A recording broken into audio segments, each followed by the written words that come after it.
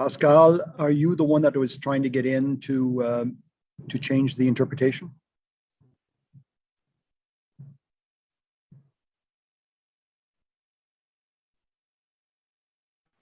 Bonjour Marc, c'est Mathieu ici, de Global AV. Oui, justement, tout ce que tu as besoin de faire, c'est juste de me donner le host. Je vais activer Pascal, je vais la mettre comme interprète, puis après, je vais te redonner le host. OK, c'est toi que je vais mettre comme host? Oui, okay. Oui, c'est ça. OK, un instant.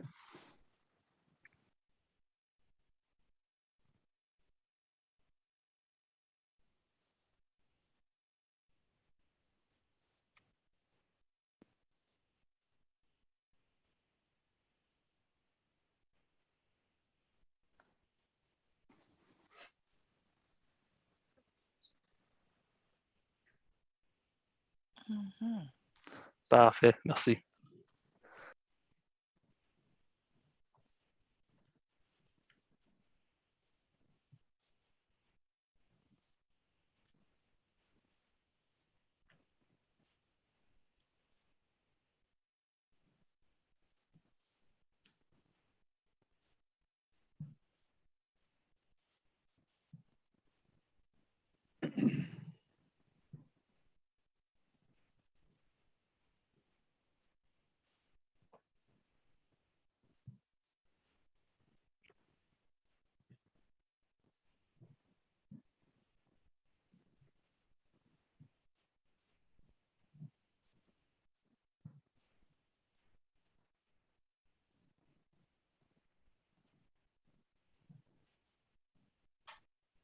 Gee whiz.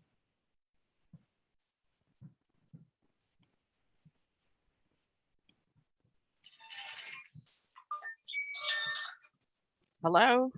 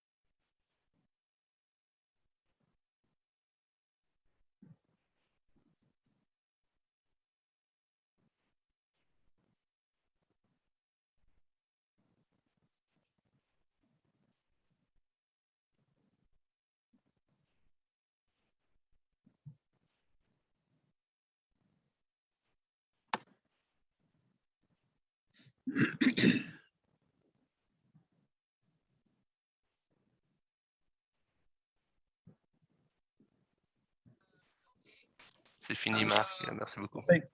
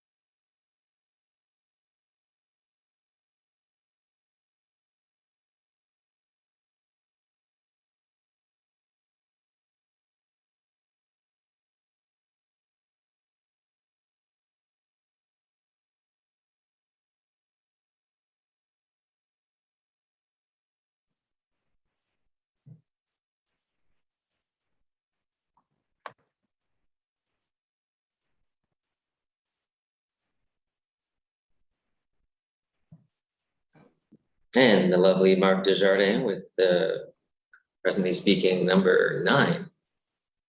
Thank you for that, Marc. Right, so let everyone jump back in.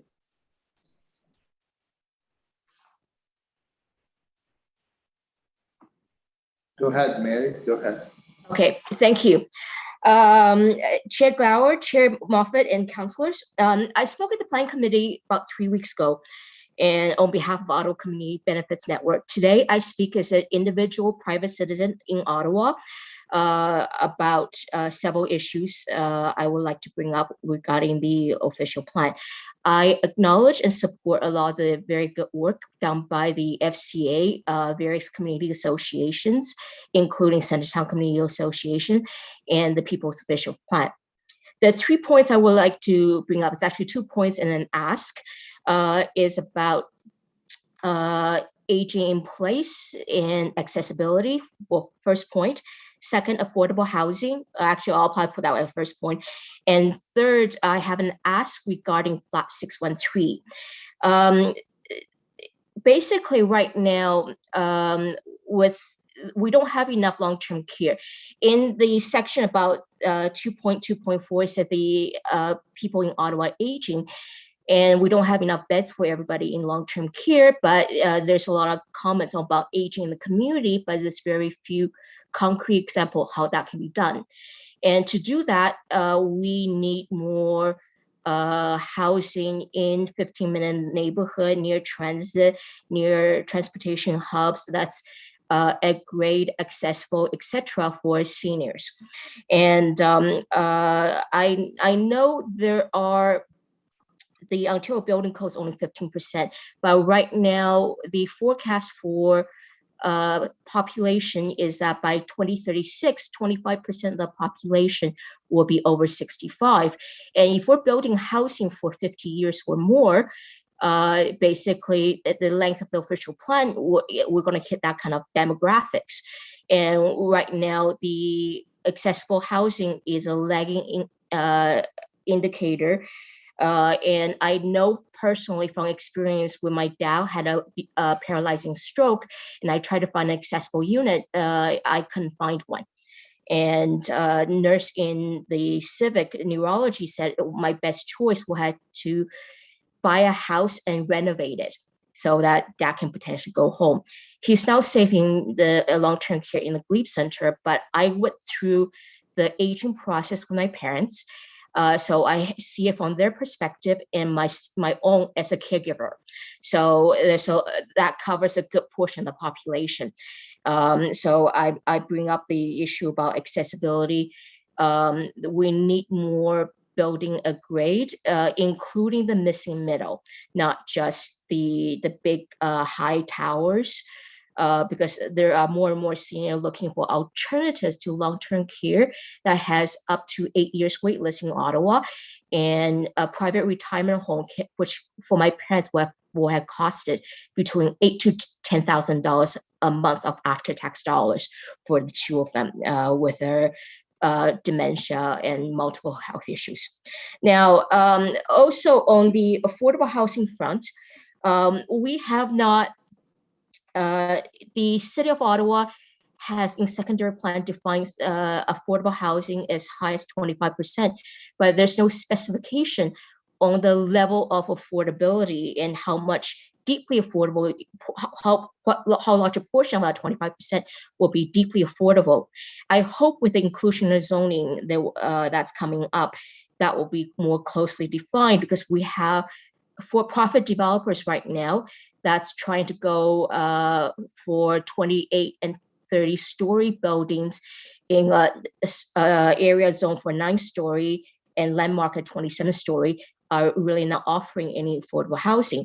And they have another building which they got CMHC RCFI, where 1 bedroom plus den is over $2,000, and 2 bedrooms are $2,300 to 26 something.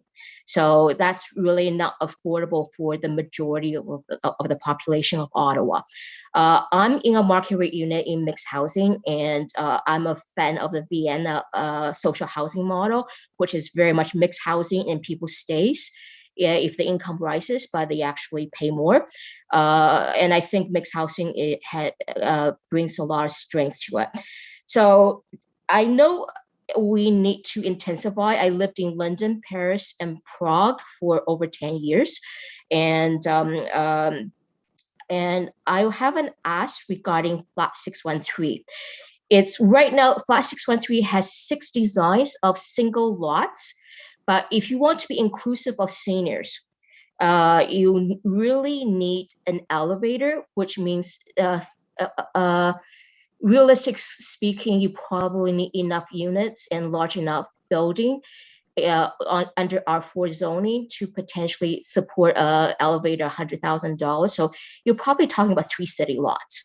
So I hope the city would actually do some sample designs of Flat 613 for a great R4 buildings on 3 city lot with elevators to maybe get people to start thinking. Maybe some neighbors who are looking for aging in place options can say, maybe we can talk to a developer to build a low rise in our land, perhaps, and we can stay aging our community.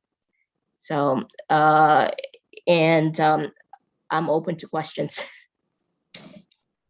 All right, thank you, Ms. Wong. Appreciate that. So we have a question for you from Councillor McKinney.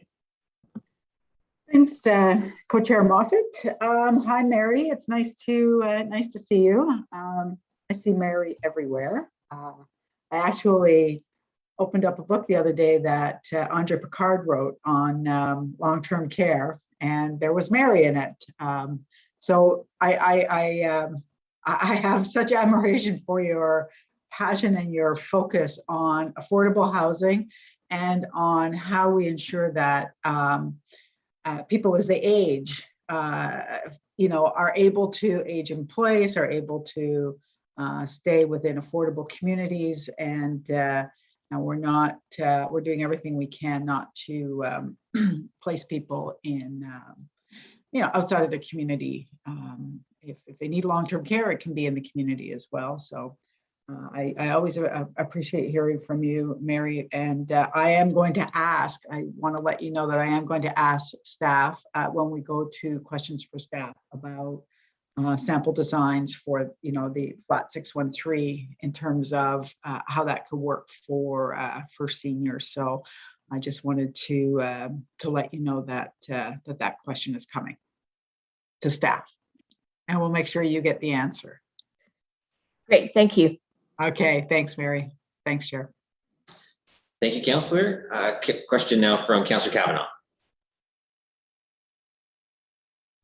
Thank you very much, Mary, and pleasure to speak with you again.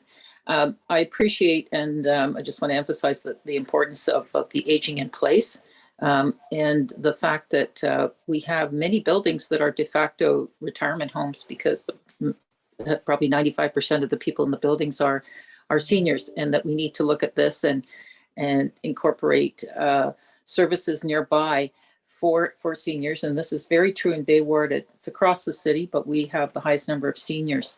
Do you have any comments about those kinds? Notwithstanding 613, I get that. But in terms of just providing resources to buildings that are predominantly seniors. Yes, I actually looked at 50 apartments in Ottawa, trying to find an apartment for rent for my parents. And I ended up volunteering for Meals on Wheels because I thought, what's the best way to find apartments for seniors?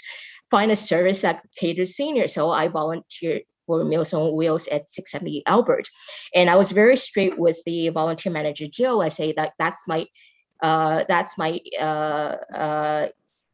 main reason I thought of volunteering, but I was only volunteering 2 or 3 times a month. So at the time I say I see that I can continue that pace and actually increase a little bit. And my sister in a volunteering. So we got to visit a lot of buildings very quickly between the two of us, and we were quizzing other volunteers about which building they think was suitable for seniors, and so on. And it's a case where there's a lot of apartment building which maybe they moved in 20, 30, 40 years ago, and they're now aging and trying to age in place, or they move into it because it has all the elements. Some of the buildings we looked at that attracted us are close to facility and services, to have activities, a community, like this organization. And one thing I actually tried to propose to the board of the condo my parents were renting, but they weren't very very fast on uptake, is that if you have a lot of seniors in a building, they can potentially screen and interview housekeepers and PSWs, and basically find somebody who's interested in working in the building. And like the foot care nurses, put up a sign-up sheet, and they can sign up for slots. And this is, I'm part of a Concord Co-housing, which is a community-led development based on the Danish model of co-housing, and that's what we intend to do, because mutual help only goes so far. Sometimes you need professionals, but the thing is, if you have enough people around, you can negotiate. They don't have to travel for long between clients. They might be willing to give a better rate, and you can have some people who like out in BC, 4 unrelated people in the same building can share an hour of PSW for maybe making sure they eat, medication reminders. Our minimums is 1 hour, unless you're the LIN.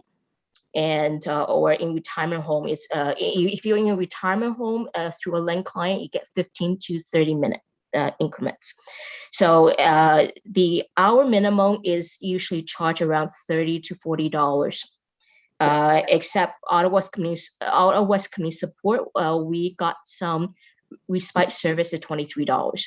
And so there's a wide, and some private services go as high as $50, and they have some have 1 to 4 hour minimums.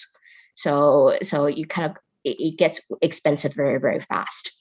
And actually, one thing I would like to suggest, the Council on Aging in Toronto is working with City of Toronto on natural occurring retirement community initiative. So that's something which might be interesting. The North model, like Oasis and so other similar models, may have put a community element into housing that kind of morphed itself into that kind of model, but to put some services, and it doesn't have to be paid by the government. It could be private pay, for example, but just, meals being delivered. People can order as a group for meals from a meal delivery service and or a takeout place that's take-home meals, and maybe a family or the person go take turns to pick up the meal.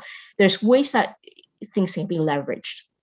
Okay, thank you so much. I appreciate it, and we'll have a chance to talk further. Thank you. Thank you. Thank you, Councillor Kavanaugh, and thank you, Mary, for your presentation today. Our next speaker is Laura Shantz. And following Laura, we will have Paul Goodkey, and then the Centre Community Association. So it's either Jack Hanna or Brian Bevan. So go ahead, Laura. I won't make the mistake of mispronouncing your last name anymore. Thank you.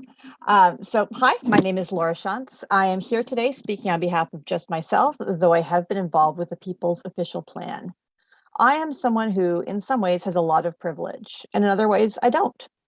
And that is, that's the same for a lot of people. I've had the privilege of a good education. I also come from a family where disability is the norm. And that's the interesting part about intersectionality. We recognize that people and communities are complex, that each community and neighborhood has strengths and weaknesses, and that each will require different planning interventions as the city grows. I read the latest version of the new official plan and have spent a lot of time thinking about ways that the plan will impact me and my community of Vanier. We have a beautiful érablière. We live near the Rideau and Ottawa rivers with beautiful green space.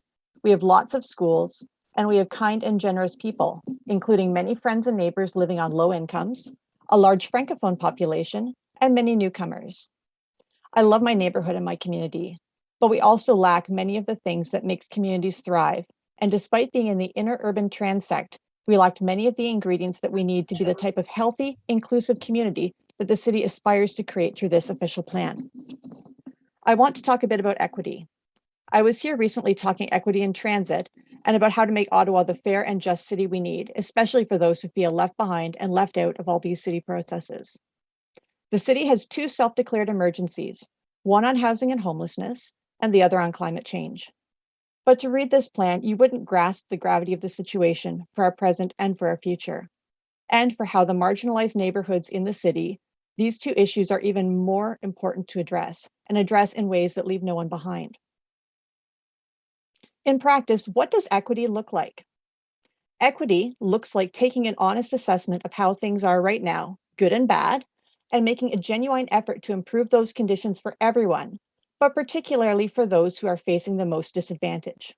Yes, gender equity is one component of that, but it is only one among many. Equity and inclusion means not forgetting our friends and neighbors who live on low incomes, our friends and neighbors who are disabled, our friends and neighbors who are people of color and who face racism and disadvantage. Using empirical, concrete measures like the Neighborhood Equity Index gives us a starting place to understand what current local challenges look like. If we don't know where we are, we can't know where we are going.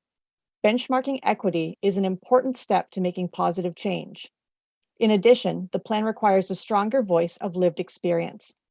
We are overlooking opportunities to make big, bold moves on deeply affordable housing, on improving the tree canopy, and smaller changes that could add dignity for all, like accessible public washrooms on main streets and in central locations, or thinking about how we better integrate public transit into our neighborhoods.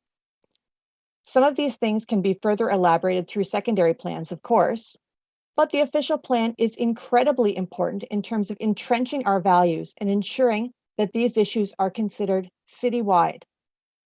A piecemeal approach hurts the city as we decide to shift responsibility, pass the buck, or relocate social issues instead of addressing root causes.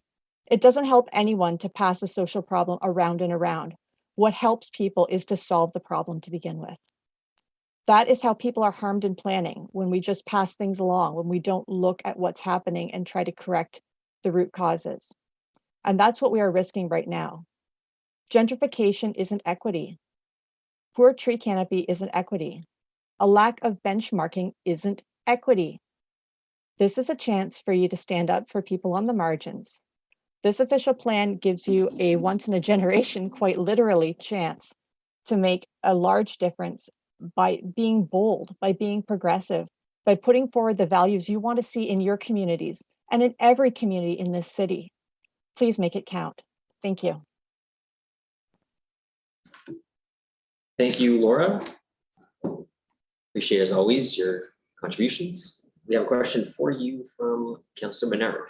Thanks very much, Chair. Just a quick question. Laura, thank you for being here. I'm wondering about the mechanisms. I'm asking this of several delegations because we don't have the motions on the floor yet. There's a lot of motions submitted. I'm wondering about whether or not you've worked with others on the principles you've raised here to see about a draft motion coming forward. Are you aware of one so that when we know when it comes forward, this is what you're advocating for? I just want to be sure of that so that we know there's either public support for it or that we can address it when the motion comes forward. I'm wondering if you may know, just given your work with People's Official Plan and others. Yes, there should be several motions there. There is a motion on adding equity and inclusion. What that motion is trying to do is we recognize that a lot of organizations feel that equity and inclusion were a bit of an afterthought. And the idea is if we can add some benchmarking, add some way to see where we are and where we're going, that we can at least work on making progress on moving those goalposts and on using, empirical measures like Statistics Canada data that are collected in the same way every time, so we know we're actually making progress or not towards our goals. There's also a motion on deeply affordable housing.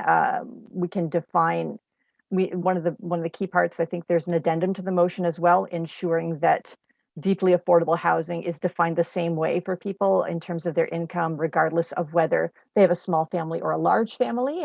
We know often, especially in newcomer families, that there's often one, maybe two breadwinners for a large family, even though, we can't, and, instead of having, one breadwinner for a small family.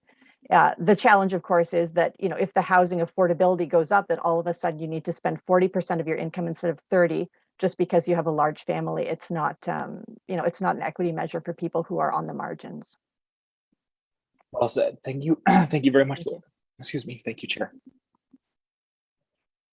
Problem, you got a full kitchen behind you, so grab some water. I got some coffee here in my Just a big sink. background. I see a sink right behind you. There's a sink right behind you.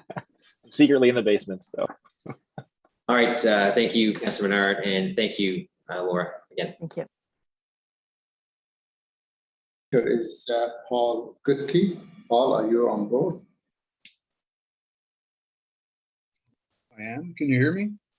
Yes, Paul, we can. Go ahead, please. Okay, thank you for giving me this opportunity. My name is Paul Goodkey. I've lived on Mason Terrace in Old Ottawa East for 41 years. I've been an active volunteer in planning matters since 2006. I participated in the development of the Old Ottawa East secondary plan, and I've participated in the infill 1 and 2 zoning studies, which led to reasonable zoning bylaw regulations for low-rise neighborhoods. In my opinion, this new OP does not provide policies to protect the existing interurban mature neighborhood character. And this new OP does not plan for successful 15-minute neighborhoods. And it will not facilitate livable interurban neighborhoods. The time is short. First, I'm going to bootleg from an article written by John Clark, Vice President of the Regional Group of Companies. It's titled, "Let's Not Be Dense," about densification. Then I'll add some further comments. I expected OP policies to make more effective use of the existing interurban real estate. Infill and intensification must be done in a way that respects existing mature 15-minute neighborhoods. We need single-family homes for families, and families need to have some room, both inside and outside at grade. We need trees and room for urban trees to flourish. This new OP does not facilitate these expectations. Infill development should take place without causing a major shift in the desired character of existing 15-minute neighborhoods. The evolving overlay policies and mapping need to be reviewed and updated with a lens towards the character of existing 15-minute neighborhoods. Secondly, as you know, the provincial policy statement sets the policy foundation for regulating the development and use of land. This new OP must be consistent with the PPS. PPS in part states, the PPS recognizes that local context is important. That doesn't mean transit context, but rather local context. Also in 2020, the PPS was amended to add that single detached housing is an appropriate land use to achieve healthy, livable, and safe communities. Third, I found the June 15th Planning Advisory Committee special meeting to be the most informative exchange of questions and answers. The public members of this committee were permitted to dig out answers from staff, back and forth, back and forth. During those 3 hours of discussion, the new OP staff said, and I'll paraphrase, "The R1 zoning has come to the end of its use. It's time to rip the bandage off." So despite the new PPS policy that I just cited, the single detached residential zones are slated to be deleted from the Interurban Trans Act. It's important to understand the new OP sets the policies for the new zoning bylaw writers. What are they to do but follow the new OP policies? The eventual loss of interurban single detached housing options in favor of an overly permissive form-based zoning permissions will not result in a livable, healthy, safe, or affordable situation in existing mature 15-minute neighborhoods, such as Old Ottawa East. After over 10 years of appropriate consultations, Council enacted reasonable and appropriate infill mature neighborhood zoning permissions with focus on retaining the existing neighborhood streetscape character, built form, and reasonable rear yard amenity space. One of the tags for these infill bylaws is your street sets the rules.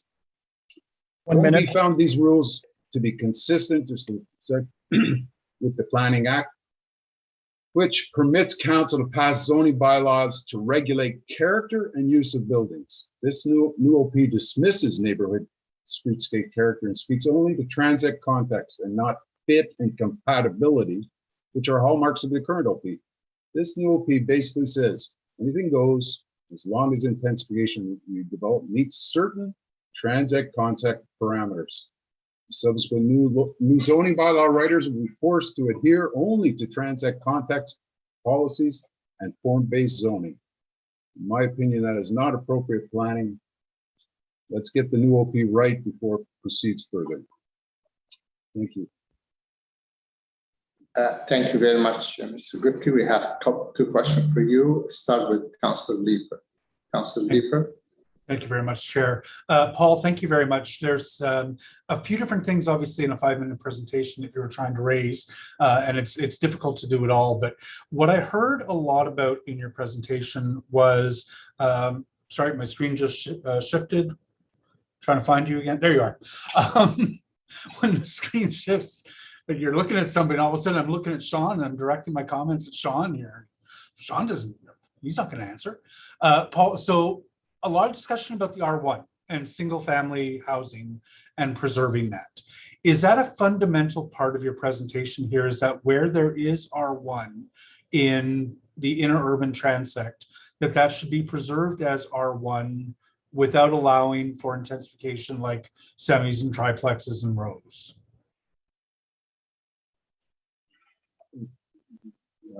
Councillor Leeper, I mean, I've been involved in this. I've spent, I don't know how many hundreds of hours with the FCA, our Old Ottawa East Community Association.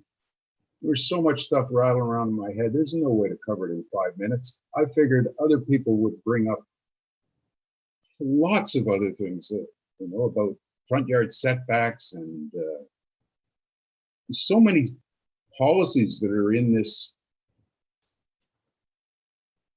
draft OP that make your head spin. There is no clarity, and I've been involved in this for like 15 years. It's like, wow, there is no clarity, and what this thing should be doing is providing clarity, and I don't see it. But I guess what I'm looking for is clarity from you with respect to what you're seeking to preserve. There was, you know, a good third of your presentation was focused on single family homes, or sorry, I try to call them single detached homes because, you know, certainly in a lot of our city, single detached homes don't actually have families in them. They're occupied by, you know, aging couple or new couples, etc. But I'm trying to get, because this is going to be the biggest thing that we have to deal with in the next term of council, is urban transect R1. And the determination as to whether that is something that we should be trying to protect or not. And this official plan puts in place some principles from which one could argue that the elimination of the R1 is a natural consequence of the principles that are being laid out here. And your presentation spent a lot of time on R1. And I want to know from you, you know, is that something that you're seeking to preserve? In where I live, yes. I'm sitting off of Main Street, south of Clegg, on Mason Terrace, just up from Riverdale. So I'm not near a hub. I'm pretty close to what has developed into a pretty good and will develop into an even better 15-minute neighborhood. but I'm not close to transit. I live on a small lot. It's 40 by 90. I have no idea how the 613 flats work on a small lot like mine in Old Ottawa East. That's the typical lot size. And although the draft OP talks about, okay, well, we're going to intensify on 15-meter wide lots, and maybe that makes sense to switch those lots from R1 to higher zoning permissions. But I don't see it on smaller lots. I don't see it on smaller lots that are a long distance from transit. Basically, I get it. I get it that we want to get out of our cars, but I think we're going to have cars for a long time, and we need a place for to park them. And in my neighborhood, the characteristic or the character is to have a garage in the rear yard off of the driveway that leads up one side. And one of the fundamental things is, you're probably right. People are going to have cars for some time, but we need to reduce the number of kilometers that everyone drives every year. Having a car doesn't contribute to greenhouse gas necessarily. What contributes to greenhouse gases is driving it. And one of the stats that I keep coming back to is the average Canadian drives enough kilometers in a vehicle to create the greenhouse gases that need to be offset by 500 trees. So an average Canadian, the greenhouse gases that they create driving in every year needs 500 trees to replace. If you can have the number of kilometers that the average Canadian drives then you only need 250 trees to offset it, right? And I'm taking a look at the urban transects where you have detached housing that are in amenity-rich areas, and wondering why those shouldn't go to an R2 or an R3. Westboro and Hintonburg and Mechanicsville in my ward are very rapidly transforming. When they're up here, I'm going to ask them what their impression is of Alain Miguel's opening remarks about gradual, gentle, incremental change, because I don't think they'll have the same perspective. And one of the things that the residents of our 3 neighborhoods in our urban transects are looking for is some equity with respect to where the intensification goes. But they also don't want to exacerbate sprawl. They don't want to see the urban boundary added to, or at least added to any more than is absolutely necessary. And the crux of what you're getting at is that within the urban transects, there are pockets of R1 that should be preserved. And I'm wondering how that fits with our need to reduce the number of kilometers that people drive every year, and the need to ensure that intensification doesn't all go into Kitchissippi's R3 neighborhoods and R4 neighborhoods. And forgive me, it's a very big, broad question, but I mean, how do you see that math? I have a car, obviously. I used to have 2 cars. I got 1 car. I don't use that car very often, but I do go to play hockey, and I have to go to different arenas. I do go cross-country skiing up in the Gatineau, and I can't take transit up there. I need to have a car. Not that I'm not going to use it as much as the people in the outskirts, but I need a place to put it. I can't put it on the street. You can, but not in the winter. So I'm going to have a car, and I'm going to have a car till I die, I'm sure. You can talk about, you can ride sharing and everything. Well, I don't, that's fine. But I think if a person can afford a little electric car to go up to the Gatineau and to take them to hockey and take their kids to all the various things that kids should be attending and do attend. You gotta have some pockets of R1 for families. And whether it's a family to actually live there and have 3 kids, or for me to have this small house. I mean, it's not huge. It's under 2,000 square feet, but it's, I can have my family over for dinners and there's some space outside. Maybe they could go sit. But if I was to live in one of these 613 flats, I couldn't do that. Even if I had or could have 3 bedrooms in a form-based building that had 4 units, there's just not enough. It's not enough for me. I'm gone. I'm out. I'm going to go to the outer areas, and I'm going to drive more. So it's a problem, that's for sure. But I don't think there's an answer unless staff take a close look at neighborhoods like mine, where there isn't any transit close by. I can walk lots of places, and I do walk lots of places, and I do ride my bike lots of places, but I still need my car. I mean, in the old days, in 2005, my density here would be considered, mid. Wouldn't be low density, it'd be mid density. And now all of a sudden it can take 4 houses. I don't think so. Okay. Oh, I appreciate. Sorry, Chair. No, go ahead. Are you done, Carl? No, so I appreciate the perspective, Paul. This is part of the hard choices that this council is going to have to make as we grapple with our climate emergency. So, Chair, thank you for the time. Thank you, Councilor Leeper, Councilman, and then Councilor Fleury. Thank you, Chair.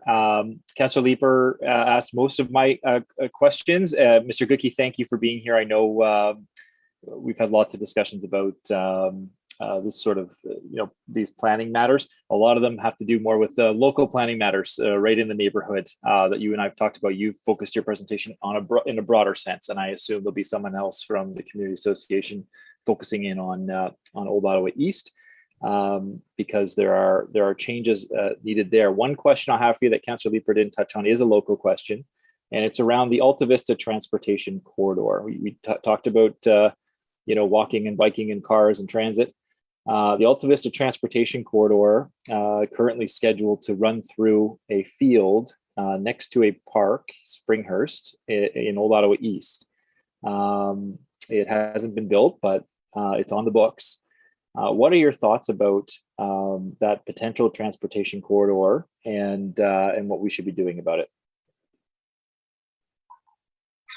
Well, I know that other residents in Old Ottawa East will be addressing this today, tomorrow, or the next opportunity to speak. For Old Ottawa East, this has been an ongoing battle for, I don't know, I think it's what caused the community association to first exist. So it goes back a long way. As you know, I've put together a schedule that I think should be added to the Old Ottawa East secondary plan. It comments to the Alta Vista Transportation Corridor. It doesn't have to be to the extent of the utility corridor that is now presented on Schedule A of our secondary plan. Gonna need park space. You need park space. There's all those towers going up there. At least, those people need park space. So don't tell me there's this huge corridor that extends all the way from Springhurst Park all the way over the existing high-rise buildings.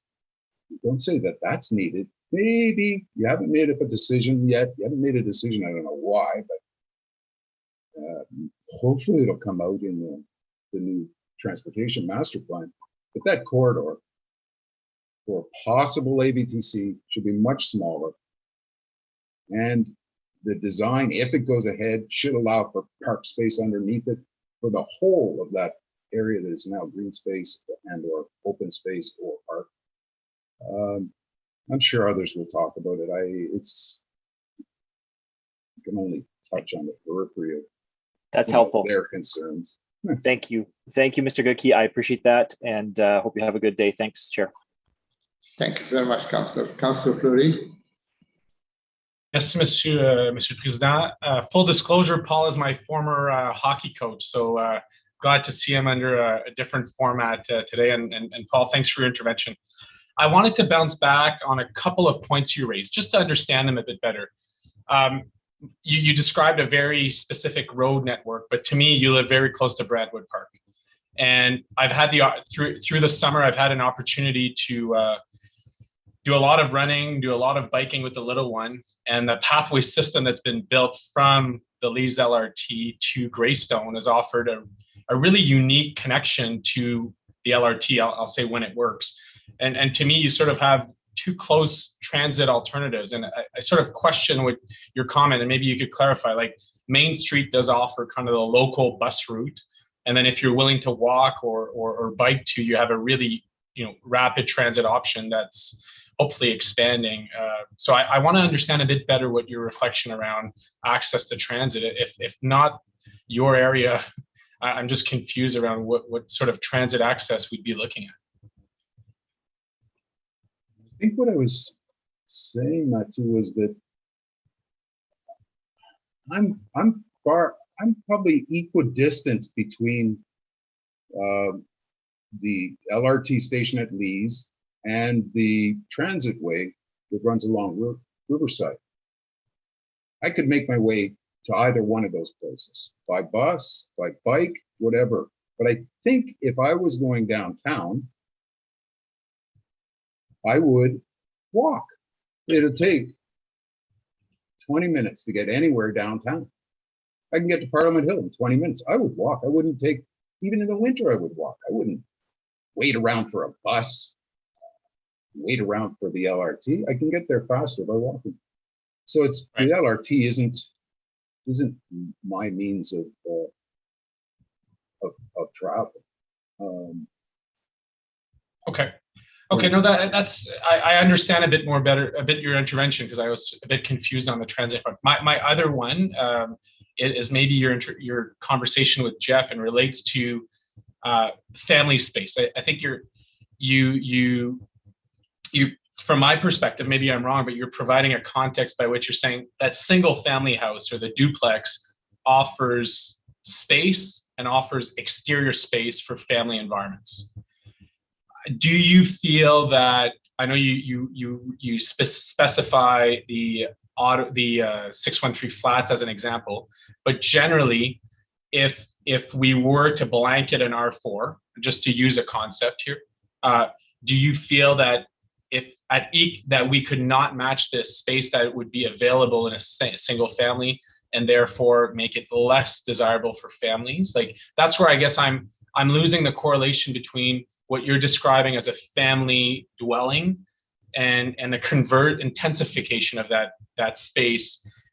From your correlation, you're saying that is making it less family environment. I guess I'm not following that thread. So if you could describe that. Yeah, I've been here for 40 years. I'm almost 70 years old. Obviously, I'm going to be pretty staid in my opinions.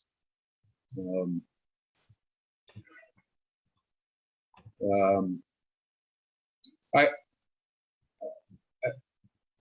look at these 613 flats, and I think about what the official plan says, or other topologies that nobody's even thought of yet. And I look at what some of the good architects can do, and what they can do is really nice stuff. And Jeff, I mean, you had a case probably 4 months ago where on a corner lot, basically they're filling the corner lot. So it's got 4 units or 2 units and 2 secondary units, but no amenity space on a corner lot. Built close to the road, has parking for two cars, I think. And I can't see that being a topology that works for families. There's not enough space inside, and there's no space outside, and there's no space for a mature tree to grow.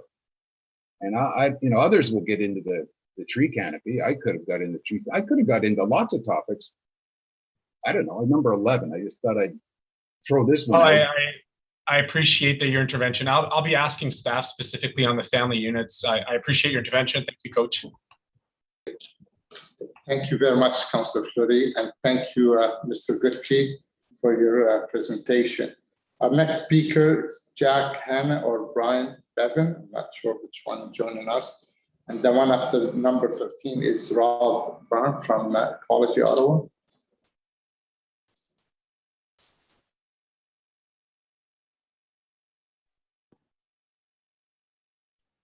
Oh, there I am. I apologize. I thought I didn't have any symbols to unmute myself.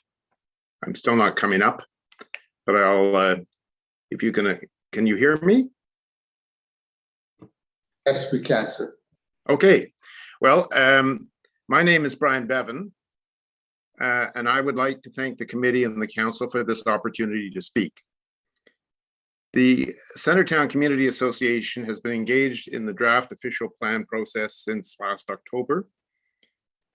Other community groups have proposed amendments in relation to the important issues of tree canopy, climate change resiliency, and affordable housing. We share those concerns. The CCA, however, has recommendations focused on clauses and policies dropped from the current Centretown secondary plan that we respectfully suggest have an important place in the consolidated and expanded Central and East Downtown Core secondary plan. We note that the revised secondary plan text introduces heritage impact statements and heritage applications, the terminology I mean. We do not seek any special status for the former Centretown entity, but seek to have these provisions extended to the full scope of the new consolidated secondary plan and made mandatory. We propose to clean up ambiguity in the current formulations and wording of the policies. Similarly, in relation to the Urban Design Review Panel, the CCA recommended that the Joint Committee extend the scope of the panel's operations across the full extent of the new secondary plan. The CCA understands through the office and good offices of Councillor McKenney and city staff that the city staff are prepared to develop wording changes related to at least 2 of the 3 motions that the CCA plan to present. Obviously, the CCA will accept the wording that staff are prepared to recommend. We hope that the committee will adopt these very constructive staff formulations. With regards to our original motions, I wanted to make the observation regarding section 3.4, policy 22. The CCA believes that policy 22 related to heritage applications should be clarified to ensure that the requirement for a heritage application applies to all heritage and adjacent properties covered by the secondary plan, whether they are in a heritage conservation district or not, and that listed properties on the city heritage registry and properties adjacent to them are also included in the provision. As the CCA reads the intentions of staff, our proposed amendment to policy 3.4.22 is still required to provide proper administration of heritage applications. The CCA counsels staff to further review policy 22 in relation to policy 21 and to ensure that the heritage assets are adequately protected. Regarding policy 23, heritage impact assessments, essentially city staff have decided to address this issue in the context of the Official Plan Part 1 with revised text that will render the whole policy section in the secondary plan redundant. Policy 23 text will be withdrawn. The revised wording of Part 1 of the official plan and the instructions to staff from Councillor McKenney will suffice to redress this issue and ensure that the drafting error in the secondary plan policy statement does not corrupt the proper administration of heritage impact assessments. 1 minute. We are extremely happy with that development. In regards to design review, the CCA proposed a substantial extension for application of the UDRP interventions to include any major development in any part of the central and east downtown core secondary plan. The final formulation of the city staff is to add a new policy to the secondary plan that all official plan amendments and site plan control applications for mid-rise, high-rise, and high-rise 41+ buildings will be reviewed by the panel. The CCA strongly supports this staff motion number 39.1 to create a new policy 3.5 policy 27. The CCA wishes to thank the staff, Councillor McKenney and Councillor Leeper for their leadership in this matter. And I think I've got a second, and I would just like to end my remark with a personal tribute to Mr. Desjardins, who has been doing an absolutely incredible job in facilitating this process. And it made me feel extra time. Thank you. As you think, Desjardins, but we don't leave, Brian. We have a question for you from our colleague, Councillor McKenney. Councillor McKenney. Yes, thank you, Chair El-Shantiri, and thank you, Brian, to you, to the CCA. I know that what you just summed up here in 5 minutes took months of work, volunteer work, and I do appreciate the input and that we were able to come up with something, a good direction, I think, to staff that will look at heritage impacts, and of course, looking at UDRP and how it, to ensure that what we essentially had in our secondary plan is in that the new central and east downtown core secondary plan. So those motions are going to be in direction going to be put forward by Councillor Leeper on my behalf. But I do appreciate the detail in your presentation and for pointing out what I think was a gap, I'll say, certainly in the newest draft. So thank you, and thanks for pointing out how great Marc Desjardins is. He's been with the city for a long time, and our clerks don't often get the recognition they deserve. So that's all. Thank you. I second that motion, Councillor. Oh, look at that. He's going to second my motion. Okay. Yes, thank you. Thank you, Mr. Desjardins, and thank you very much, Brian. Our next speaker is Rob Brown from the Ecology Ottawa, followed by Lynn Banker. Rob, are you on board? Yes, thank you. Thank you very much, Councillor. Good afternoon, committee. It's a pleasure to see everyone today on Zoom. My name is Rob Barnes. I'm the Executive Director of Ecology Ottawa. As you know, we're a grassroots environmental organization. We have tens of thousands of supporters across the city. And we're also a member of the People's Official Plan Group. You heard from Cowie earlier today. We're working with Cowie and other groups, 15 organizations really from across the city, to work on a diverse array of environmental and social issues that often intersect. And as a collective, we've actually been spending the last 2 years engaging with thousands of Ottawans and providing input through the various city processes, as well as consultations at the neighborhood and citywide levels. So what I'd like to do with my time today is just briefly touch on 2 Ecology Ottawa initiatives, and then talk about some of the motions of the POP group, or the People's Official Plan Group, that are relevant, I think, to environmental concerns in Ottawa. So first, just to touch on what we've been working on for the past year, really, since council decided to expand the urban boundary, we really, at Ecology Ottawa, narrowed our focus on the root causes of urban sprawl. And we really see 15-minute neighborhoods as a solution here. You know, if you go at it in an ambitious way, you can really make a serious dent and really make a city much more walkable and livable. You know, it's a climate solution. It's increasingly understood that smart land use is a really powerful climate solution.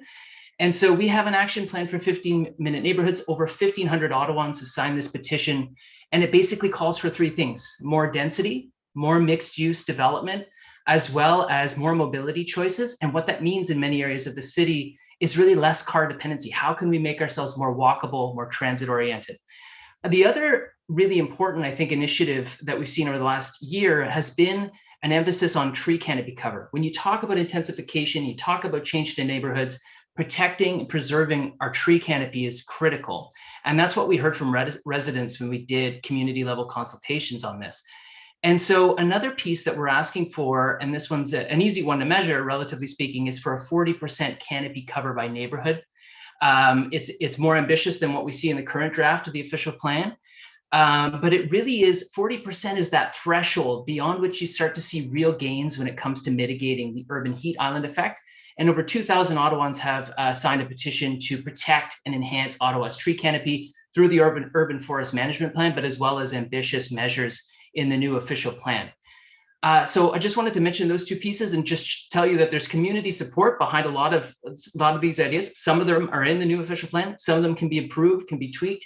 And on that front, just to mention some of the motions that have been developed by this amazing group, the POP network, the People's Official Plan Network. I just want to highlight a few areas that we think are particularly important. One, when we talk to residents, we hear, and you hear this too, right? People are a little bit jaded, a little bit cynical, and they'd love to see much more neighborhood level planning processes where possible to secure the kind of buy-in we need for ambitious 15-minute neighborhoods. Also, canopy cover comes up over and over again, along with the idea of green space protection and no net loss in green space, especially in the urban areas where we're often seeing pressures from development, right, on key pieces of green space. So how do we keep those while building up and making these walkable neighborhoods? The other piece too, I think, is around increasing intensification efforts. I heard Councillor Leeper speak to this earlier. The idea that we can spread out intensification in a way that works, I think. And that basically, folks are worried that we're going to be building a city of canyons and towers. And what we can do instead is really embed intensification at the community level, neighborhood level, as well as in suburban communities throughout the city. So that's how we can, embed walkability into the fabric of our neighborhood. Finally, I'll just mention it's really critical that we get the high performance development standard right, and that if there are exemptions, we understand what those exemptions are, and ensure that it doesn't lessen our ability to mitigate climate change. And then finally, the idea too of measuring intensification and measuring projected further expansion, and having those two things linked to future climate planning and the climate change master plan, we think would be a really important and powerful step for the city to take. We're often operating with an absence of this kind of data, and seeing the city move into this area, I think, would make Ottawa a real leader on this file. Thank you very much, and good luck with the day and your deliberations.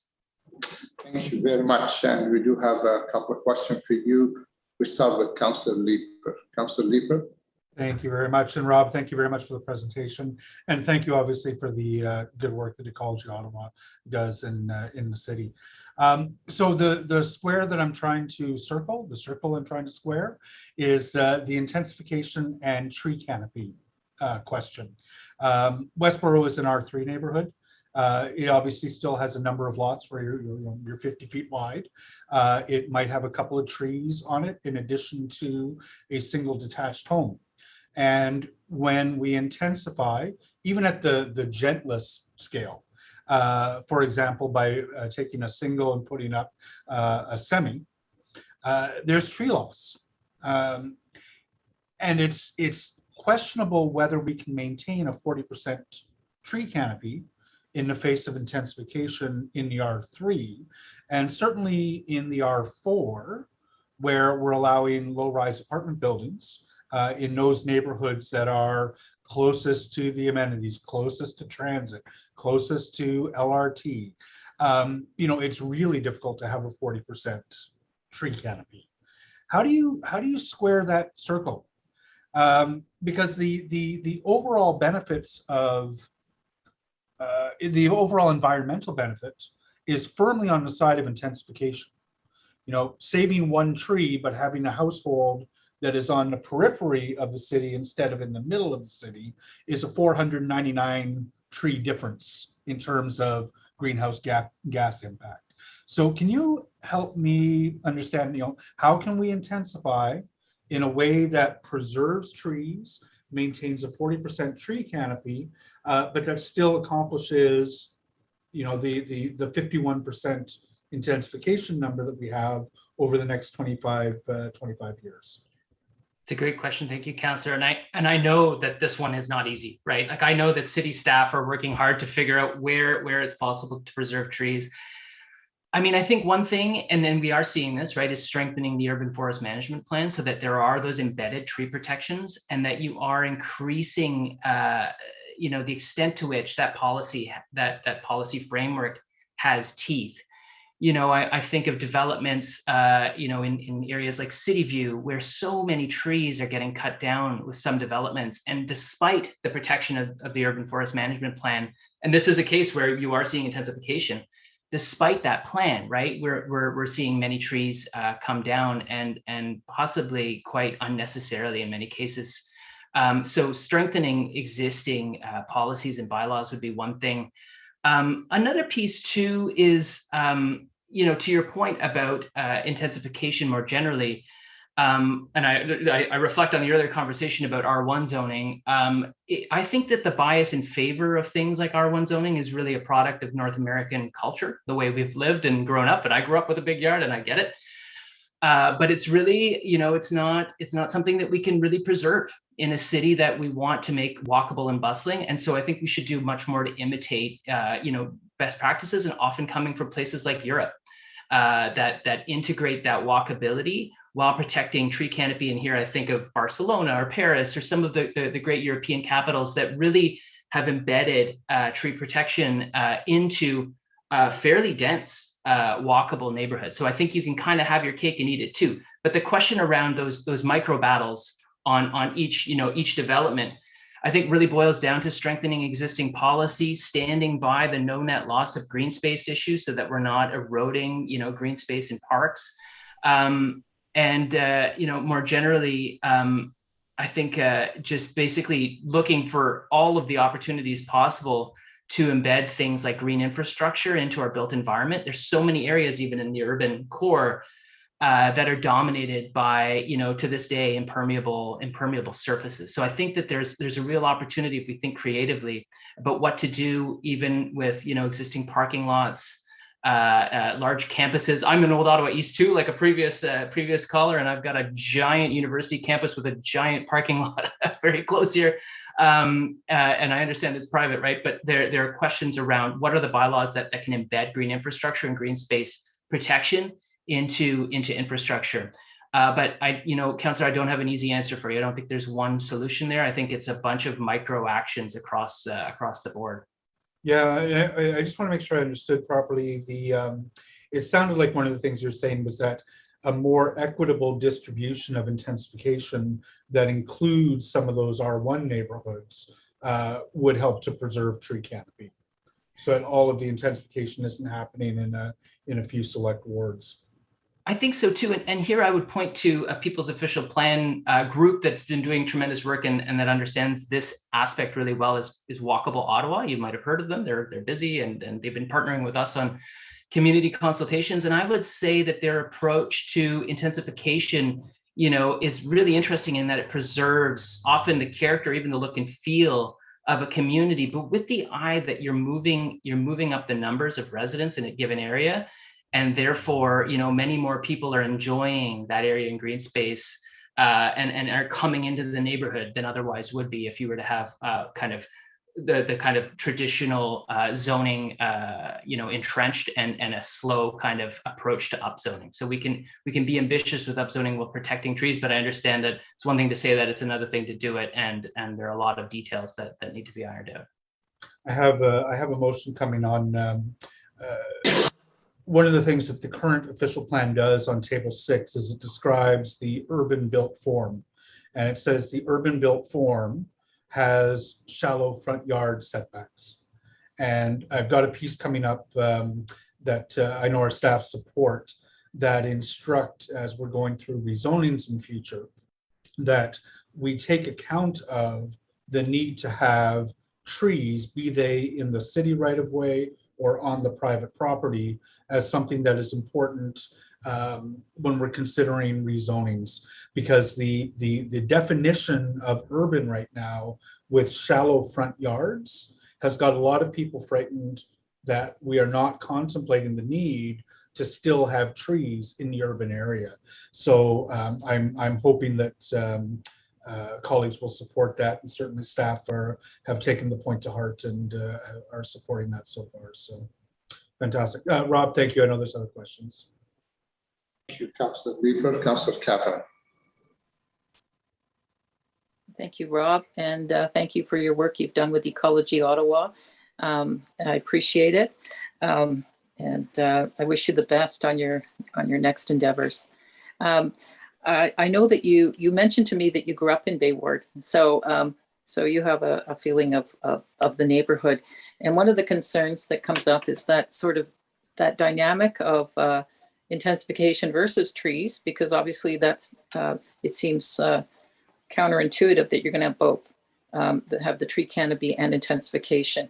But the other aspect I find is the feeling of that developers are in control, and that when people say intensification, it sounds okay, but when developers come in and propose things, people feel helpless in terms of making sure it's good intensification.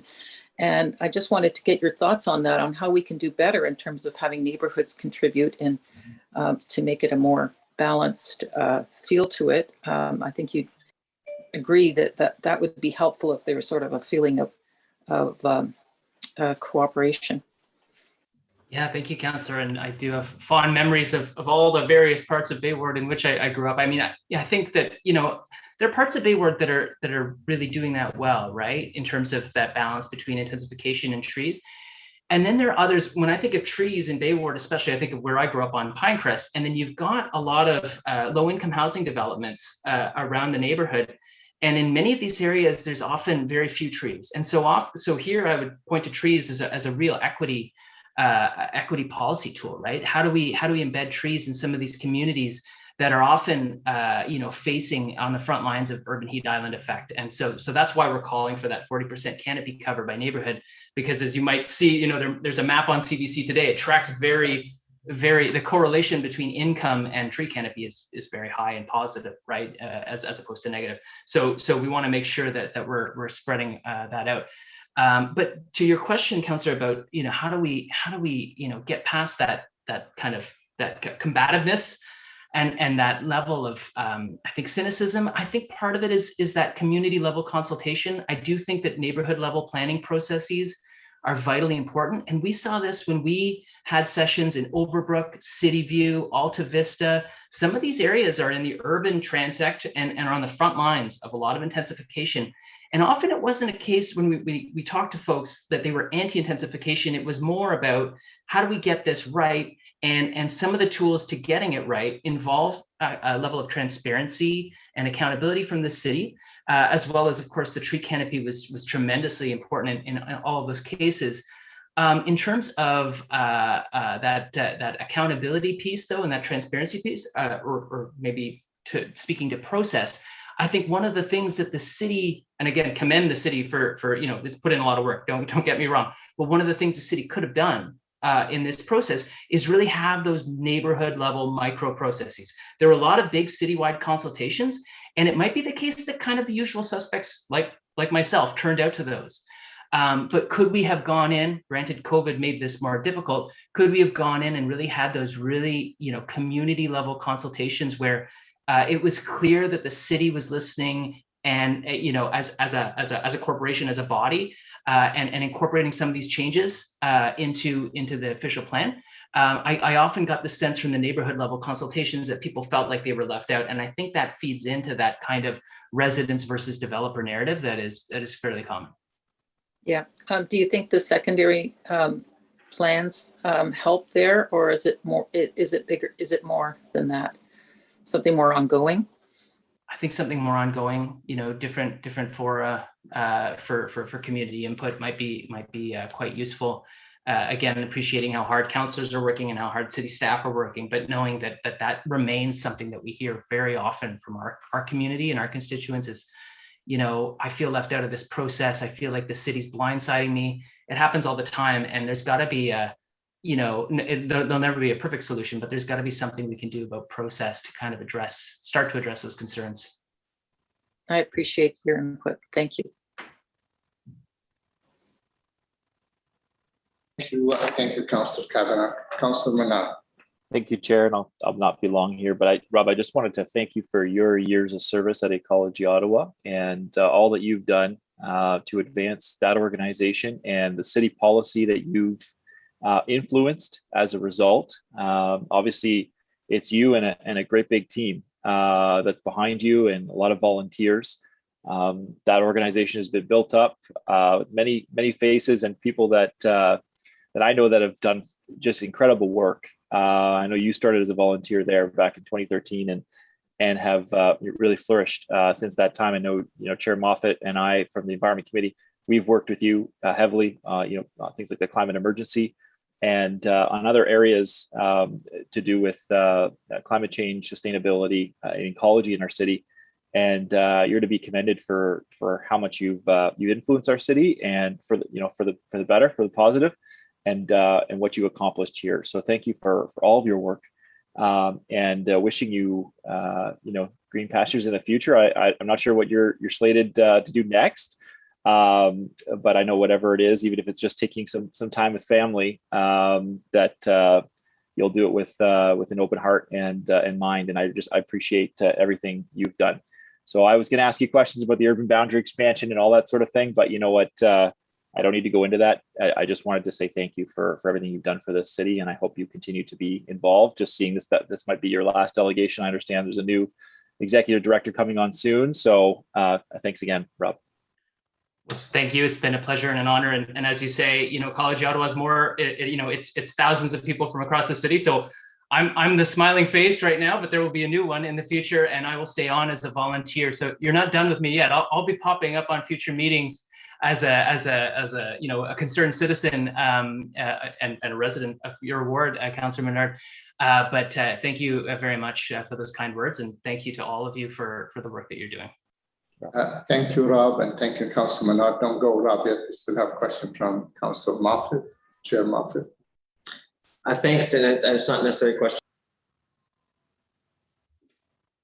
You're on mute, Chair, I think, because Councillor Elshintiri muted. Oh, that's right. So yeah, you're right. He forgets that we share a mic right now. So no, just want to thank you as well for one. Obviously, I think I've been challenging in the past in terms of advocacy from certain groups on the environment front, saying, work with us to help us achieve some of our intensification targets. So I think you've spoken to that here today, and I know also I sit on the advisory board for Ottawa Climate Action Fund, and the Ottawa Climate Action Fund and Ecology Ottawa are working together to try to advance some, I call education, but to try to work some support into an understanding of intensification into communities where maybe we're seeing a bit of pushback, but doing it in a positive way to get that support up there and to help us achieve our goals. So thank you. And you don't have to have your last delegation. When I'm done sharing this meeting, I think I'm sharing Environment Committee on Tuesday. So we're doing a greenhouse gas emissions update. So by all means, come on in. Thank you very much, Councillor. And you never know, I might be at that one too.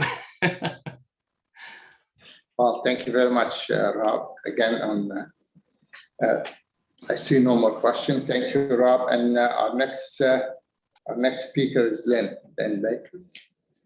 I saw Lynn earlier. Okay, hello, Lynn. I'm here. And thank you, chairs and councillors, for hearing us all with our so many concerns and many more to come. Actually, Jeff has already given the segue into the topic that I am covering. Just to let you know, I'm not speaking on behalf of the Champlain Park Community Association. I'm leaving that to Heather Pearl, but I am on the board. I am the other co-chair, and on our Planning and Zoning Committee, I've been involved with the FCA Planning and Zoning, and also with discussions of the, it's called the K9, but it's the Kitchissippi Group of Community Associations. And the topic that I'm going to speak on is related to the motion that Jeff is going to bring later. And it's also a nice segue from Rob's discussion about having tree canopy at a more granular neighborhood level. So it's front yard setback related to tree retention and planning. It's really about building form and some of the provisions that came of the infill 1 and infill 2 studies. Next slide, please. So this, to just kind of summarize, it's on the staff report, page 44, where it says the plan's policies are aimed at preventing inappropriate forms from being developed and guiding infill, etc., towards fully urban forms. And it is important to note that this does not imply the sacrifice of green space or the tree canopy, all the contrary. So the policy that this starts with is the policy to guide the evolution of neighborhoods toward 15-minute neighborhoods. Next slide, please. And specifically 3B and 3C, if you will, have the patience for this policy background, because it's actually all cited in the motion itself. I'm not going to cite the whole motion, but some of the policy context is important. So basically, this is where it says that they would like built form to evolve toward urban form and a mix of urban and suburban in the neighborhoods. Next slide, please. So the seminal issue that Jeff has already alluded to is that Table 6, Section 5 identifies as a general characteristic of an urban form such elements as shallow front yard setbacks, and in some cases, zero front yards, with an emphasis on built form relationship with the public realm. Next slide, please. So my concern, which is shared by others that I have discussed this with in the fora that I mentioned, is that it's actually specifically stated in the OP and other areas, which we'll bring up shortly, that in order to provide sufficient soil volume and area to support mature and new street trees, sufficient front yard setback must be provided. So that's contrary to the direction to shallow setback. Next slide, please. A related concern is actually very relevant on the street on which I live, which I will show you some photos of later in the presentation, that some properties have minimal city right-of-way to extend soft landscaping opportunities in the front yard. And therefore, in these cases, such as on my street, trees must be planted on private property within the yard setback area. So this must be sufficient to plant and sustain them. Next slide, please. 1 minute. 1 minute, okay. So there's lots on the importance of the tree canopy. I'd like to go now to some photos. If you go on to the, okay. So I think I'm going to let Jeff actually speak to the actual motion, because we don't have time for that in my presentation. I just want to show you some photos, yes, starting here, of tree canopy on our street. Most of this is trees that are new. This one is a 10-year-old tree, and then there's a younger tree to the left. Next slide, please. This shows 2 new trees planted. Next slide, please. A mature bur oak, actually very close to me, that was retained. And actually, we fought very hard to retain the front yard setback through the front yard averaging of the infill 1 provisions. Next slide, please. This is a mature catalpa. There were 2, a mother and a baby. This is the baby. The mother died during the construction, as many other trees have done on our street, but this one remained. And yeah, slide, this is the end. This shows another front yard. Again, minimal right of way, but it has a garden with plants and shrubs. So you can see there's very little left of the mature trees, but there's lots of replanting, and it's only possible because of adequate setback. Imagine these photos without those front yard plantings and trees. Thank you, Lynn. Thank you very much. I see we have a question from Councillor Leeper. Councillor Leeper. Thanks, and I won't belabor the point on the trees, Lynn. I appreciate the photos and showing us what the issue is. I did have one question, though, with respect to the pace of change. At the outset of this meeting, Mr. Miguel has asserted to the committees that the pace of change in order to accommodate the intensification we might need is like 1% per year, and that we can accommodate the intensification we need in a, and I'm going to quote, gradual, general, sorry, I missed it. I'm going to get it right for the next one. A gradual and incremental way. Can you just describe the speed with which Champlain Park has changed? Well, I first actually became involved in 2008 with the first development proposal. Most of Champlain Park, even the R2, which I live in, was actually small single detached homes. And my particular street is the most intensified. When people come, they say, hey, are there any of the original homes even left on this street? And there are a few. I live in one. But I have new semi on one side and another being built on the other side. All across the street from me are new semi-detached, all down my block. So since 2008, most of this particular street has been intensified. First from, basically we were on R2 with single homes. Now we're basically, my street is an R2 with semi-detached, and now moving to semi-detached with secondary dwelling units, which is the one that's being built as we speak. You may hear some of the noise. So, I mean, it's been fairly fast on my street, a little slower on one of the streets in the R2, quite quick on another one. Obviously, we've lost a lot of trees through that process, which is why I am so pleased when I see the new neighbors and the builders planting replacement trees. They're smaller, but as you saw from the pictures, the 10-year-old tree is actually doing very well, and it's really adding to walkability. I'm not going to speak to all the climate change, other people will do that, but walkability is an extremely important aspect of that. I don't know if that answered your question about the pace. I mean, the pace of intensification on this street, I mean, we have no control over the pace because it's become a popular neighborhood with developers who have bid the prices for individual properties up significantly since 2008.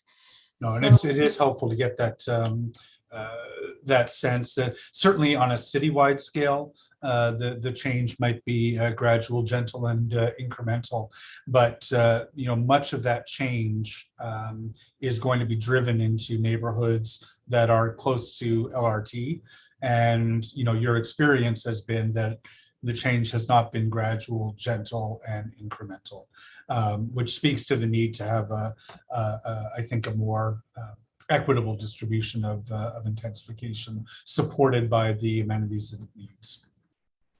Can I just make one comment, and that is it's also a function of the demographic of your neighborhood. I moved here 30 years ago, and many of the people are now aging out. Let us say they want, say, accommodation more appropriate to their elder years. So when those homes go up, that's when they're intensified. So it's partly a factor of that. And in terms of what they want to build there, they want to build semi-detached in the R2, and now they want to build semi-detached with secondary dwelling units, which increases intensification while retaining the building envelope that we now have defined through the infill 1 and infill 2 studies. Thank you, Lynn, and thank you, Councillor Leeper. Moving along, we next speaker is Jane Berman, and after Jane is Kathy Vandergriff. Jane. Good afternoon, everybody. I have slides. Good. Next slide, please. My name is Jane Berlin, and I've been an Ottawa resident for nearly 50 years. The requirements for intensification preclude trees on private property being saved if the lot is to be redeveloped intensively. Just because intensification is necessary to deal with climate change, it doesn't mean that trees are not. They are two pieces of a multi-piece puzzle to deal with climate change. Next slide, please. Next slide, please. There, thank you. Approvals and tree permits will not be denied for development that conforms to the zoning bylaws. This statement removes the need by developers to modify design to provide room for trees in any circumstances. Next slide, please. Extreme heat events are beginning around the world, and Ottawa is not immune. Climate change is upon us. This should be a wake-up call for all of us. We all watched in horror as the heat emergency in BC unfolded this summer. Do we learn from this and use this information to protect the citizens of Ottawa, or do we buckle down for a cruel future? The temperatures reached this year in Ottawa were not supposed to occur until the second half of the century, but here we are still in the first quarter. Next slide, please. This is a heat map from the city of Ottawa showing the heat island effect in the city on a hot day in July. It shows the green belt up against the neighborhoods inside the green belt where much of the intensification is slated to go.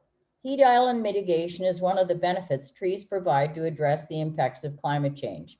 How are we doing? Well, as you can see, not very well. And this is before the damage to the mature trees and the tree canopy. Next slide, please. Who will most suffer? If you do not see yourself on this list, likely you are close to someone who does. We are all temporarily able-bodied. This is not a list of a small population with specific challenges. It is us, me, you, and the citizens of Ottawa. Human beings are unable to deal with body temperatures above 40 degrees centigrade. After that, major body systems shut down and brains stop processing normally. In BC, between June 24th and 30th, 569 people died due to extreme heat. In Vancouver, the east side was particularly hard hit because of poor ventilation and inadequate trees and parks. Next slide, please. Next, thank you.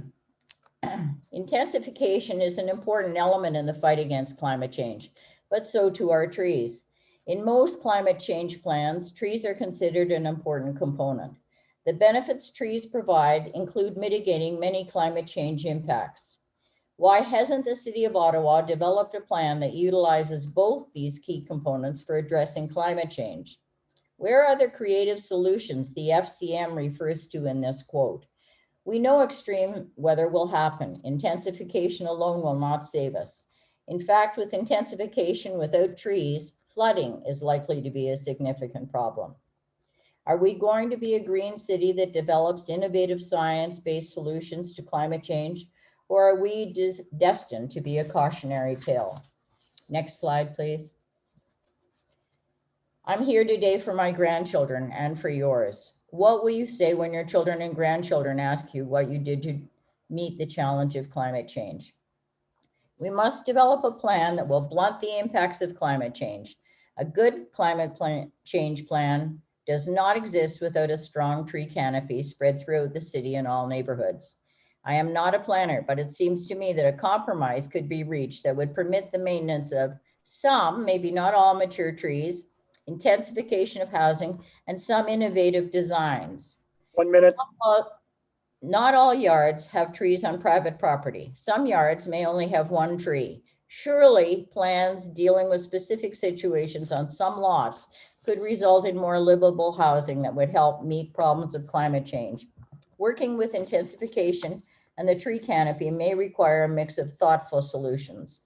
Redevelopment will involve challenges the greenfield development does not. Please support these motions that are on the board.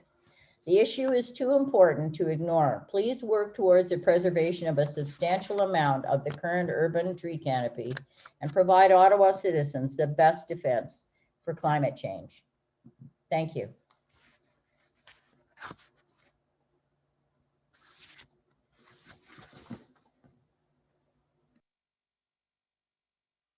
So thank you, Jane. And I see we have a couple of questions for you. We'll start with Councillor Cavan. Thank you, Jane. I just wanted to say thank you very much for your presentation on tree canopy.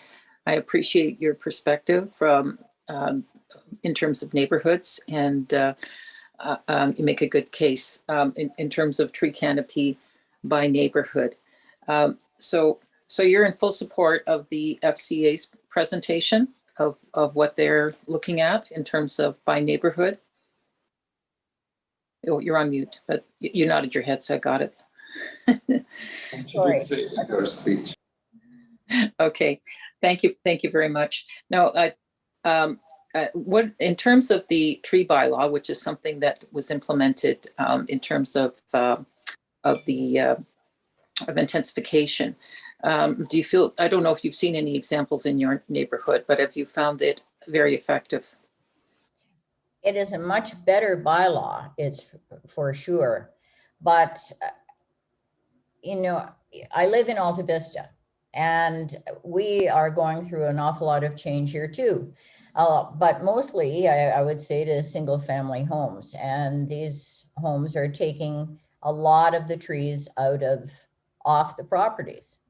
I don't think the cost of taking a tree down is enough. It doesn't register. It's not as if trees are really infrastructure we have, but since we don't value it like we value other infrastructure, I think it's easy for people to arrange to take it down. And certainly policy number 6 in the official plan really gives carte blanche to anybody who would like to go ahead, because you're never stopped if it's just taking a tree down. Yeah, I agree with you. We should look at, you're saying we should look at trees as infrastructure. Yes. Yeah. Okay. Thank you very much. I'll let your councillor speak next. Thank you. Thank you, Councillor Kavanagh. Councillor Coetzee. Thank you. Thank you very much, Councillor Kavanagh. And hello, Jane. It's nice to see you again. Thanks for coming out today. And I just want to say, I know you put a lot of work into reviewing the official plan and the Parks and Facilities Master Plan, and I'm sure we'll be chatting more about the Green Space Master Plan coming forward again. And so thank you for your work on behalf of mature trees, specifically how development in the next decade will impact our tree canopy and the targets and the access to our green space. And as you've just said, and we recently saw in Alta Vista that the tree bylaw still needs, is a work in progress. And you said it gives carte blanche to some removal of trees. And it's not an easy balance. Earlier was said it's 2 pieces from multi-piece puzzle. And I refer to Councillor Leeper and Rob Barnes from Ecology Ottawa's conversation earlier. I don't have any specific question for you, but I just want you to know that I'll be bringing forward some of your comments today and the points of our earlier conversations with staff later in this in the OP meeting, and I hope to bring a little bit more clarity to this important issue, and I look forward to our continued discussions on how we can not only protect and improve our tree canopy across the city, and particularly in Alta Vista. So Jane, thank you very much, and thank you, Mr. Chair. Thank you Thank very you, much. Councilor. So, and thank you, James. See no more question. Our next speaker is Kathy Vandergrift. Kathy. Members of council, thank you very much for this opportunity. Making intensification work for neighborhoods is the theme of this presentation. I'm simply going to make some highlights. You have a written submission which also has detailed amendments proposed in it. Queensway Terrace North Community Association understands the need for intensification. We are proposing specific changes to ensure that it enhances rather than erodes strong neighborhoods. QTN is a transition neighborhood sandwiched between Lincoln Fields and Queensview LRT stations. We have direct experience of both the benefits and negative impacts of the way the city does intensification. So how intensification is implemented is the focus of this submission. Our first recommendations relate to greater flexibility to prevent the unintended consequences of the proposed density rule. QTN includes a wide range of housing types and socioeconomic groups.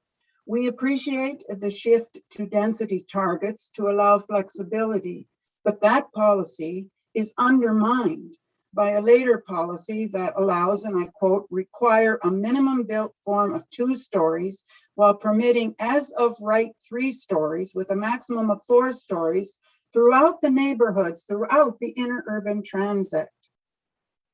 There are locations in neighborhoods like QTN where 3-story buildings are appropriate, but there are also locations where they are not, and they would be allowed as of right under this plan. Overly rigid rules like this and as of right permissions have many negative impacts. 1, they lead to increased land prices and the premature demolition of good, affordable housing stock. We see this every day in our neighborhood, and the result is not affordable housing. Secondly, these rules will result in the loss of green space, as we've been discussing, fewer trees, and the creation of heat islands, contrary to the climate change goals. Third, this policy leads to a new conformity rather than diversity. It repeats the conformity from infill 1 and 2, and it will do more damage than it will help with the intensification challenge. So QTN recommends that policy 5241C be amended to allow more flexibility by deleting the prescribed minimum of 2 stories and changing the as of right permission for 3 stories to permitting 3 stories where appropriate. Our second point relates to neighborhoods in the planning process, and I'm glad some others have already raised that.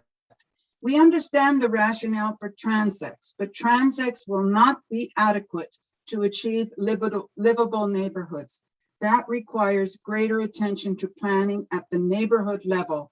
That's a major gap in this plan. The plan says Ottawa values neighborhoods, but then it undermines them with the specific policies, and you rarely see neighborhoods at that level. More consideration of context is welcome, but you can't rely on technical analysis for context. It requires the input of the residents who know how that context works. We understand the concern about NIMBYism, but it is not reduced by keeping neighborhoods out of the planning process. And we have heard that it's too costly to do local planning. We submit that a cost-benefit analysis would show it's more cost-effective than the current convoluted processes. So this led us to section 11 on implementation.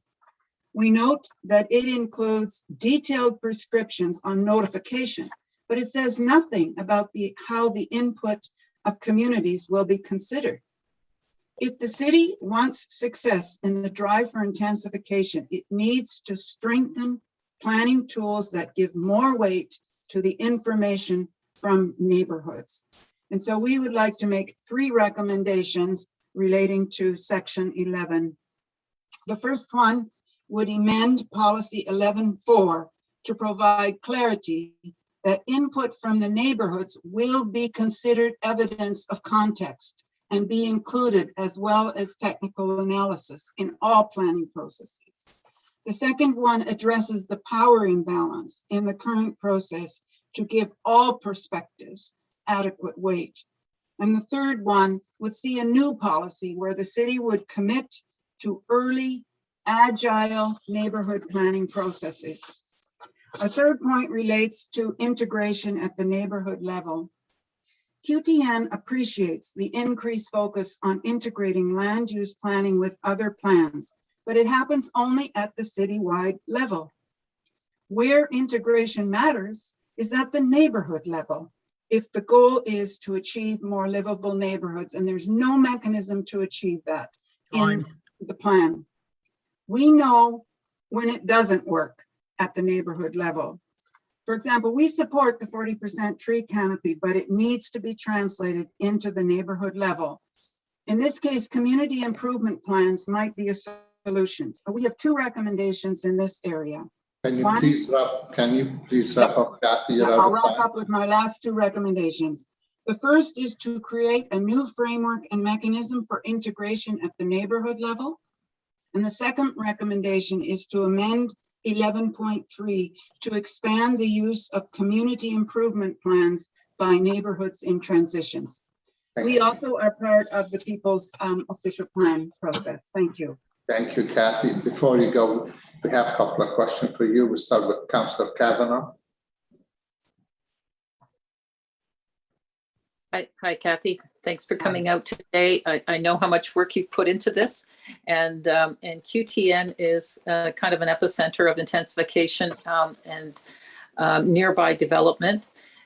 So I appreciate your comments. Just to clarify about neighborhoods input, how do we know it's the neighborhood input? What kind of governance should be put in place? Because neighborhoods aren't necessarily homogeneous in their views.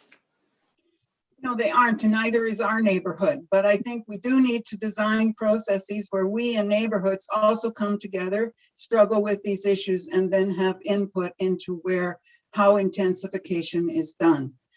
And I think it is doable, and I think our neighborhood is an example of where we have a variety of housing types and socioeconomic groups, and we have to learn to work through whatever issues there are when there are also divisions among us. I don't think you solve it by keeping neighborhoods out of the planning process. No, I agree. I just wanted to know how you. I've seen examples of it, and you're with all that's happening in QTN, we get a lot of input from different ways. So I appreciate it. In terms of the tree canopy, are you supporting some of the motions that are that have been talked about already? Yes, and we very much feel that the 40% has to be translated into neighborhood plans, and it has to be integrated with the land use. I appreciated the last presentation.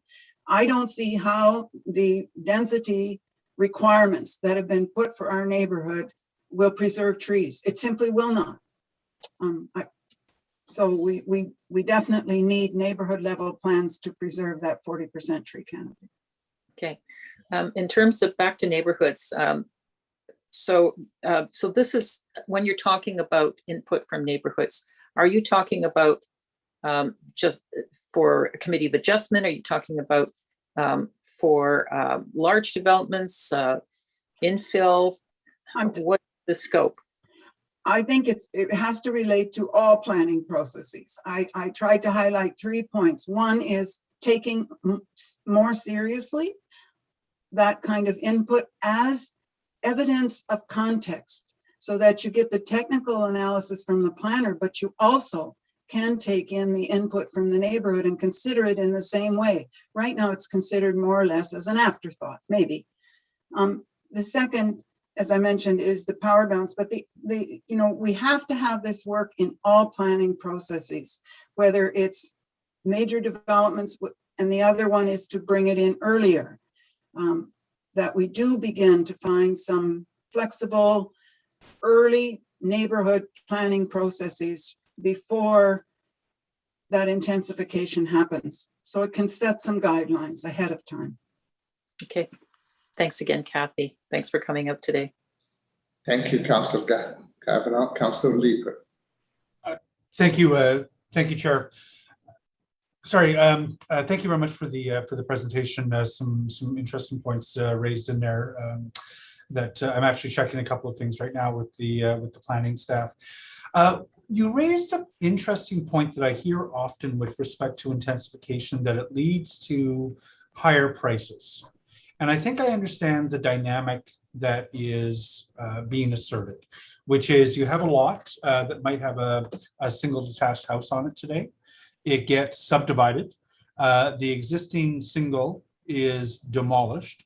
A semi-detached, or probably these days a long semi-detached in the R3 goes in. Each one of those semi-detached has got a secondary dwelling unit. So where there were one single detached house, now you have a long semi, 8 units, all told probably. And the price on those semis is like $1.2 million, right? But I guess the question I have is, what can we expect? How are you defining affordability? Like, is that single detached that's there today affordable? And if we don't increase housing stock, what is going to happen to those protected? If we protect the singles that are there today, are they just going to stay low priced? Or in some neighborhoods, can we just expect that they will become increasingly out of reach to most residents of Ottawa? I've appreciated your discussion about the tensions and the dilemmas we face. I think that's particularly why we need to do good neighborhood level planning in transition, because it's a mix of solutions. It's not one. I can cite for you an example of exactly what you outlined, where a very affordable house and families in our neighborhood wanted to buy it to live in as a good family home, but it was immediately ratcheted up.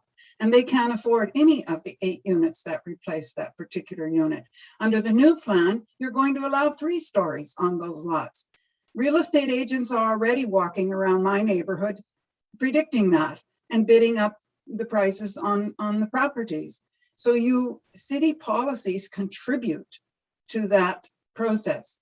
At the same time, we look around our neighborhood, we do see a few vacant lots that could be developed. We see some underutilized parking lots that we would like to work with the owners. They're owned, but to have appropriate housing. We see this bus barn that we think could make a wonderful, affordable housing neighborhood and be better for our neighbor. We think there are creative solutions to achieve the densities we need without these kind of blanket policies that are used by that drive up rather than keep affordable housing, that drive up prices. I mean, what the developers will tell you is that if we really want to deal with the rising cost of housing, especially in the interurban transect where the LRT is coming through and driving up prices, the quickest way to deal with house prices is to open up wide swaths of land on the outer skirts of the city in order to build a lot of housing quickly, cheap, single families at much lower prices.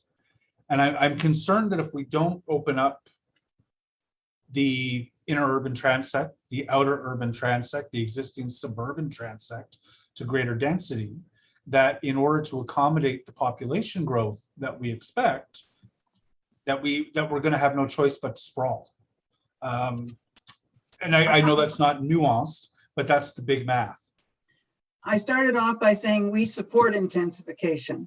We do not support urban sprawl. We do understand the climate challenge and the need to preserve farmland. It's how it is done. And I think it can be done much better than is proposed in this plan. And part of that is getting down to the granular level of neighborhoods and finding those solutions. And I I guess don't support sprawl. I think you have to hold the line and then work with that. That doesn't mean you have to massively turn over every lot in our neighborhood for 3-story buildings. That's, yeah, I guess I'm sure I'll say this multiple times over the course of the next 72 hours or whatever we have. But the circles that are really difficult to square, because what I heard you say in your presentation is that there is discomfort with taking down single detached homes that are defined according to some metric as affordable. And I think it's one of those really difficult circles to square, that if we try to preserve those single detached homes in the inner urban transect, that in fact, we're not only going to see their price continue to rise as population grows and demand for living in amenity-rich communities like yours and like mine, but that we're going to have to accommodate that population growth outside the existing urban boundary. It's hard math, and yeah. yes. But there are some homes here that should transition out and are. It's not a blanket solution is what I'm trying to say. It takes that combination. And it's about premature. I mean, when they go. So it's doing that transition planning well for neighborhoods like mine. And I would argue about the amenities. We actually need more amenities. And so that's one of the dilemmas we have to, work at. Yeah. Some of those will come with density. That we frequently have a discussion. I think I'm tweeted at least once a month with, why don't we have a grocery store? And the answer is, you don't have the density for a grocery store. And then some of it is bigger city processes that I'm not confident we're going to get right, in terms of making sure that the parkland is available and the recreation facilities, the forested areas, stuff like that. So forgive me, I could go on all day, but I won't share. I guess please if I might just make this suggestion, is to look at some other cities that do neighborhood planning well. I was a resident of Edmonton for many years, actually worked in the mayor's office there, and they had done neighborhood planning very well. I would encourage the city of Ottawa to look at some of those cities that do that well. Thank you, Councillor Leeper and Councillor Brockington. And please, Councillor Leeper, we don't want to go on and on. We're already on and on. We're only on number 16 out of my need for delegation. Councillor Brockington. Thank you, Chair. My first question in 5 hours, and I only have one question. Ms. Vandergrit, thank you for your presentation. Bay Ward and River Ward are very similar in many ways. I want to get your reaction. You talked about tree canopy, the preservation of the tree canopy, particularly when intensification happens. I have a motion coming. Hopefully we'll get to it next week. And it says basically staff include in the revision of the green space and urban forest master plan details on how the targets for urban tree canopy and urban green space and policy will be achieved. And it talks about, we need to establish sub-targets for the urban tree canopy, identify residential areas that do not meet the urban tree canopy target, strategies and actions to achieve those targets, and then we will monitor and report on that plan. Generally speaking, are you supportive of that direction? I am, and I guess I would add that you have to integrate that then in with your density targets, or the density targets will always carry the day if you don't integrate those two. Fair enough. Thank you for your presentation today. I see no other question. Thank you very much, Mr. Vandergrift. Thank you. Our next speaker, Daniel Buckle. I see Daniel already on the screen. Good afternoon, everyone, and thank you, Mark Desjardins, for supporting the presenters. I do have a slideshow, if you could bring that up, please. The draft official plan being considered in today's meeting does not do a good enough job to create conditions for an inclusive, affordable, and livable city. That is the conclusion of the People's Official Plan, on whose behalf I've been asked to speak today with an overview of the major priorities. My name is Daniel Buckles. I'm an adjunct professor of anthropology at Carleton University and a 35-year resident of Ottawa. The People's Official Plan is a coalition of environmental, social justice, and neighborhood organizations representing thousands of residents across Ottawa, including urban, suburban, and rural communities. Ever since the 5 big moves were presented in April 2019, we have participated diligently in the city's engagement process. This has included completing surveys, participating in numerous public meetings, and being part of the ambassadors group formed to mobilize people often excluded from consultations. Almost from the beginning, we realized that the city's consultation process was deeply flawed and that the general thrust of the plan was not going far and fast enough on climate and social justice issues. So we decided to do what the city was not doing, which is to create a process for authentic dialogue within and across organizations and communities concerned about distinct but often interrelated issues. We reached deeply into the environmental community and were soon joined by leading equity-seeking groups. Individuals from many community associations and the FCA contributed from the beginning. Next slide, please. The People's Official Plan organized 5 workshops, starting with the launch in November 2019 at Ottawa's Bayview Yards. After the first draft was released this fall, we organized a line-by-line review of the document and produced a 115-page submission. Many shorter assessments were circulated among community associations, and a significant number of op-eds published in the Ottawa Citizen and other media. We also met with staff and many of you with the same message. Make the official plan Ottawa's response to the interrelated emergencies of the climate crisis and the housing and homelessness crisis. Now, more than 2 years on, we are left with a draft that cannot succeed on many of the lofty goals expressed in the 5 big moves. Next slide, please. We want a vision of fairness and equity that includes racial equity, cultural diversity, equity for people with disabilities, and equity for women and gender diverse individuals. We also want meaningful and authentic reconciliation with Indigenous peoples, starting with the Anishinaabe on whose traditional territory we live. Next slide. We want a city of walkable neighborhoods, not a continuation of the towers, corridors, and cars of the now obsolete 20th century planning era. Your prior decision to expand the urban boundary and gift new subdivision rights goes against this fundamental demand. Next slide. We want housing equity by fostering an affordable housing supply with a variety of housing options for different household types.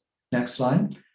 We want access to green space and tree canopy that brings the physical and mental health benefits to all residents, including those currently living in tree deserts. Next slide. We want city policies that protect agricultural lands and eliminate barriers that undermine community-based food security. Next slide. We want action now on the climate emergency, including the financing that is needed for Ottawa to do its part. Next slide. We want a better reporting framework in the official plan. As it stands, with no targets for deeply affordable housing, neighborhood tree canopy, or walkability, the plan reads like a rolling of the dice. End the show, please. More time and more authentic engagement is needed to turn the current draft into something that is workable, coherent, and ambitious. We ask that you turn it back to staff. Turn off the slideshow, please. We ask that you turn it back to staff for another few months of revision and improvement. We also encourage you to consider the 16 motions that we have drafted that would move us in the right direction. Others will speak to these directly, representing the People's Official Plan and organizations involved in drafting them. Finally, one veteran of 4 official plans has said that never before have so many civic organizations come together to push City Hall to do the right things for the environment and for social justice. The climate emergency and the housing and homelessness emergency declared by this council gave us some reason to think that maybe, just maybe, we have turned a page on the councils of the past. show us that this promise has meaning and integrity. Thank you. Thank you very much, Mr. Butts. We have a question for you from Councillor Manal. Thank you very much, Chair. Thank you for being here, Daniel. I wanted to thank you for all your work, People's Official Plan, and everybody involved in that work, because that's the type of thing we need. Sometimes, constructive criticism is looked down upon in the city, but that's the type of thing we need to make a better city over and over again. Everything from transportation to our climate, to the way we build. Those are the things we need. So thank you for doing that. You have submitted a number of motions. I guess I'd like to try to get to the bottom of a couple of things. Number one, the need for more time for considering this. I'd like you to expand on your thoughts, if you can, on that. And then the second piece I'm trying to get at is, what are the top priorities for you that you think need to change here? I've seen some of the motions that you're looking for, and I know there's several there, but are there some top objectives for you that say, look, this has to be changed? It's the most important thing to us. Yes, well, one of the basic features of the official plan as it stands right now is that it's lost coherence. It is such a mammoth document, pulled in so many different directions. And on one level, we can say, it has responded to inputs from the broader community over the years, but it's become very ad hoc, and it now lacks coherence and clarity. That's one reason why a delay of a few months to reconsider some of these big pieces and also bring more coherence, clarity to the document. Our concern is that it's going to create chaos and conflict as it stands right now. And no one wants that. And so take the time that's needed to produce a document that's more coherent, clear, and coherent with those big policy moves that are there. And we've said from the beginning that climate, and this to respond to your second question, that the climate emergency and the housing and homelessness emergency should be the driving forces within the formation of this official plan. And so the policies need to be coherent with those two objectives, primary objectives. And so I would like to see that review, finalizing, and clarity come to bring that coherence to those two topics. There's so many things that, we have put forward 16 motions. Others are going to speak to specific ones. I'm a little bit, they are of a piece, if you will. They do interact with each other. It is, as we know, every statement in the official plan is a policy. And so they do work as a whole. I guess, I look for policies that could have let's say a strategic or a kind of tactical impact on the overall thrust of the official plan. And one of them, I would argue, does have to do with greenhouse gas emission targets and the need to link those targets to the intensification goals. If we do not meet our greenhouse gas emission targets that are set out there, we need to commit ourselves to increasing the extent of intensification. So I'd like to see those connected, because it will drive a lot of other decision-making around built form, also around trees. And so, nobody's mentioned yet about how to square the circle, but the aspect of better use of public spaces to create opportunities for tree canopy. We could have more one-way streets in the city. 30% of the landmass is streets, and One could narrow streets, make more one-way streets in order to free up space in certain neighborhoods for tree canopy, etc. So the greenhouse gas emissions imperative, I think, could help us achieve, force us actually to achieve many of the other objectives that are outlined in the plan. Okay, thank you. That is clear on the GHG and the intensification tie-in that you're making. So I appreciate that. Thank you for being here and for all the work you've done and the community has done within this group to inform the direction of the official plan. It is appreciated. You're welcome. Thank you, Councilor Menard, and thank you, Mr. Buckle. Our next speaker is Ian McOnley. I don't know if I pronounced it, but I'm sure you're going to correct me. So go ahead, Ian. You're speaking on behalf of the Crystal Beach Lakeview Community Association. Thank you, Mr. Chair. It's Ian McConaughey is my name. I'm chair of the. That's what's no problem. McConaughey is a good Irish name, so I mean, well, it's actually Scottish, but we won't go there. I'm chair of the Transportation, Transit, and Infrastructure Committee for the Crystal Beach Lakeview Community Association, and I'm speaking here today on their behalf. At the outset, I do want to express also our thanks to Councillor Kavanagh for her help in facilitating our motion being placed before you for consideration later on. I'm going to shift your attention for the next several minutes to the Greenbelt and specifically to Moody Station. Moody Station is unique among all stations on the LRT system. It will be the only station built within the Greenbelt. And from its early design stage, our community has worked tirelessly to improve upon design aspects at Moody that we and the experts saw as unnecessarily damaging to the vision and the realities of the Greenbelt at Moody. Because you see, we love our Greenbelt. And we also, though, buy into the need for an efficient light rail system for Ottawa. We've had some success from the repositioning of the light rail and maintenance facility away from a sensitive wetland at Moody to the moving of the stormwater management plan for the station to the west side of Moody, that along with other rehabilitation efforts there and collaborative efforts of the National Capital Commission, Public Service and Procurement Canada, Rideau Valley Conservation Authority, the Ottawa Carleton Wildlife Center, Crystal Beach Lakeview Community Association, and the city already has resulted in one of the best examples of an urban wetland in all of Canada.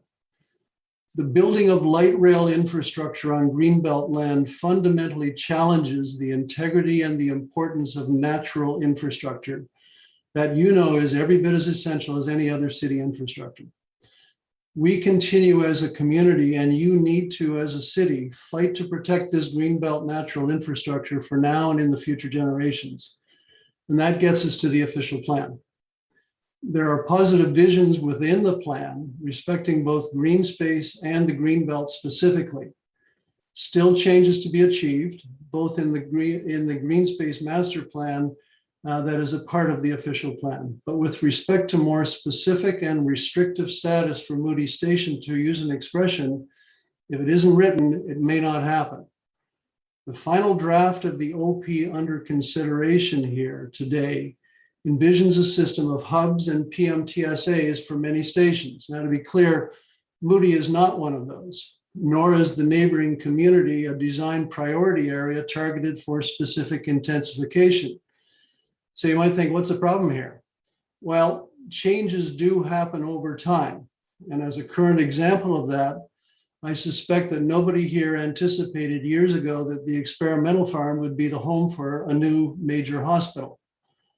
The core natural area and the natural link area that are the Greenbelt at Moody must not be allowed to be threatened in future by desires for developmental intensification beyond the as-built nature of the current neighborhood or changes in priority of the NCC. Such a possibility, were it to happen in either situation, would inevitably destroy critical components of this integrated natural infrastructure and its mature ecosystem, You need to control what you can control. It is for this reason, with the support of our counselor, we're requesting an addition to table 3A on page 48. Major transit station area density and large dwelling requirements, a mouthful, with an additional section to be titled Transit Station Areas Not Subject to Developmental Intensification. This section would have Moody as the only station so identified. It's not perfect, it's not irrevocable. 1 minute. It does give a much higher level of control by the city and security for the Greenbelt area around Moody Station for the next 25 years. With that, ladies and gentlemen, I thank you for your attention, and we look forward to collaborating with you going forward. Thank you very much, sir. And we have a question from Councillor Kavanagh. Councillor Kavanagh. Thanks very much, Eli, and thank you, Ian, for coming out today and presenting. I have, of course, talked to staff about this, and in the official plan, it talks about preserving the green belt, particularly in coordination with the NCC. But I understand your concern based on what has happened lately, because we've seen the Ambassador Road that is being considered. And we've seen other things, even more recently in Wesley Clover, where there has been built, they'll be putting a new building in. It's not a huge building, but it's just sort of a first step that you have to be concerned about. So, but it is a unique situation, and I understand why you need to look at this, because we're talking about intensification around transit station, and this one's in the Greenbelt. So what do? It's a conundrum. So how do you feel about what we should do next in terms of, should we talk to the NCC as well as the official plan on this? Well, the whole integration of this, the reality is we're citizens of the city of Ottawa, but we're also citizens of Ontario, and we're citizens of Canada, and each one have their own priorities, their own rules, their own decisions that they want to be doing. So integration of that and collaboration is a critical piece. And that's where the urban wetland that was created because of collaborations and people talking to each other was hugely valuable, as was bringing in our member of parliament for financial assistance or facilitating some of the financing that allowed for the infrastructure changes that happen. So yes, talking with the NCC, but the NCC with its capital urban design plan from 2015 gives them the planning going forward to look at their various inventories of what they control and making available what they might determine at some time in the future as surplus land. That's a problem. That's a concern, because sometimes those decisions will not take into account the critical needs of the natural infrastructure that's consistent. In your first draft of the official plan, you had an idea that you could build into the Greenbelt, taking over that land, but then buy somewhere else to still keep the amount of land overall. Well, the problem was, in so doing, you were going to disrupt whatever mature ecosystems were already in existence in the land that you decided to take. This was a challenge with the bus rapid transitway already in the first stage towards the LRT, that we've been actively involved in that sort of thing with what happened at Bayshore Station, the moving of the terminus out to Moody Drive and what impacts that would have, and the need afterwards, as the LRT is built, to return to nature more of the land that was disrupted in the BRT construction. So it's collaborations, but it's also involvement of the communities. And you're fortunate with Crystal Beach Lakeview that we are both not NIMBY, and as well as being actively desiring to participate in the whole process with you. But it's going to be a struggle, and preserving of all of this green space and the Greenbelt. We got more plans, wait for those, we'll be coming at you, of what we would like to do to further enrich the Greenbelt there. But yes, communication and working with the NCC, it's going to be a challenge from start to finish, but everybody's got to try. I appreciate you bringing this to the attention of the committee, the joint committee. I think it's important for them to hear about this because we're so focused on intensification, but this is one exception. based on the geography there. Thank you very much, Ian, for coming out. Thank you very much, Councillor Kavanagh, and thank you very much, Mr. McConaughey. I got it right, I hope this time. Thank you. Our next speaker is Russ Gibson, and then after that, Elizabeth Costello. Russ, are you I see Russell. Okay. Hi, good afternoon. My name is Russell Gibson. I'm the president of the Rockcliffe Park Residents Association. As you know, Rockcliffe is a neighborhood in Ottawa with an existing secondary plan. And one of the purposes of the plan is to support the neighborhood's park-like setting. I'm appearing today to talk about the Rockcliffe Park secondary plan, which remains under discussion with city planners. In my submission to you today, I draw a distinction between the draft secondary plan that the city recently circulated and the existing secondary plan. The existing secondary plan dates back to a plan that was brought forward at amalgamation and which was adjusted in circa 2011. We believe the city's updates to the existing Rockcliffe Park secondary plan should be limited to adding a reference to the enactment of the Rockcliffe Park Heritage Conservation District Plan that came into force in 2019 in accordance with the Ontario Heritage Act, and to adding only those changes to the nomenclature required to take into account the new official plan. The Residents Association believes the balance of the existing secondary plan and its schedule, which relates to density, should be brought forward essentially as is. 3 reasons for suggesting this. The secondary plan, secondary plans in general may provide for exceptions to the policy contained in the official plan, and may as a result most notably permit deviation from policy matters such as density targets. Recall that in the official plan, heritage conservation districts such as ours are not presently subject to density targets anyway, presumably in recognition of the fact that significant growth in heritage districts will be attenuated by their plans. Second, we as a community association and the city has been looking to us, I believe, have not been able to adequately and fully consult residents in our neighborhood in a fair and meaningful way about changes to the existing Rockcliffe Park secondary plan. So in these circumstances, we believe we should continue the existing secondary plan as is. My view is that the focus on the official plan has crowded out meaningful consultation on our secondary plan. Finally, we reviewed the Rockcliffe Park secondary plan with senior planners and managers, including Mr. McGillis, Mr. Herwire, Mr. Court Curry, Mr. Stephen Willis, and others. And we've been told that it would be possible to have many of the existing provisions of our current plan. Accordingly, we are asking that this committee to take the current Rockcliffe Park secondary plan and go forward with it as is. We'd like to thank the city staff for all of their help, in particular the individuals mentioned who worked with us through this process. And those are my comments. Thank you. Thank you very much, Mr. Gibson. I see you have a question from your councillor, Councillor Rossman.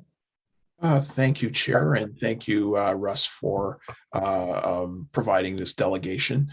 I just wanted to ask if you could elaborate as to the differences between what is proposed and what is existing in the secondary plan. Well, for instance, in the existing Rockcliffe Park secondary plan, it refers to density in schedule and also in the text of the document. And that text has density limitations, and it also refers to a schedule that has a drawing associated with it. That text was essentially adjusted in 2011 to provide for multi-unit development along Beechwood. That would be a principal provision that would be different from the secondary plan that is proposed. Thank you for that. And you also said in terms of your statement and at the beginning of the delegation that you are working back and forth with staff at this time, and there's a potential for elements of the plan to change. Well, we thought so, but I'm now not so sure, given where we are in this process. I think the secondary plans may have gotten crowded out by some of the work on official planning. I'm not sure, but we are not done our work, in my view. Well, this has been an issue that we've heard across the board, not just in my ward, but throughout the city, that people do feel that more time is required to undertake some of this work. And I'd assure you that I am definitely going back and forth with staff right now during this process, just to ensure that we are attempting to address the needs of the different community associations and residents who come before us and have specific concerns about contents to plan. So I really do thank you for appearing, providing this information to us, and we'll continue to endeavor to work with the Residents Association to make changes where warranted and where possible. So thank you, Chair. Thank you. Thank you very much, Councillor King, and thank you, Mr. Gibson. Now we'll go to Ms. Costello. Hello, can you hear me? Good afternoon. Good afternoon. Yes, we can. Okay, on behalf of the Carlton Heights and Area Residents Association, we want to, oh great, that's up, perfect, thank you very much. We want to thank the City of Ottawa staff for building a draft new official plan for our growing city. Next slide, please. And again, next slide, please. Predominantly developed in the 1950s, our community has rural arterial roads, narrow streets, no areas for permanent on-street parking, and no sidewalks. Many of the bus routes that used to serve the community no longer run.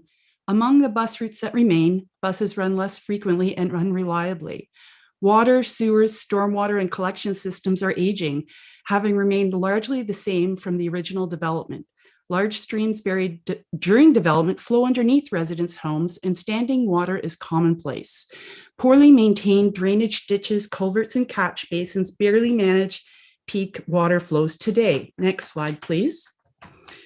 We want to assure the committee that we support intensification as a key tool to respond to new challenges and opportunities. However, we do believe that adjustments are required to ensure city safeguards the health and safety of our residents with this plan. Next slide, please.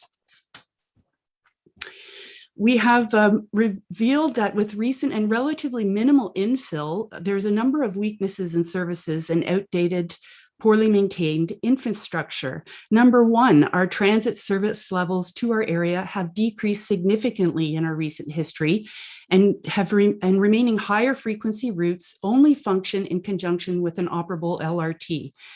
Since there are no funded transit projects forecasted for completion within the next 10 years and likely the next 25, there is no indication that the city intends to reverse the decline or meet the needs of an intensified community. Over many years, transit service levels, next slide, please. This is number 2.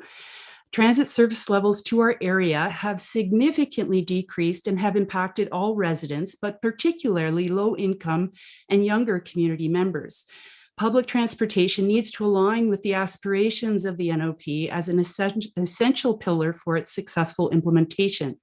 Housing affordability, reduced reliance on private vehicles, 15-minute neighborhoods that are walkable and accessible all depend on reliable public transit. Next slide, please. Recent infill has prioritized development over the health and safety of our residents and overburdened our community's aging and fragile infrastructure. With no clear plans to address pre-existing infrastructure deficiencies, the NOP lacks the comprehensive evidence to support its assumptions for reasonable levels of intensification in our community. Next slide, please. Instead, we suggest the NOP supports haphazard development that exacerbates existing deficiencies, undermines affordability, and assumes that the best time to upgrade water, sewer, stormwater, roads, and transit services is when they fail. Furthermore, climate model projections of future precipitation require more of our infrastructure and City of Ottawa planners. This approach should not be acceptable to committee members, and it certainly is not sufficient for the health and safety of our residents. The City of Ottawa has not met their obligations for safe and sustainable intensification as outlined in the provincial policy statement and the Planning Act to proceed with this new official plan without the accountability and transparency of independent, third-party, comprehensive engineering reports, environmental assessments, and reliable, valid data needed for evidence-based planning decisions with intensification. Next slide, please. We hope to work together with you to advance our shared interests in our area and more broadly, the city, and we put forward this motion to support us. Thank you.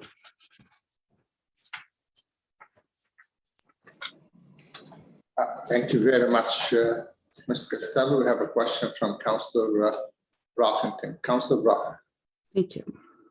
Thank you, Chair, and Ms. Costello. Thank you for your presentation. You do speak on behalf of the Carlton Heights Association, but I do want to focus in on the northern portion of the community, which is locally known as Cortland Park. You mentioned in your presentation the community more or less has about a 70-year vintage, and you focused a lot on water infrastructure within the community. Can you just expand on, describe for the committee, what does the community look like as far as water infrastructure? How is water facilitated now? And expand on your concerns. Okay, when it comes to water, we rely on ditches to drain any storm water. And so we've also got culverts. And so when you combine this aging infrastructure where the ditches have not been maintained and they're quite deep, it really doesn't allow the water to flow in order to get to the collector pipes and then to go out. So in peak events, we have had sheet flooding, we have had basements flooding, particularly with large events that we know are becoming more frequent with climate change, thanks to studies we've put in our report. This is going to increase and it's on the rise. Furthermore, what's even more concerning is that in the past, intensification has been denied because our collectors did not have the capacity to have either sanitary or stormwater flow out of the community and onwards to treatment and or the Rideau. So there is contention, if you want to talk about that a little bit. There is a developer's report on our infrastructure, the pipes that support our community. And this has been given us a number that is being used broadly across the planning process, but it is out of context, missing that it's contained by current zoning levels. And it runs contrary to past reports, even third-party reports, in the assumptions of both flow and what collector pipes take the different sanitary or storm water away from the neighborhoods. So, and once you get even beyond that, the actual report itself is missing. So, we have a diagnosis, we can't see the X-ray. We have a second opinion that is contrary. We need better reporting. And and this is in the interest of the city, because crisis management of large scale capital projects is not in your interest. It's unplanned, unbudgeted, and unwarranted. Let's get it right up front and be ready for the intensification to come. Thank you. If I could just, as a supplemental, Mr. Chair, to summarize, and I don't want to put words in your mouth, but at the beginning of your presentation, you acknowledged intensification globally, that the association welcomes this. But I think what you're saying is communities need to be better prepared, including infrastructure, to handle the expected demand coming forward. Is that fair to say? Absolutely fair to say. And we don't want to leave people behind either. We want to make sure that our community is ready. If we don't have transit, there's going to be vehicles.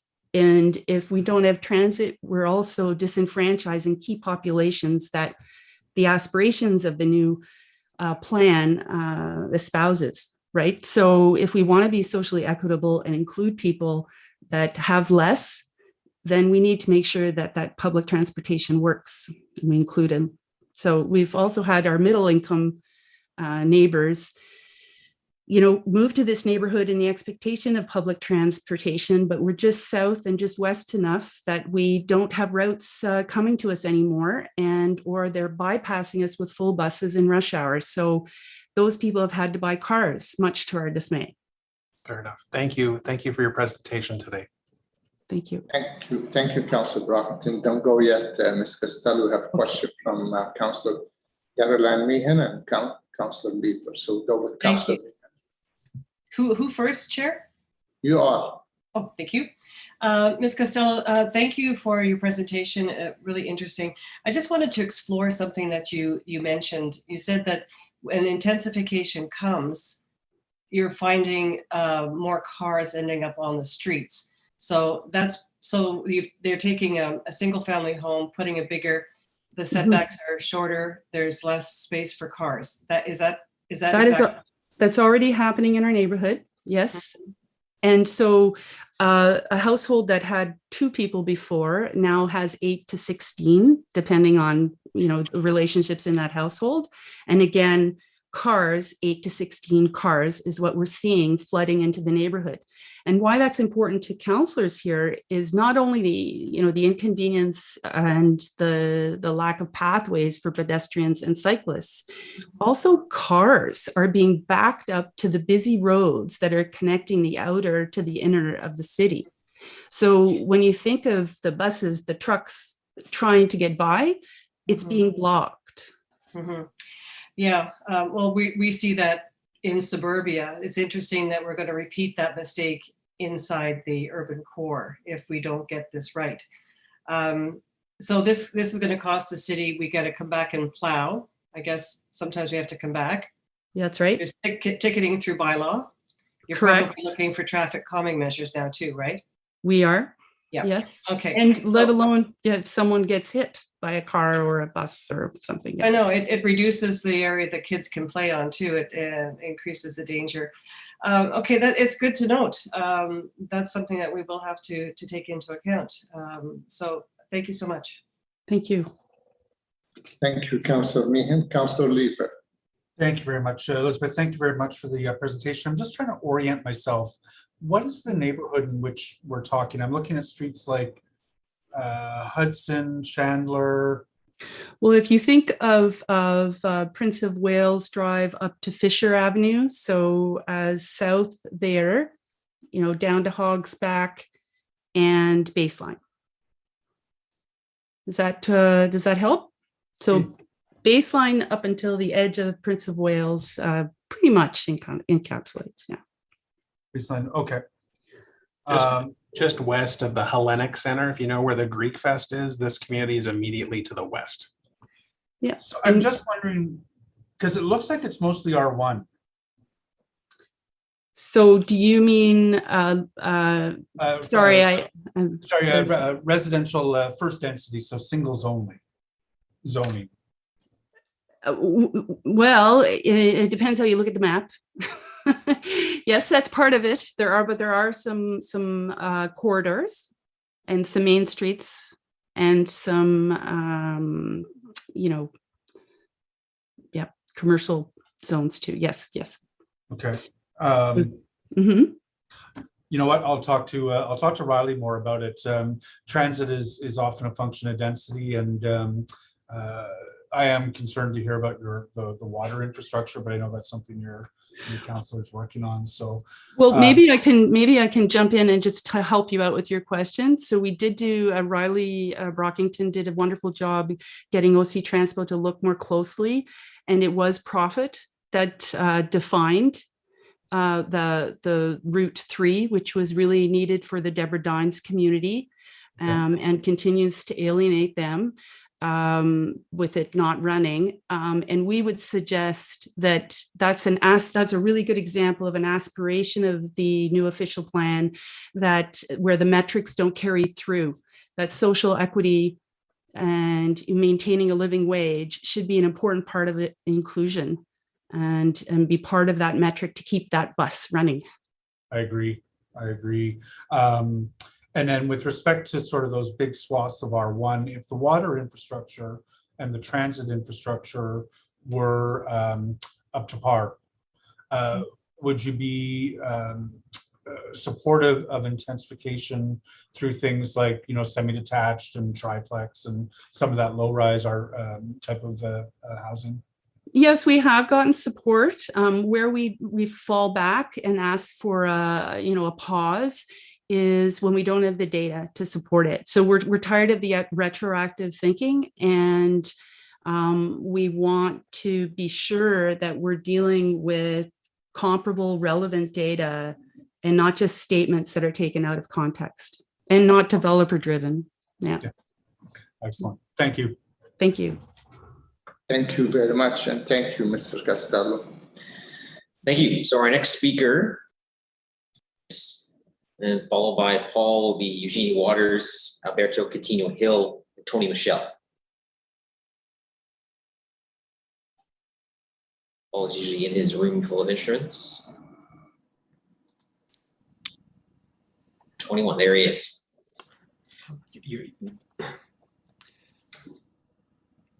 Hello, everyone. Thank you for having me here today. My name is Paul Johannes. I'm the current chair of the Green Space Alliance of Canada's capital. And the Green Space Alliance is one of the co-conveners of the People's Official Plan. I'd like to start with something that I guess is behind us, but it's still ahead of us. We would much prefer to have in front of us today an official plan that did not include any urban expansion. We opposed it before, and we still oppose it now, and in a sense, even more so. And why is that? Well, since May 2020, when this was last considered, the urgency of addressing the climate emergency has become ever more apparent. Also, I guess with our experience in our fight against COVID, we realize that a balanced approach is not necessarily the best approach in a crisis. And in addition, additional information, evidence, including the city's own modeling, has shown that growth management goals can be achieved through intensification alone, essentially. So we would gladly support any reversal of that decision. Now, in the absence of such a reversal, as unlikely as that might be, at a minimum, we would ask that policy 3.1.5F, which came up earlier today, be changed back to the text of the revised draft so that areas containing elements of the natural heritage system are excluded from consideration as urban expansion lands. We would also ask that in future, decisions regarding the share of future growth as between intensification and urban expansion be tied to the achievement of greenhouse gas emission reduction targets, so that there's some kind of objective criterion for establishing that share, rather than basically a number more or less picked out of the air. Also at this point, and maybe you won't believe this, but we would prefer to continue consultation and development of this official plan, which is really not ready for adoption despite the best efforts of staff, as evidenced by the large number of motions for amendment that are presented today and the number of delegations today. Now, the major change made to the growth management strategy between the draft official plan and the revised draft is, in our view, the result of a misreading of community response to the draft. What was viewed by the city as a rejection of neighborhood intensification was, in fact, a normal reaction to a neighborhood overlay that covered almost everything from Bayshore to Beacon Hill, and poorly explained density targets that led residents to believe that their neighborhoods might become as dense as Tokyo. We actually heard those words. They felt they were being asked to buy a pig in a poke. And so the accelerated timeline placed on the development of this official plan has prevented the undertaking of the local planning that would have found the right solutions for neighborhoods while meeting or exceeding intensification targets. And it led to the revised draft proposal, which is to intensify predominantly in hubs and corridors. So we would gladly support any significant extension to give proper time to complete the local planning required. Now, in the absence of such an extension, at a minimum, we would ask that the implementation of the intensification policies for corridors and neighborhoods be deferred until such time as local planning is completed to ensure that targets can be met while preserving neighborhood integrity and maintaining or enhancing livability. So finally, on the issues concerning green space and tree canopy in particular, we fully support the improvements in the coverage and protection of green space, and especially in the improved standards to green space for residents. Only urban open space suffers from a thin layer of protection, and that should be improved, that should be addressed. Otherwise, the only improvement we are seeking is language around the baseline assessment, action, and reporting against the new access to green space targets. Now, regarding canopy cover, we support the many new policies that address gaps in tree protection through the development process, and we welcome the 40% canopy cover target citywide. However, to assure the equitable distribution of canopy cover across neighborhoods, we are seeking the establishment of sub-citywide targets for canopy cover and baseline assessments, action, and reporting against those targets. So I'm speaking today on behalf of the Green Space Alliance, but through the People's Official Plan, these positions enjoy widespread support, reaching through the environmental community, connecting with the views of community associations through our ties to the FCA, resonating with equity-seeking groups such as Cowie and others who you've heard today. And it was through the work that we did collectively that we were able to bring together the motions that we've distributed ahead of the meeting in the hope that they may be adopted or inspire and inform members of this joint committee so that they may be addressed through motions to deal with some of the deficiencies we've identified. All right, thank you, Paul. Questions for you from Councillor McKenney. Sorry, I don't know why I said that. Councillor Kavanaugh.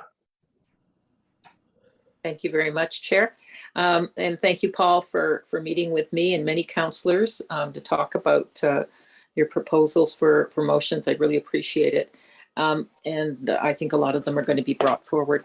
I just had this specific question I had to ask you. In terms of a presentation from just earlier from Ian McConaughey about the space around Moody Station, it's a particularly unusual predicament because it's a transit station, but it's surrounded by greenbelt. Therefore, what do? It's not going to be transit-oriented development. And I just wondered if how the Green Space Alliance feels about that particular idea that the green space be preserved because it is MCC space. We've been involved in that piece of property for quite some time.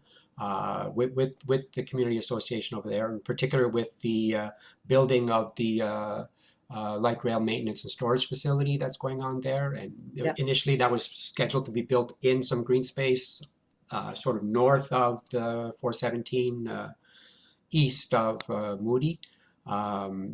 We also work closely with the Ottawa Wildlife Center over there with the restoration of that wetland, actually as a compensation project to wetland lost along the Richmond corridor.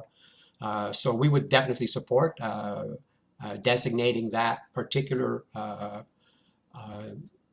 transit station as a non-intensification as per the recommendation of the local community association.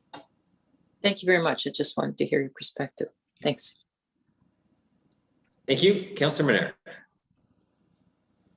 Thanks very much, Chair. I've moved outside. Can you hear me okay still? Everything all right? I can hear you fine. It looks like you're still in your kitchen. Okay, good. Thank you, Paul, for your presentation. You mentioned urban expansion and that it is even more of a concern today than it was previously when we had a discussion around it. I presume the new information that has come out around the costs, that you've looked at that. Have you had a chance to look at the costs of urban boundary expansion yet? I saw that there's a paper that's listed in the long list of papers. I haven't gone through it in detail, no. Okay, well, what it said, and Kate Porter's been reporting on it, but what it said is essentially that expansion onto those greenfield areas costs $465 per person per year in Ottawa. So you can do the math. When you multiply that out, that cost per person per year versus infill, how much this is going to cost, hundreds of millions and billions over several years. So we're spending billions of dollars to expand our urban boundary over the lifetime of this plan. And we seem to be comfortable doing that. I guess the question to you would be, what would be your solution to not expanding the urban boundary to intensify in a way that is respectful? How do we do that? Our presentation at the May 11th meeting, the previous marathon meeting on this, dealt specifically with that.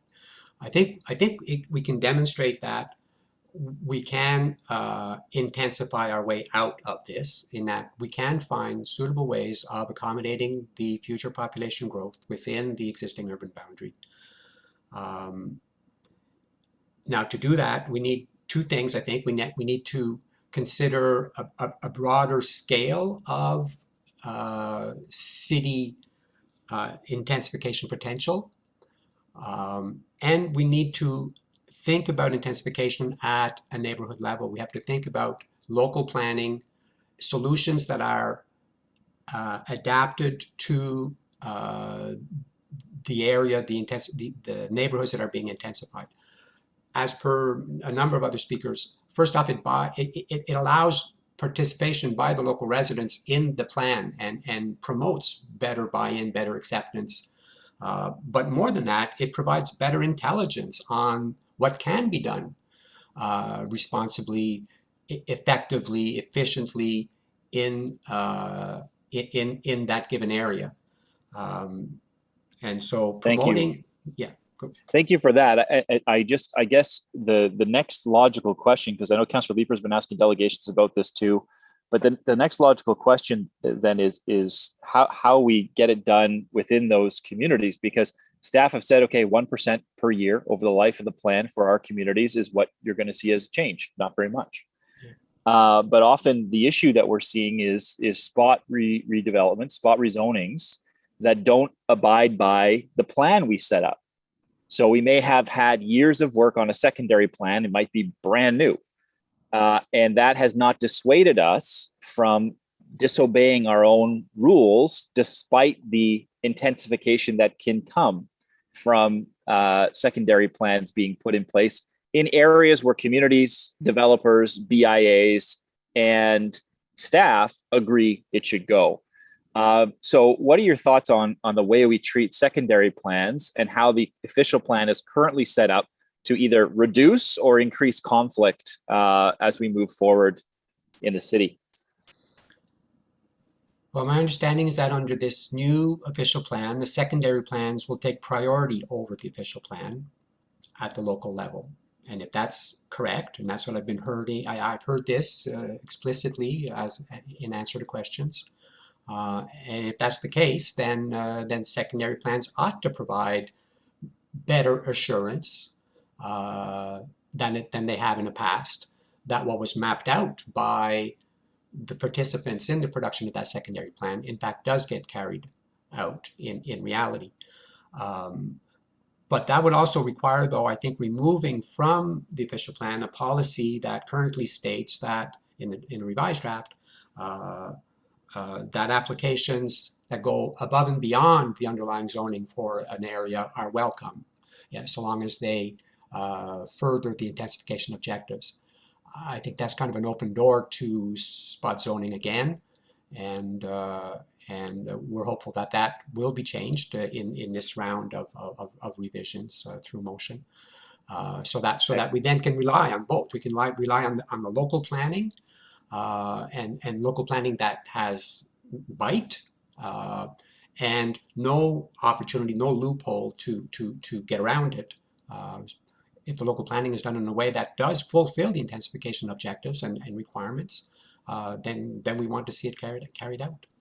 Thank you, Paul. My colleague, Councillor Leeper, has a question. So I'll just ask one last very short question, and that is around the current greenfields that we already have in the 2021 urban boundary. So not the expansion lands that we had discussed, but before that, we've set intensification targets for those lands. What is your view of those intensification targets for those lands that are, currently undeveloped, and how might we need to change that?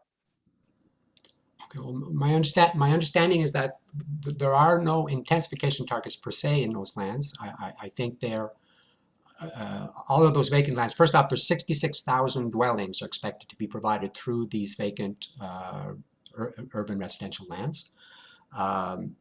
A lot of them are covered by, they're already in the planning process. So they're all at various stages of the planning process. Some of them have no plan. They're in the no plan category. And I guess for those, they're open game, I suppose, as to how they can be developed. Things that are already at some status of planning, I'm not too sure what can be done about things that are already at some status of planning. Has a plan of subdivision already been filed for so I that's kind of a loose end as to what about these transitional things in these far areas. But as far as I know, there's no special intensification targets for those. Those are being built as per whatever. Yeah, and excuse the terminology. Yeah. Perhaps I meant units per hectare, I think is what I'm getting at. Yeah. So if you can get at the units per hectare piece. I think they're at standard 36 units per hectare, I think, building density that these types of greenfields have been developed in the past. And so we think there's an opportunity there to, in the same way that the urban expansion lands are being thought of as being, let's build these towards a 15-minute neighborhood from the get-go, that ought to be possible for greenfields inside the green belt that are still not developed. Very good, thank you. Thank you. Now, Councillor Leeper. Thank you very much, Chair. Paul, thank you very much. I want to address the local planning for a moment, and I'll try to find a way to Alex Trebek my question here and turn it into a question. Secondary plans, we recently voted as a committee to increase the height of a proposal from what the secondary plan contemplated by 4 more stories. Which leads me to believe that these local planning efforts, in which community associations and all the parties that Councillor Menard cited worked so hard for so long to come up with secondary plans, community design plans, and we discard them. I know Mr. Michel is on the line. We're going to hear from him shortly, and I suspect he's going to talk to us about the Westboro secondary plan. We don't adhere to them. Do you know of any secondary plans that have had this intensive local involvement that can be counted on to guide development for some reasonable period of time? I guess, unfortunately, I'd have to say no, because all of the examples that I do know of are the ones that had trouble, right? You don't hear about the ones that work out, but Old Ottawa East, for example, there's things that go wrong with those plans as well. But my understanding is that this is a feature of the current framework that under this new official plan has put forward. Again, maybe I'm wrong. We'll have to ask Mr. Migueles about it. That the secondary plan would in fact take priority, and so wouldn't that provide that additional level of protection that wouldn't make it possible for committee to just go beyond? To editorialize, zoning has to meet the official plan, or sorry, zoning has to meet the secondary plan. Secondary plans have to adhere to the official plan. Official plans have to adhere to the provincial policy statement. And so where you have language in the official plan that justifies greater density than what is allowed in a secondary plan, developers will push that envelope every time. And of course, we are not the in complete control of development. They do go to the Ontario Land Tribunal, who are focused on that plan. Okay, so that's one question. With respect to something you said earlier, I just wanted to highlight that I have a motion coming forward. For those who are interested in seeing it, I believe it is motion number 62 in our tracking list on 5.6.13A, which speaks to going above the development standards or the what is contemplated in the zoning. I do have a motion coming forward to amend that in a way that I feel will make it clearer that if we have new zoning bylaws, that it won't be contemplated for a greater height. Because keep in mind as well, we're talking a lot about local planning efforts and delaying the official plan. In the next term of council, the most important thing this committee is going to be stick handling is the comprehensive zoning bylaw review, which will bring zoning up to meet the official plan within local geographic context. And so that's a critical piece for us, which is going to involve a lot of hyper local discussions. So I'll leave it there, Chair. Thank you. Thank you, Councillor Gower. Yeah, just quickly, Paul, thank you. I am interested in that greenfields idea. It's something I'm going to ask staff as whenever we get to staff next week sometime. I don't think there's actually many existing greenfield areas that do not have a draft plan or are not significantly underway. I think there's perhaps only land near the in Riverside South near Transit, which because of its proximity to transit would end up with a much higher units per hectare anyways. So I'm not even sure. I appreciate the idea, but I think we're actually achieving a very high, very high density targets. And I'm not sure that would actually make a big difference based on how things are developing right now. Contrary to popular belief, new development in the suburbs are not primarily single family homes. There's an incredible amount of variety. In fact, I've seen a few applications come back that were previously approved as singles, and the builders are coming back and said, let us build a higher density product. There are townhomes or stacked townhomes. So things are changing quickly in the suburbs. Thank you, Chair. If I could just comment on that, I think the just towns just briefly, because there was no question, so just briefly. Okay, sure. Yeah, the towns definitely people want to build a lot more towns. There's kind of the cap at 10% of development being in apartments. I think is what brings down the density potential for those types of greenfields.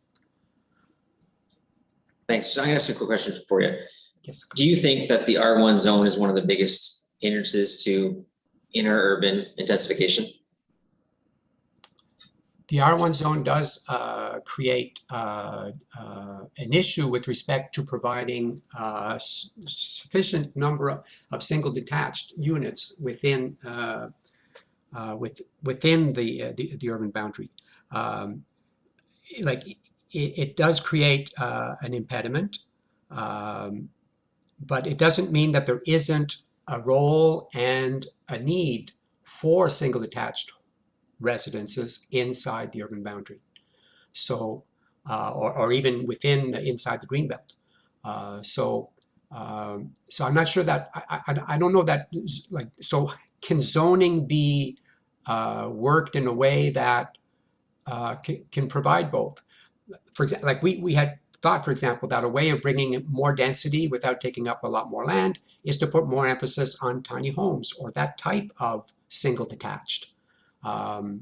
So that, so it's not single detached in itself. That's the issue. It's really the amount of land that's being taken by the housing. So there might be ways of finding combinations that work well.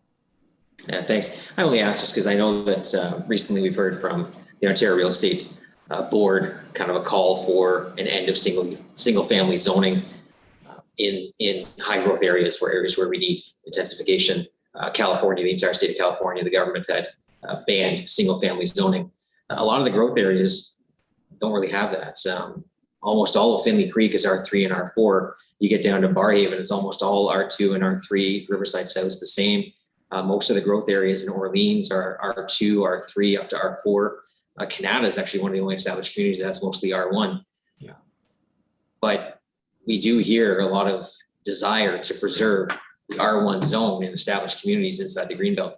So it's a tough one because we want to balance that out. We want to make sure that, I've said in the past, we can't tower our way to 60%. So we need some changes in those R1 zones. It will come with the zoning bylaw amendment, but it won't be an easy transition, a necessary one, but it won't be easy. I know that you kind of support that line of thinking, Paul. I just wanted to throw that out there, but thanks for your time today. Very welcome. Thank you. Okay, that is it for that for Mr. Johannes. Let's bring up this. Oh, it's Dr. Waters is next. Sorry, I know that because I can see. Go ahead. Sorry, thanks. All right. Hi, hi everyone. I really appreciate this opportunity to speak today. I'm here as a healthcare professional, and I'm a community family physician. I work in Ottawa, and I also work part-time at the Ottawa Hospital on the oncology unit. And what I'm going to say to you today has been, I've shared with and has been endorsed by 36 of my physician colleagues who work in a variety of specialties and at various hospitals and clinics across Ottawa. So their names and credentials will be included with my written submission.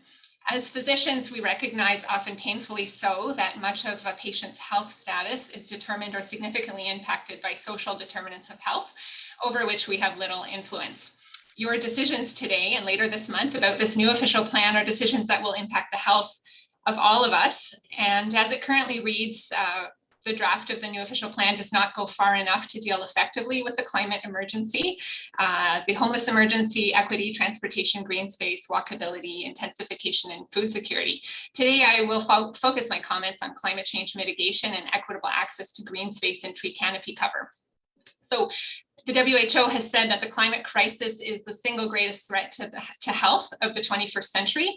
As physicians, we have an ethical obligation to speak out about the accelerating climate crisis, which is likely to have even more catastrophic and lasting impacts than the COVID-19 pandemic.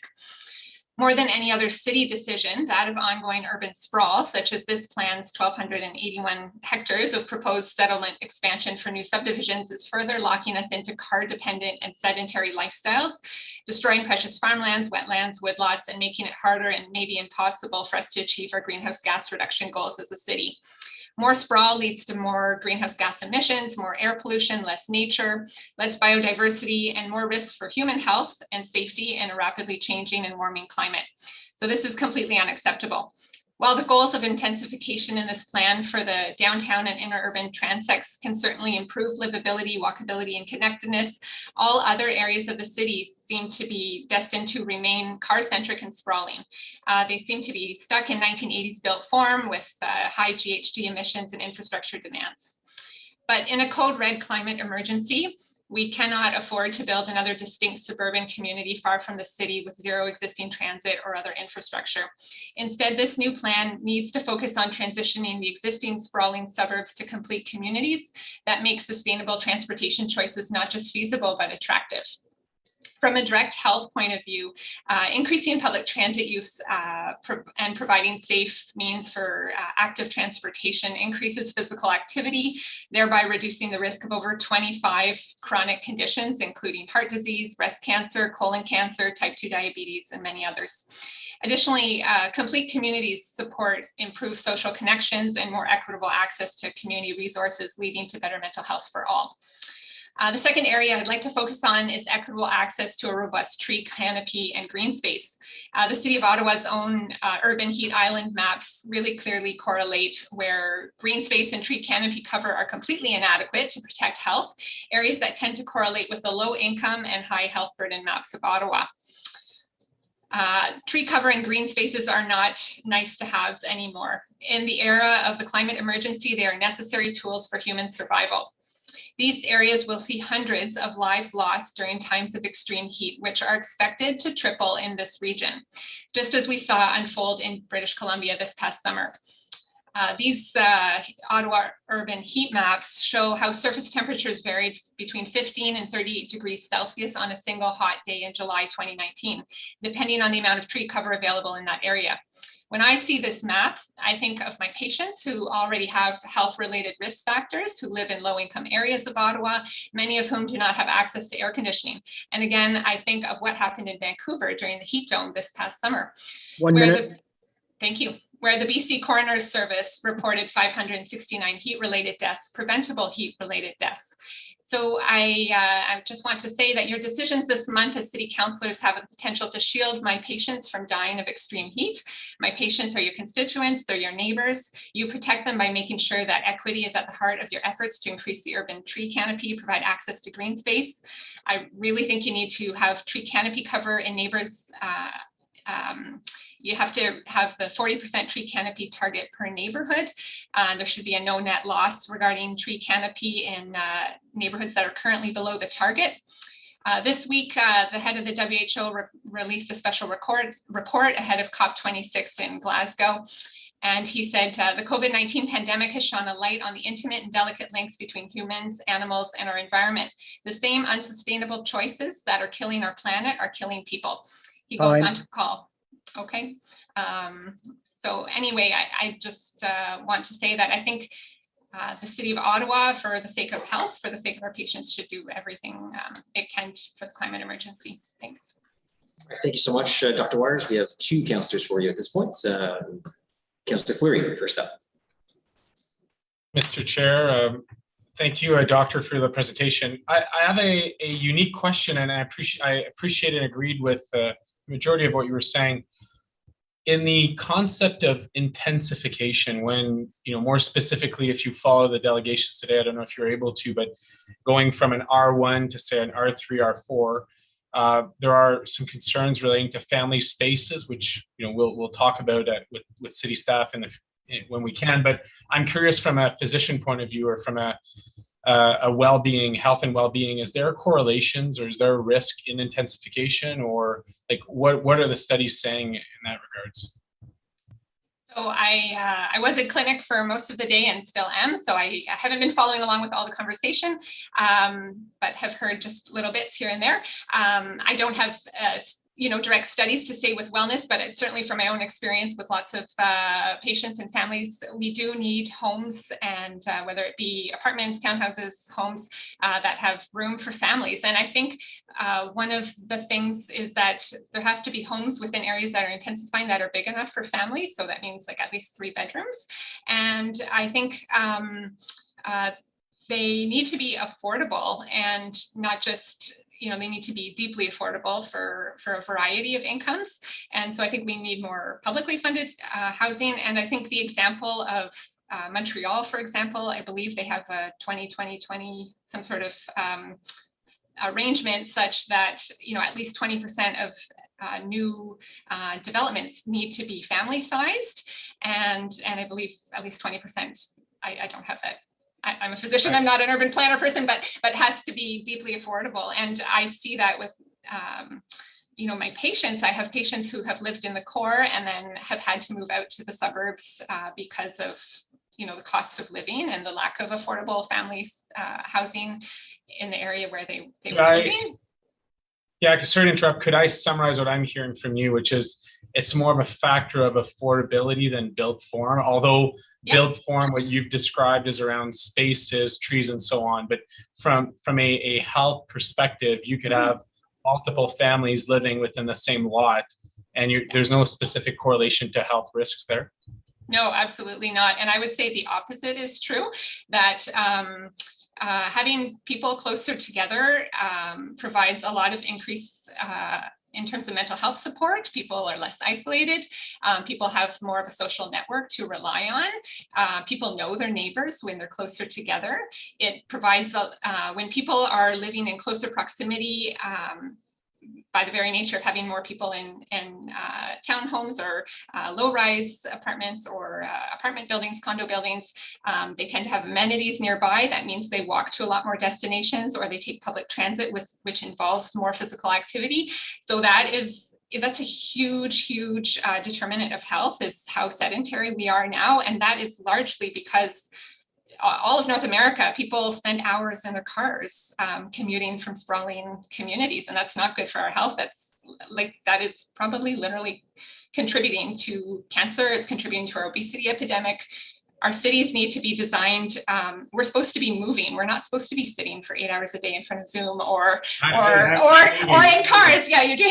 But it's bad for our health to be sitting all the time. And if we continue to design cities to be, so that we're continuing to sit all the time, we're just setting us up to have poor health, not to mention the environmental impacts. And I think COVID has shown the social isolation and having people closer together is really important. People need to be checked on if they're seniors, if they have disabilities, if, for whatever vulnerabilities, people need to know their neighbors. It's better for them.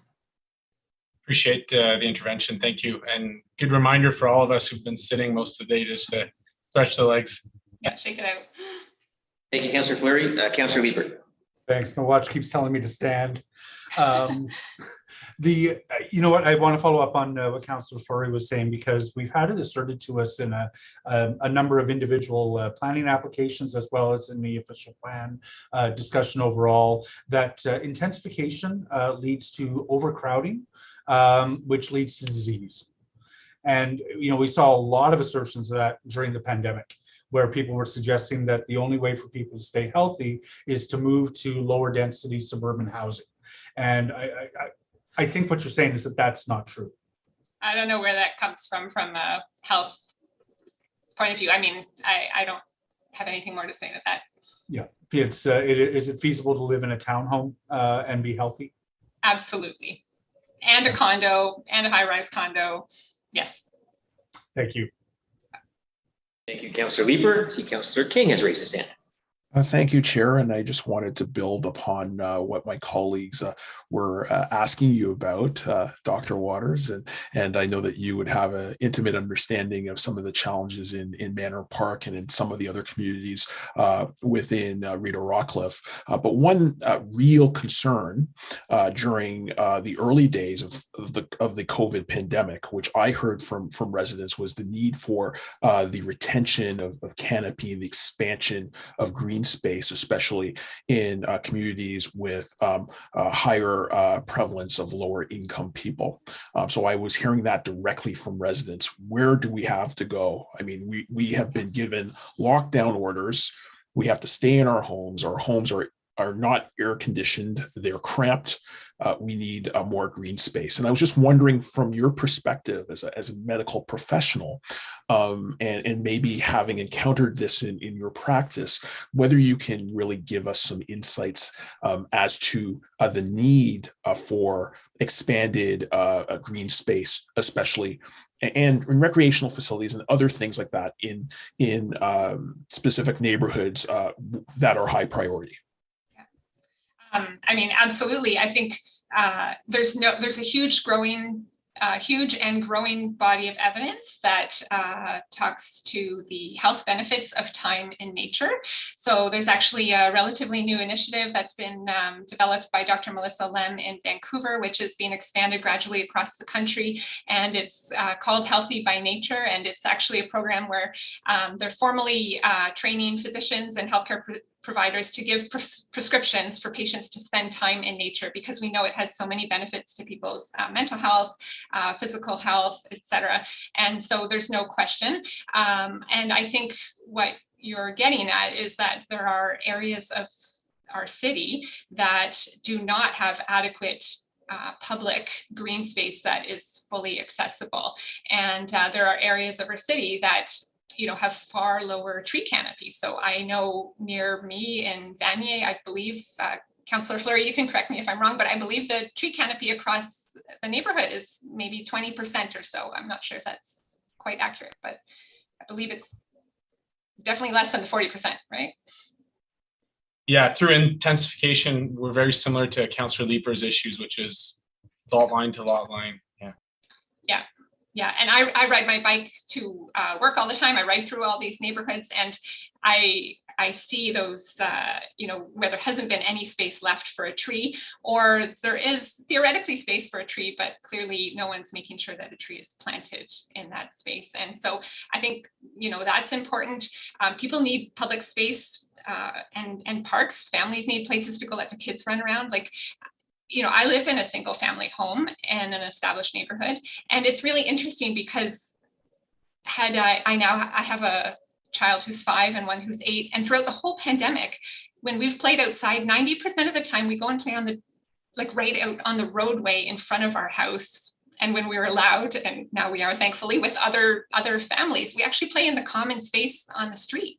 And we actually don't use our backyard as much as I thought I would long before I became concerned about these issues. And so I think, really rich, family-centered urban spaces that provide the green space, provide the tree cover, that's where it's at. And I know Vancouver, for example, has done a tremendous job at keeping families in the downtown core, despite extreme density. They've been building new schools that are like a vertical school. They're, really creative ways to keep families in intensified urban areas while providing, great recreation facilities, social spaces for teenagers and adolescents.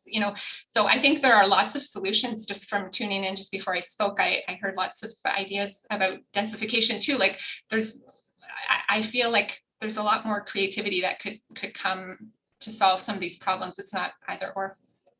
Well, I appreciate your input. I think that is a message that we will take back loud and clear. Obviously, in the inner core, we need to explore the retention of green space of our tree canopy. I see it every day. I live next to neighbors whose children play on their front lawns, and they come across the street. And so I hear you. I think that we need to ensure, if we're going to have vibrant communities, that we protect these green spaces to really enhance the vibrancy of our neighborhoods and to enhance the health of our city as a whole. So thank you so much for your deputation. Much appreciated. Thank you, Chair. Thank you, Councillor King, and thank you, Dr. Waters.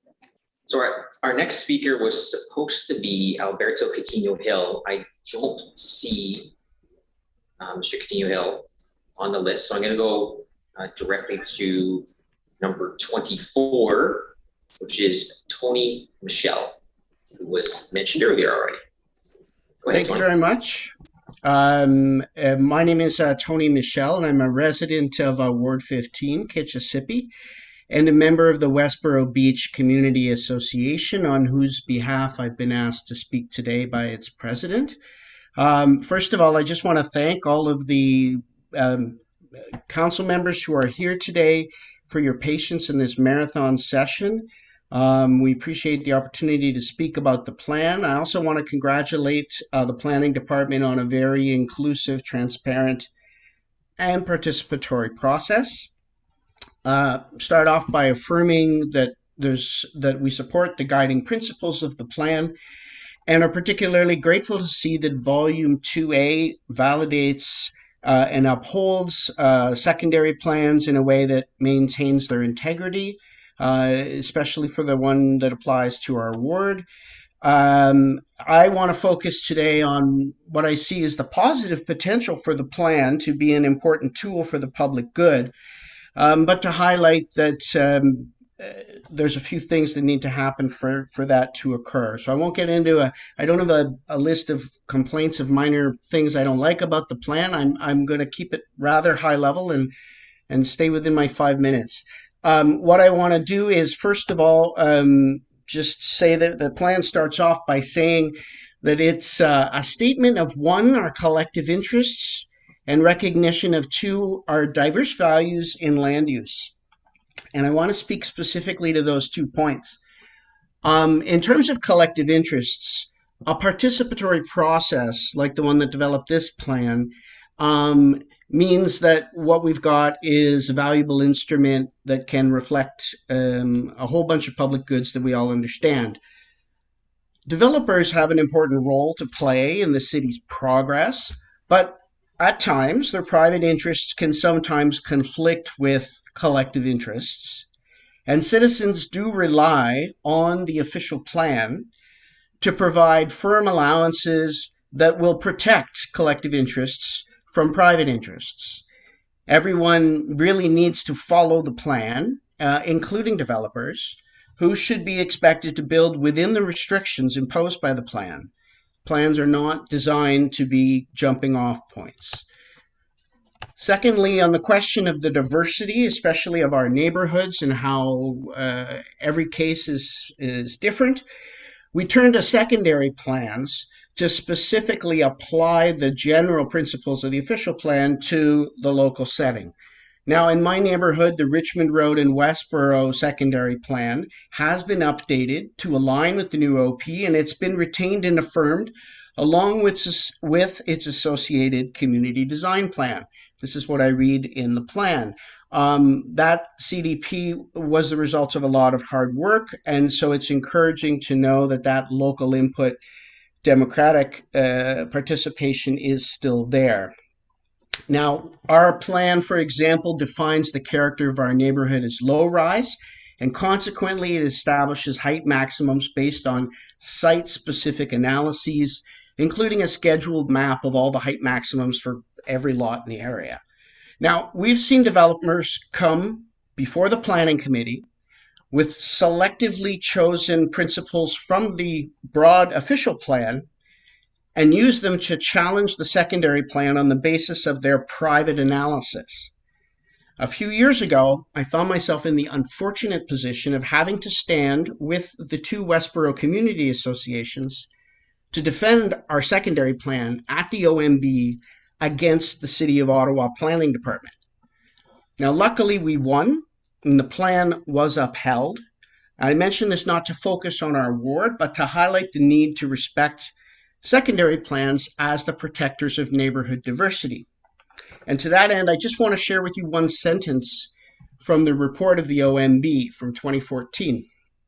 They concluded by saying, if the purpose of planning is for municipalities and stakeholders to know what is expected of them, then it is the antithesis of that purpose to suppose that official documents do not mean what they say, or that predictability is impossible without resorting to the subjective interpretations of a handful of insiders. And in this case, he was referring to the planning staff. So this brings me to my final point in conclusion. I want to talk about official plan amendments, and in the end say that the plan will only live up to the potential that people have discussed here today if its integrity is respected. And so I appeal to councillors to show great restraint in granting official plan amendments. The OP is a form of social contract with the citizens of Ottawa. Citizens need to trust that the plans will mean something so we can predictably live our lives around them. The city has the right to amend the plan, but for the plan to be meaningful, it should not be easily amended. So I just want to stress that in the eyes of the public, each OPA weakens the legitimacy of the new official plan. Each OPA will undermine confidence in local government. This is a question of institutional trust. So once again, we know no plan is perfect, but we call on the plan to at least apply to everyone, all residents, all developers, and follow the plan rather than find their ways around it. And let's give it a chance to work. Again, this is a basic appeal to slow the pace at which OPAs are granted. Thank you. Thank you, Mr. Michel. Was that OMB hearing on 355 Roosevelt? That was. Yeah, remember that one well. I know it was a long time ago. It was actually 3 hearings. you remember your losses, I'll tell you that much. Sorry? I said you remember your losses. So as a councillor, I voted in favor of that application, right? So I remember the fact that it was overturned fairly well. Councillor Fleury has a question for you. It's a quick one, and I respect, Mr. Michel, what you were saying relating to following the plans. I want to hear maybe a bit more specific, because when we do keep the zoning low, if the plan does allow for additional heights, then that also allows for the community benefits conversation, historically Section 37 or so on.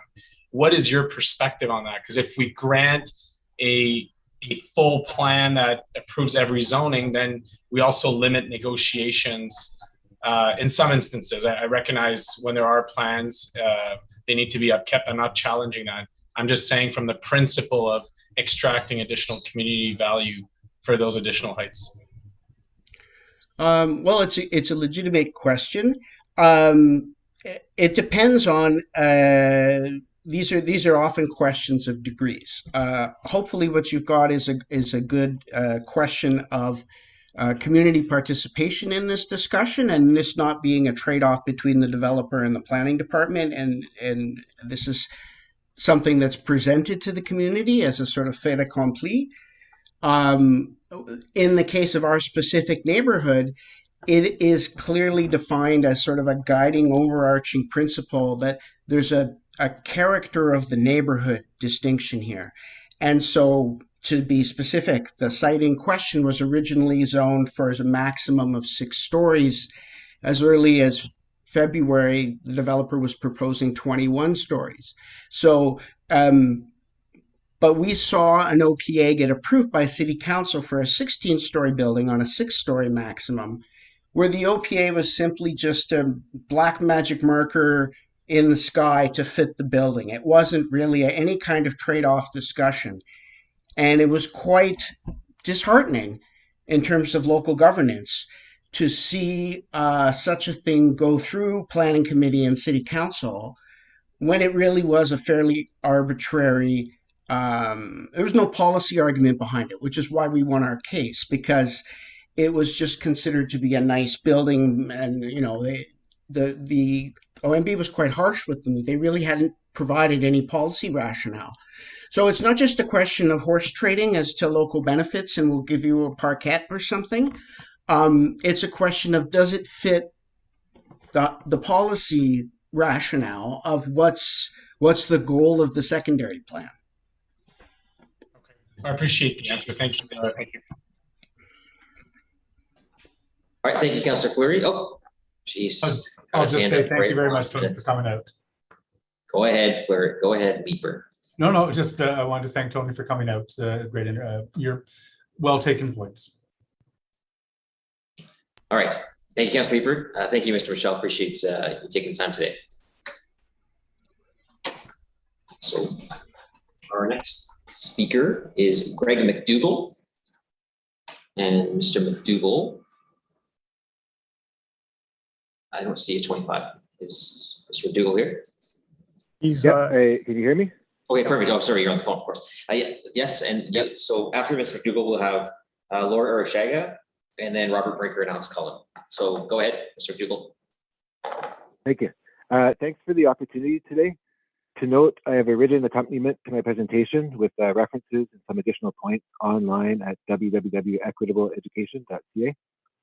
I want to recognize the many important issues being discussed today. I also want to recognize the unceded Algonquin Anishinaabe territory where Ottawa is located, which is the reason I chose to participate in this meeting today. Because Council seems only willing to consult with the one Algonquin chief involved in the Eastern Ontario land claim process, a process that is ceding the inherent land title and rights, and not to consult with the other Algonquin chiefs whose communities also have title and rights in Ontario and aren't ceding those rights. To start with, going back 7 years, there was a similar decision at Ottawa City Council, and this was what became the Zibi development. The result of that was Pikwakanagan and the Algonquins of Ontario signed on with the developers, and the 9 Quebec-based Algonquin communities united to call on all governments to stop the development and return the sacred site to Algonquin stewardship, calls which all governments ignored. And now we have the bridge named after William Commanda upstream from that sacred site, where there will be private condos and commerce instead of, as Commanda envisioned, quote, Chaudière Island replanted with trees, together with the Resource Falls, they can constitute a wild space in the heart of the country, and they send a symbolic message of reconciliation with Mother Earth across the globe. And that's from his 2006 speech upon receiving the key to the city of Ottawa. So the rezoning decision then was made despite the urgent request from the then chief of Kitigan-Zibi, Gilbert Whiteduck, for council to postpone the vote and engage in dialogue first, which was ignored. When I interviewed him at the time, he explained the tremendous work needed to educate people about Algonquin land title and rights.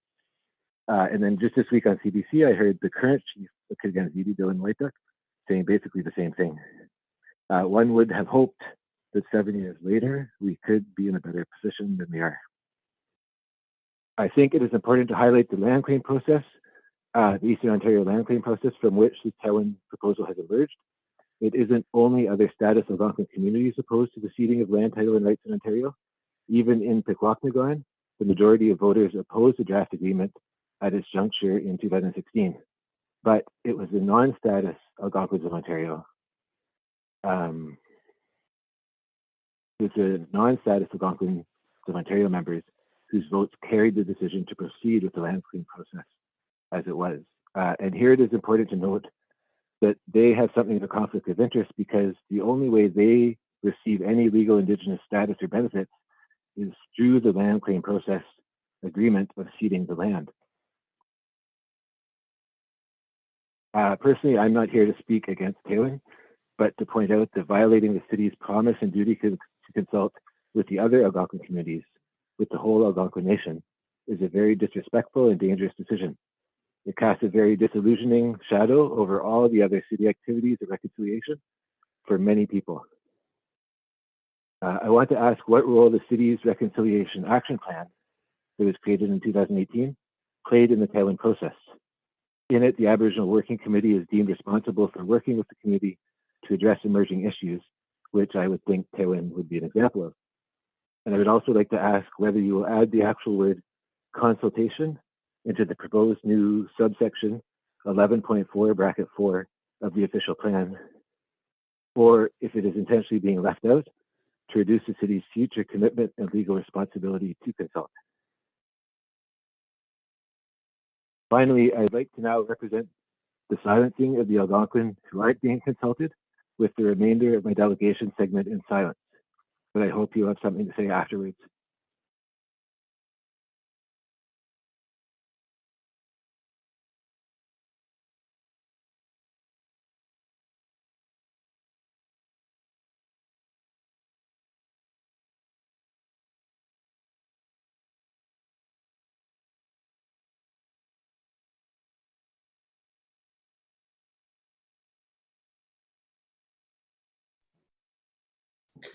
Okay, thank you. I think if I heard you correctly, at the end, I paused because I think I heard you ask for silence.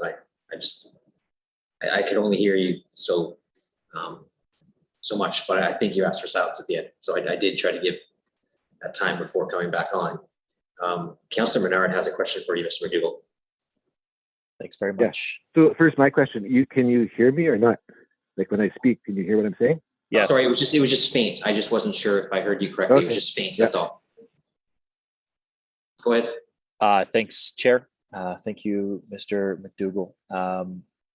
I guess the question that I have, it's really more for staff in the mayor's office. We had passed a motion, just to Mr. McDougall's point, we had passed a motion that compelled the mayor to meet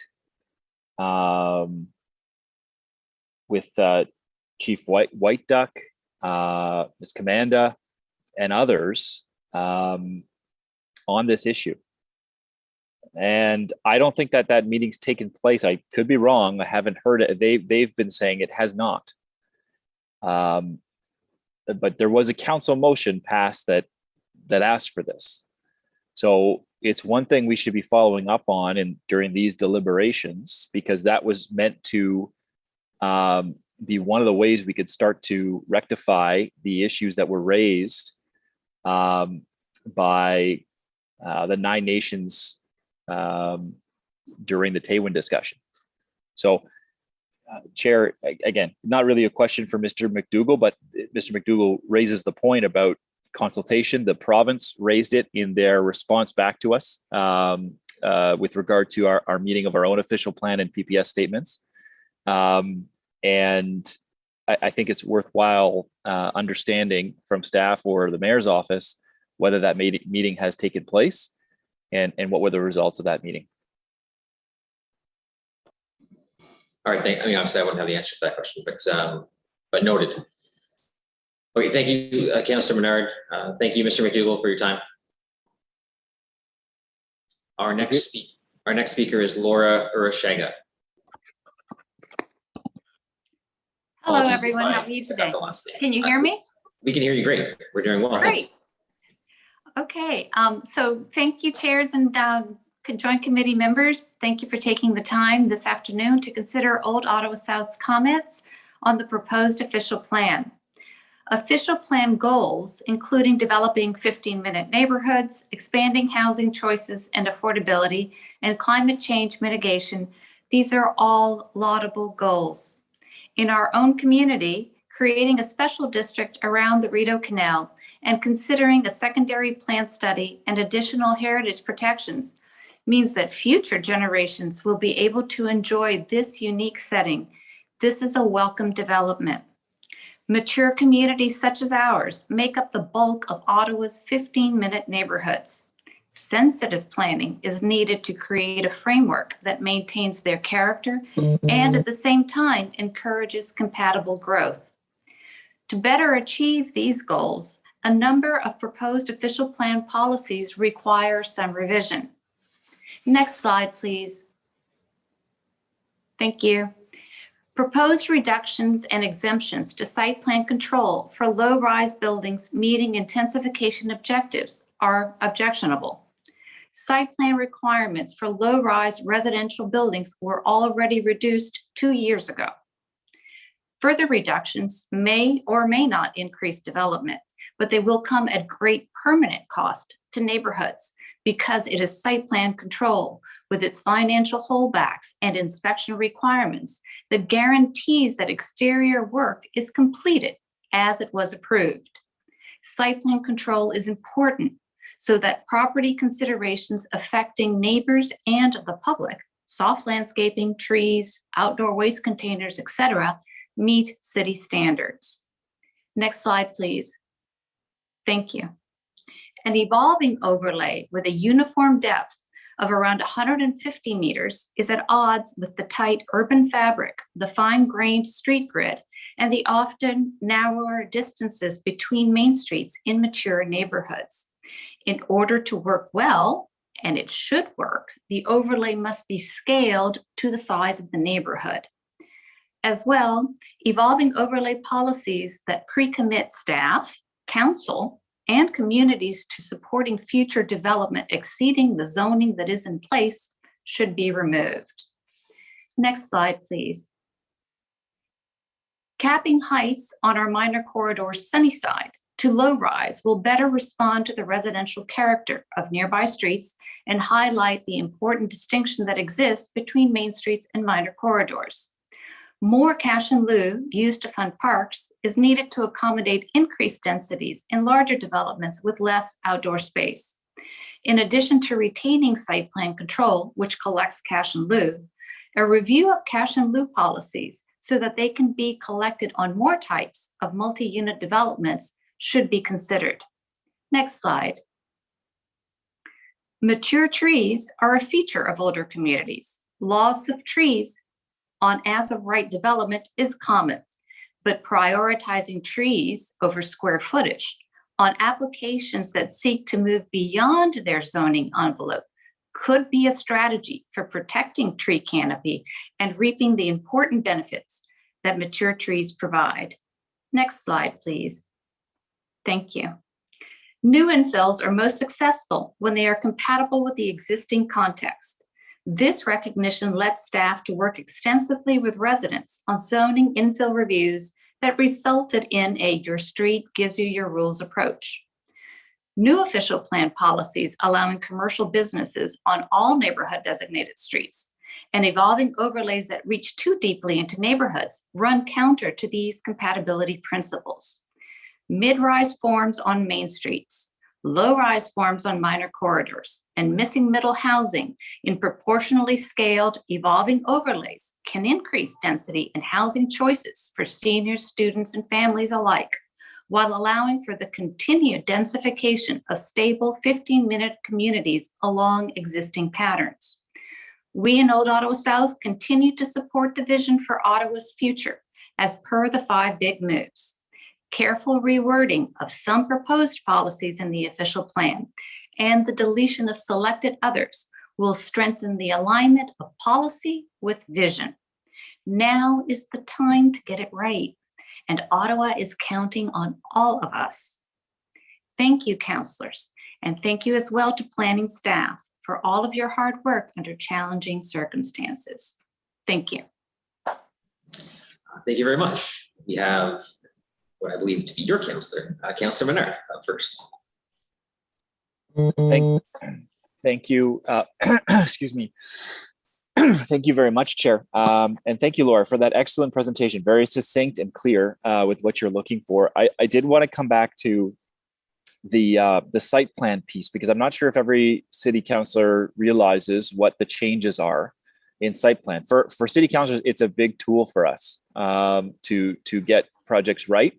And it's a big, I guess, benefit of being a city councillor, that you have some control over site plans that come in and can work with those developers in the community to align the site plan. So can you just go into more detail specifically about what the concern around the language in the official plan or on site plan is now? Sure. So basically, a couple of years ago, site plan control was changed, and some smaller low-rise farms were exempted, but particularly in the area where there were changes in the parking structure. So in the inner urban areas, and that exemption meant that, you know, things that it used to be that things under 300 square meters automatically went through site plan control. That got changed to 600 meters square. Things got changed so that there were standard applications and complex applications, and standard applications, the communities are no longer notified, just the council. So now in this proposed official plan, there are greater exemptions, and, you know, throughout the entire area. So that is of concern, because as I explained, and as you all know, site plan control controls things, and because it holds back, you know, monies, and then, you know, when one growing season passes and, you know, things are as they're supposed to be, once the inspection happens, then you get monies back. So it's a good tool, because it's one of the few tools that, you know, hey, if you don't perform, we don't give you your money back. So exempting forms from, you know, site plan control, even more than they are now, is a big issue. So, but site plan control is a zoning bylaw, so there really is no need for a plug in the official plan that says, hey, we're going to be reducing and exempting some forms from site plan control. So if that's a zoning bylaw, it can be handled by the zoning bylaw. But once it's put in the official plan, it's already signaling, the plug is saying, hey, we're going to be reducing site plan processes or exempting some projects that meet certain thresholds, which we aren't defining yet, from site plan control. And, you know, is that really something that council wants? Is that really something that communities want? Certainly from the community perspective, no, we don't know what they're going to be exempting. But once you put it in there, that some things will be exempted, and that's the plug in section 11 and the other ones in section 6.3.3, policy 8, sections A and B. Once it's written in there, hey, it's written in there. So I think that we have to be very careful about what we write in there that can later come back and, well, as we would say in the South, bite you in the patootie. So, you know, I think we have to be careful about what it is that that we put in there, especially if it's not necessary. You can always review site plan control later. We reviewed site plan control 2 years ago without a section in the official plan that sort of, you know, set the stage for that. I understand your concern. Once it's in the official plan, there's a lack of appeals for a couple of years, and then it's also, you know, kind of codified for whatever use may come. So I think what you're asking for here is clarity in the language. But can you be clear with me? Is it should we be eliminating the word yes, we exempt? should be. Yes, we should be eliminating in its entirety 6.3.3.8 A and B. They're not needed in the official plan. Reviews, the site plan review does not need to be preset so that our hands are tied in the official plan. So basically, it says, in order to maximize predictability and consistency in development proposals, the zoning bylaw may include building and design standards for certain classes of development, not defined, otherwise secured through site plan control, where doing so allows site plan control to be simplified, streamlined, or eliminated. And B, may provide for such zoning standards to apply as an optional as of right alternative to site plan control. And then we go to section 11, where it says, the site plan control bylaw shall establish procedural and submission requirements for varying classes of development. Submission requirements may include architectural and engineering plans and studies, blah, blah, blah. Then section A, development proposals for low-rise or mixed-use buildings that fulfill the intensification objectives of the growth management framework may be exempt from site plan control or have reduced submission requirements and a simplified site plan process subject to blah, blah, blah. So we're looking to intensify mostly through low-rise residential and mixed-use buildings. Great, wonderful, we need more of those. But you're already saying in the official plan that those very types of developments that we are going to encourage through infill and which will affect neighborhoods may be exempt from site plan control. I don't think that's a good way to start. Okay, that's very clear. We are asking staff now to have better clarity on this language. Because I think all city councilors should be concerned with this. This affects every single one of us. And so, the types of tools we use, I'm okay with some minor potential for zoning that may be as of right because they've met predetermined criteria, but that should be spelled out very clearly. So I understand that may come in the bylaw afterwards, but it should be spelled out clearly upfront what we're talking about it. And because this is a 25-year plan, it goes on forever. To have this in our larger document is a little bit too broad, it sounds like. And so I appreciate your very clear presentation. I hope all councilors are taking note of it as well in terms of the tools that we have to affect change and make sure our communities and developers are getting what they need when they're building in our neighborhood. So Laura, the other just quick question for you, I wanted to probe a little bit more on the businesses on, commercial businesses on every street. I know Councilor Lipo will probably address the minor corridors piece, so I'll leave that to him. And maybe he's not, hopefully he's going to do that, but I assume he is. Okay. On the commercial businesses in our neighborhoods, can you, for the public and everyone else, just explain what is currently in the official plan and what your interpretation of that is? So basically what it's calling for here is saying that within neighborhoods, and that's in 6.3 neighborhoods, that in policy 4, 6.3.1.4, item D, it says that to provide for within neighborhoods, areas designated as neighborhoods, to provide for a range of local services and promote the emergence or strengthening of 15-minute neighborhoods, the zoning bylaw may permit compatible and complementary small-scale non-residential uses and services, including retail, service, cultural, leisure, and entertainment uses that primarily serve residents within walking distances and, so on. So again, this is something that, that could be wonderful, and at the same time, might be not so wonderful. So if you have a small music shop that, is a local business because it supports local artists, and they play in the middle of your street in a little cafe, even if it's within, the limits of the noise bylaws, that might not be too welcome.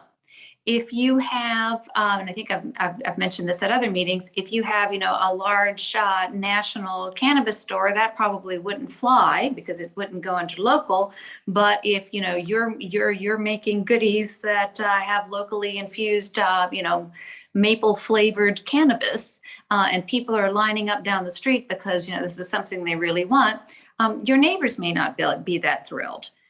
So unless it's further defined and clarified, if it's left up to, in future we'll decide what's appropriate, again, that's just way, way too broad. Certainly in our opinion. And also in 5.6.11, it talks about in the evolving overlay having non-residential uses that are allowable there. Again, sort of undefined. This is stuff that, hey, we have on our minor corridor at Seneca and Sunnyside, we've got local businesses. They've been there for forever. That's great. Minor corridor is a very appropriate place to include some of that. And it helps to break up things in the neighborhood. So, people don't have to walk as far as the main street. So that's great. But, on every willy-nilly, street in the neighborhood, that might not be so welcome, particularly in mature neighborhoods that are smaller, already denser, and have the ability to walk to things. In the outer urban transect, where you have much larger neighborhoods and much greater distances between, small shops. Hey, maybe if the neighborhood wants it, that might be appropriate there, but there should not be a blanket permission for that, throughout in the official plan. Thank you, Laura. I think you're right about getting clarification on that, because I can see I'd love to see some corner stores here and there. I want to see, some intermix use like you see on Sunnyside. Absolutely. Yeah. And I think that's what staff's intent is, but the way it's worded now leaves it open to interpretation. And that's where we probably need some more clarity. So thank you for that. And those 2 points on delegation, I'll pass it to Councillor Leeper now. Back to you, Chair. Thank you. Thank you. Thank you. Just Laura, quickly, I've read your submission. You didn't include that piece, the section you were talking about site plan. You said it's 6.1 point. Can you tell me again? Oh, sorry. Okay, so site plan control is 6.3.3.8, sections A and B, so the entire section. And so 6.3.3.8 A and B, and section 11.1.2.A. Now, I think, staff's point of view is that they're going to be using. I don't want to get too much into it because I want to get onto this. I just wanted to know those two sections just for reference. Thank you. Councillor Leeper, go ahead. Yeah, thanks. And thank you very much, Laura, for a very practical and focused presentation. That was helpful. I think staff are already preparing to have a discussion about site plan and what they're intending to do there and how the language is intended to work. It wasn't something that was flagged in Kitchissippi community, so very pleased that you raised that. A couple of quick items on minor corridors. I just want to confirm you are seeking to have the height capped to 4 stories, which is something. Yes, please. Yeah, so that's coming through, and I think you'll see motion or motions tomorrow when that's passed. I had a thing there because I saw the other day that Mr. Willis had mentioned capping everything to minor corridors to 4 stories. But then I noticed in Mr. McGillis's presentation this morning in his slides, it mentioned capping some minor corridors, not all minor corridors, to 4 stories. So we'd like some clarity on that. I think there's a difference between a Main Street and a minor corridor, and that should be emphasized. And I think that capping it at low rise does that. However, the section in the official plan that says if it's low rise on minor corridors, you can then, without a zoning bylaw amendment, go up to 5 or 6 stories. Well, that's not really on. Yeah. And that was 5233B, I believe. So I've put a motion in front of staff. My understanding is that we're seeking at this point a cap at 4 stories on minor corridors, and staff and councillors who have raised it seem to be agreed. So I'm watching for motion number 14 from staff for those. Thank you. I think another thing on the low rise is, in the city, we have high-rise guidelines and we have mid-rise guidelines. We have older from 2012 low-rise guidelines, considering that we're going to be doing a great deal of intensification through low-rise. I think that updated and detailed low-rise guidelines is something that should really be explored. Because, you know, we're going to be intensifying mostly through low-rise intensification, and, you know, we're going to need a really good roadmap for that, especially in areas where, you know, let's just say in areas where you have R1, and if everything goes to R4, well, that's a sea change. You know, they're going to need some guidance. And also on the R1, I think that the fact that neighborhoods have a little bit of everything is what makes mature neighborhoods successful. And that if it would be hugely ironic if everybody who wants a yard has to go to the suburbs. That doesn't mean that, you know, you have to have huge swaths of R1, but having a little bit of everything in every neighborhood, that's what makes the existing 15-minute neighborhoods great. We've punted that decision if this plan passes in the R1 until the comprehensive zoning bylaw review. But I know it's going to be an interesting discussion come election time. With respect to those low-rise guidelines, I just want to mention one other thing, which was the 5.6.1.3A, which is the going beyond. I think you had mentioned that one. So I've got a motion that will hopefully address that to your satisfaction as well. Thank you. Motion number 62. With respect to the low-rise guidelines, you mentioned at one point in your presentation character of the neighborhood. We've heard a few presentations talking about that, sometimes in explicitly sort of preservation of neighborhood character language. And I wonder if you could unpack that for me a bit, because like I think you also used the word compatible, and the official plan in its previous iteration specifically said compatible doesn't mean the same. Yeah. What is OSCA's understanding of compatibility and character to the extent that it can be defined by zoning? Sure. So I think that even within a neighborhood, different streets have different character. And it's that variety. It is that variety in a tight neighborhood that makes it special. It makes it great. We have even, you know, we have a tiny area that has a bungalow-ish buildings. We have areas that are much more tight. And you know, we could use more apartments. So, you know, the low-rise guidelines that will give us those more apartments would be welcome.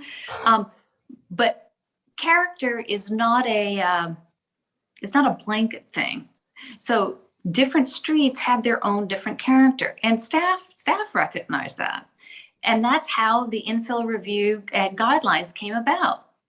And the idea that your street gives you your rules, so that if you have a development, and you know, it's certainly not about architectural style. So, you know, God knows, you know, throughout the history of mankind, we've gone from, you know, huts to pyramids to Renaissance buildings to, you know, you name it. So everything evolves and styles evolve, and that's fine. But the rhythm and cadence of a street, that's what the infill guidelines help to address. And those guidelines, so, you know, the setback from the street, the pattern of trees that sort of give you a rhythm as you go down the street, whether or not you have front-facing garages, are there porches on that street that allow people to speak to each other? And that they're all more or less at a certain height that allows for a conversation. So, you know, you could have a modern quote unquote porch that's fully enclosed in glass and it's a story and a half high up. Well, that doesn't really mesh with what you're trying to create, which is interactions with people, right? And that might be a potential character on a particular street. It may not be on some other street. So I think that the infill review guidelines went a long way to trying to identify some of what that character is, and to address the fact that it's not the same on every given street. but that it is something that, you know, staff and residents know is a characteristic of existing neighborhoods that we want to maintain. And so that's the reason for that, all that work was done. Okay. Just to shift gears into the local commercial or the business. If the official plan passes in its current form, and I may have a different view from Councilor Menard on this, and I know I have a different view from many residents. Not to get too deep into it, but you know, we have post-war planning that said we're going to plan our cities with commercial over here, you work over here, you live here, and you're going to travel between those. And one of the fundamental changes that this official plan is seeking to make is that we're going to rip that apart again. People talk a lot about Jane Jacobs, and you know, Jane Jacobs was writing from a store, her stoop, which was a storefront with an apartment on top, with towers over here, and very jumbled, right? And I think that that's where the planners in this official plan are trying to go, which is to pull apart that really strict post-war planning that said, this is for where you shop, this is where you live, this is where you play, this is where you work, this is where we render hog fat. The official plan, if it is passed in its current form, won't create commercial as of right. It sets the preconditions for more commercial in our residential neighborhoods. And we'll still have to go through a comprehensive zoning bylaw review to determine, in collaboration with residents, where that is suitable.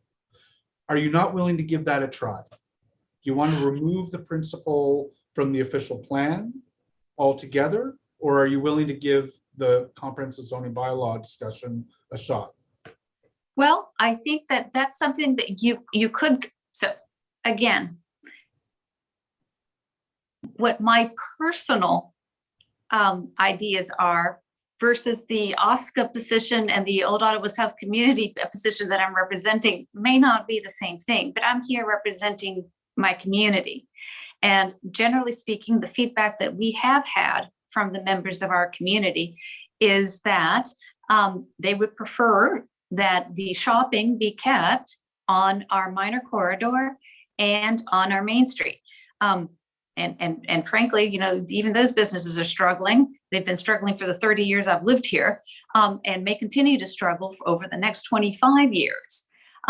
So, you know, the idea of opening up to more shops on the streets that people live, because we are a tight grid neighborhood, everything is close enough that, you know, we have enough shops between the minor corridor and the main street to basically accommodate anybody walking from anywhere. So there really, in our particular neighborhood, does not seem to be a desire on the part of the general population to have shops on any given street, particularly because— you could achieve that, can you achieve that through the comprehensive zoning bylaw review to maintain that character? Yes, so there would be no need to presage that in the official plan. But there would be no, okay. Your point is well taken. I like where you're going with the cannabis infused maple products. I'll leave it there. Yeah. Hey, I live close to the main street. I don't need to go. I don't need to go that far if I were going in that direction. Laura, thank you. That was an excellent presentation. Thank you.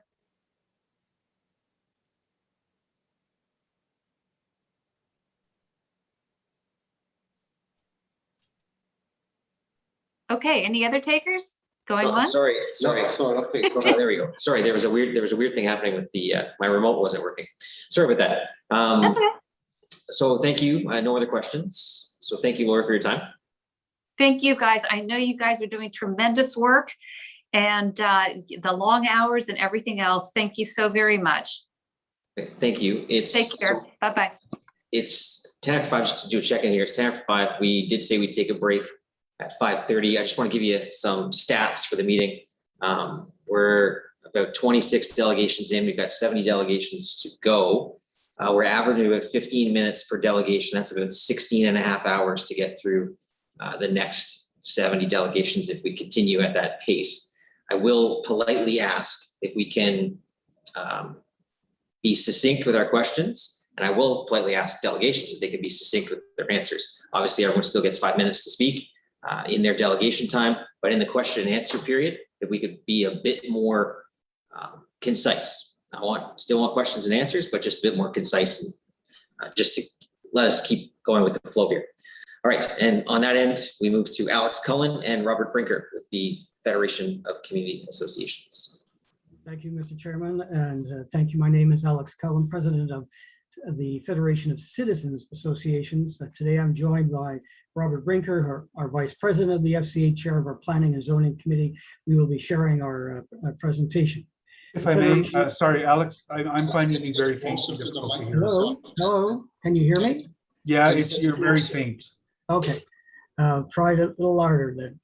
So I think I've introduced myself and my compatriot here, Robert Brinker, who's the vice president of the FCA, chair of our Planning and Zoning Committee, and we're sharing the presentation. The Federation represents some 70 community groups across Ottawa, from Canada Beaverbrook to Manotick Village to Greater Avalon to Sandy Hill. The FCA and its members have been deeply involved in the draft official plan process, along with thousands of other Ottawa residents, either directly through workshops or through the city's online engagement tool. We want to acknowledge the work of our partners and member organizations such as the People's Official Plan, cafes, the Green Space Alliance, Ecology Ottawa, as well as individual community associations who have labored over this 260-page document. All of us want to ensure that the future growth of our city is able to retain the qualities we enjoy in our neighborhoods, as well as deal with the challenges of climate change, changing technologies, and changing demographics. It's important to our communities that change is managed appropriately. We have 5 specific motions to recommend to you to improve this official plan, to better enable it to reach the ambitious goals you have set. These are set out to the appendix to our submission. Now I turn over to Robert. Thank you, Alex. We support the 5 big policy moves as strategic direction for the future growth of our city. We agree that much of the future growth of our city should be accomplished through intensification rather than through urban sprawl. But we caution that this is not a blank check, as our members are all too conscious that there is good intensification and bad intensification. We believe there are policies here to help us achieve good intensification, and that is intensification that respects the character of our residential communities, that they enhances walkability, green space, and community amenities. However, we need to buttress these policies with good metrics so that as intensification occurs within neighborhoods, we can ensure that appropriate mitigative measures can keep pace with development. Alex? Thank you, Robert. It's important to emphasize that while the targets for growth in this official plan are citywide, the impact of these policies land in neighborhoods. It's no solace to learn, for example, that the city target for tree canopy is citywide when a neighborhood gets denuded of mature trees as a result of intensification. It's not helpful to have a tree canopy target that includes NCC lands, as these lands are not subject to development and don't compensate neighborhoods that lose tree canopy through development. It's not helpful to have cash in lieu of parkland funds leave a community where it has been collected if the provision of parkland per capita in that community falls below the city threshold. People live in neighborhoods, and some neighborhoods attract more intensification than others. If we want intensification to work, the mitigative measures that this official plan proposes must be applied to the neighborhoods where intensification is occurring. It does not help. More trees are planted in Orleans when City View doesn't have enough trees to begin with. It does not help. Development in Westboro leads to less park space per resident there. And it does not help if promised sidewalks don't materialize in the neighborhood for years because the budget is backlogged, or warranted intersection improvements are not made because the budget is inadequate. Robert. Many concerns raised by community associations about density and build form in their neighborhoods will, we are told by planning staff, be addressed in the upcoming zoning bylaw review following the adoption of this official plan. Nothing troubles the public more than to see spot rezoning despite the guidelines set in secondary plans developed with community input in good faith. We want to rely on the standards set in the zoning bylaw as it applies to our communities and rely on city to ensure migration in the neighborhoods where intensification occurs. Alex? We'd be happy to answer any questions you may have about the specific motions we are proposing to you. Thank you. All right, thank you, Robert, and thank you, Alex. Questions for you, Councillor Leeper. Thank you very much, gentlemen. With respect to ensuring that we have the amenities and infrastructure to support intensification like parks and things like that, we have development charges, we have parkland dedication rules. Won't those be sufficient? Only if they're applied in the neighborhood where the intensification occurs. The important part is bringing the lens of the impact of intensification to those neighborhoods. As much as the city has citywide targets, it lands in the neighborhood. So the policies you have, the development charges you have, the cash in lieu that you have, if a neighborhood is lagging already, you need to catch up. So you need to make those investments. That way, intensification is going to succeed. If we pass this official plan, are you confident that will happen? Well, we're asking for these amendments to make sure that that lens, that neighborhood lens is there. We've spoken to city staff about this. There is a subsequent report, the monitoring report that's going to come. They're going to be looking for resources. They don't have it yet to do the neighborhood lens. And we want to make sure that's embedded in the plan because that is where intensification lands. When you knock on doors this next fall in the upcoming election, you're going to be in neighborhoods that people bought into, and they're going to talk about what's happened in their neighborhood. So these policies are great, but it's got to be balanced. The mitigative measures have to occur, and the metrics to measure that impact, not to stop it, but to measure and assess, are you keeping up in terms of the sidewalks, the transit, the parks, the trees? Has to be on a neighborhood by neighborhood basis because that's where development occurs. I have found this entirely impromptu line of questioning extremely helpful, and I have a new perspective. Thank you, Alex. Leeper. Councillor Menard. I get the sense he was being sarcastic. Thank you very much for your presentations. Very helpful.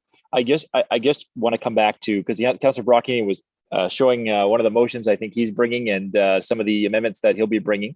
I want to make sure that the amendments you've discussed here today are being brought, that the motions have been developed, and do you know that they're coming forward in some regard going through the staff process? I just want to be sure. Is that a question addressed to me? It's yes, either of you. Well, I can't speak for councillors. I do know that the issues that we're talking about in terms of neighborhood lens, the issues we're talking about tree canopy, I'm expecting motions to arrive. We've given you 5 explicit ones. 4 of them are linked to that neighborhood lens portion. One of them deals with the tree canopy.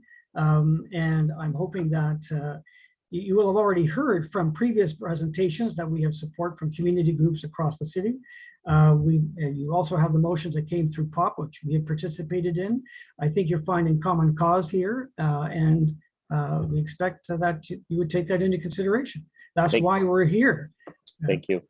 This is my last question then, Mr. Keller and Mr. Brinker. I'm wondering your views on the Tailwind development. Does FCA have a formal position on this? Do you have individual views you'd like to share? No, the FCA has a formal position on this. We did not agree with the urban land expansion that encompassed the Tailwind proposal. We are very much concerned about the cost of extending municipal services out there, rapid transit out there. We're very much concerned about per soils out there. In another life, I was a city councillor with 2 communities built on Leda clay, and you would not do that again. Every time a bus goes by, people complain about the vibrations. There are pockets of it. We have communities that have been built on it, but you would not be able to do that today. So, so the FCA did not support the urban lands expansion to Tailwind. Thank you very much. Back to you, Chair. Thank you, Councillor Menard. Councillor McKinney. Thank you. Brockington will go ahead, but I'll take it. Thanks, Chair. Thanks, Alex and Robert, for your presentation and for the motions that you've presented to us. And I think that on the whole, certainly they are required. If we are going to intensify neighborhoods, those amenities have to keep up. And those amenities include park space, trees, recreation centers, everything that keeps a neighborhood healthy and keeps people healthy in them as well. And I just want to go back to the tree canopy and on a more ward specific basis, because I battle that almost daily. I think it's probably my number one issue as a ward councillor in terms of one-offs. And you saw today we had that heat map that came out that showed, where, that we have tree canopy overlaid on, income levels. And it's no surprise that lower income neighborhoods have less trees because, people don't seek out those communities. If you have other means, you will go somewhere where there's a wonderful tree canopy and tree cover. So I wonder if, if you think that, here's my question to you is, what do you think in terms of cash in lieu of parkland or parkland dedication in its entirety, and what we're doing in terms of our urban forest management plan? Do you feel that, if we can get a motion through that really does look at basing tree canopy on per capita basis for intensification, and do you think that we will be able to raise certain neighborhoods in this city out of poverty as a result? Do you think we'll be able to ensure that there's equity built into neighborhoods across the city? I think if you embed these policies here in the OP, then the subsequent work staff will do in defining what neighborhoods are, and we expect a public consultation process there. We know the map isn't ready yet, even though there's an Ottawa neighborhood study and other sources to help formulate those maps. But when they come forward and have those metrics, then council will be able to see and assess and create a budget, a timeline to address those deficiencies. We're not expecting things to happen overnight, but the staff have called this an aspirational target, 40%. Well, that's great for those communities who are already there. For those communities who are not, they have to wait so long to catch up. And it really behooves council to say, okay, if we have this target, let's assess it on a neighbor by neighbor basis. Let's see where how long it's going to take us to get there, and let's make those investments. And you control the timing, you control the budgets, you control the timing. We just want the promise that when intensification occurs, those mitigative measures are going to catch up. And right now, you don't have the ability to assess either the impact on intensification on a neighborhood or catching up the tree canopy, whether it's in in Sandy Hill, or it's in the Glebe, or it's out in Greater Avalon, or out in Manotick Village. You just don't know. Well, staff are saying, look, give us the resources. We support that. It'll take some time to get there. That's fine. But you have to start, you have to have a goal. And 40% is great, but it should be distributed equitably. And you only know that when you've done that neighborhood by neighborhood assessment. Mm-hmm. No, I appreciate that. And I'll just end with this one thing. And, that our tree planting program, I got my list, a couple of weeks ago, like everybody else did, and I got 20 trees. So I've asked for the list across the city, and, and in the area where we have the least trees, I'm getting 20. And in the area where we probably cut down the most trees or lose the most trees, we're getting 20. So it is so critical. And I'm going to turn it over to Councillor Brockington, because I know that he's also concerned about this and has probably something to say on it. Thank you. Councillor Brockington. Just on that note, I know Councillor McKenney raised trees about a week or two ago, and the ash trees that came down 5 or 6 years ago are now being replaced, Councillor. Now. It's taken that long in this ward. So Misters Cullen and Brinker, thanks for your presentation. Just on tree, there is a motion coming that looks at sub targets within communities for the urban tree canopy, the identification of residential areas that don't meet those targets, and the development of strategies and actions to achieve targets to get us there, and the monitoring and reporting plan, which I think is sound. Does that sound reasonable to you? Yeah, it certainly takes us a long way towards it. Ideally, all our community associations want to know, is intensification being tracked? Does the city have a strategy, a program to compensate, to help us keep our quality of life? So Councillor, your motion gets you there. I mean, we would prefer the full thing, but I think you'll get that through the staff report coming up subsequent to this that talks about monitoring, that neighborhood lens. So you're on the right track there, Councillor. Excellent. My second question, if I may, is the FCA represents associations across the city in mature neighborhoods, fairly new neighborhoods, the whole gamut. We had a presentation earlier today from an association in my ward. It's about 70 years old, the community. And the issue is infrastructure, that the infrastructure is aged.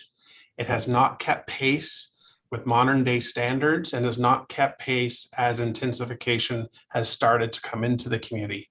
It's like a chicken and egg scenario. Do you upgrade the infrastructure and spend big money and then facilitate intensification, or do we allow intensification to come in, which then leads to infrastructure upgrades? Does the FCA have a comment on that? Well, that was Carlton Heights, which used to belong to the FCA, and I think it's going to rejoin us again. Community associations go up and down in terms of their capacity. But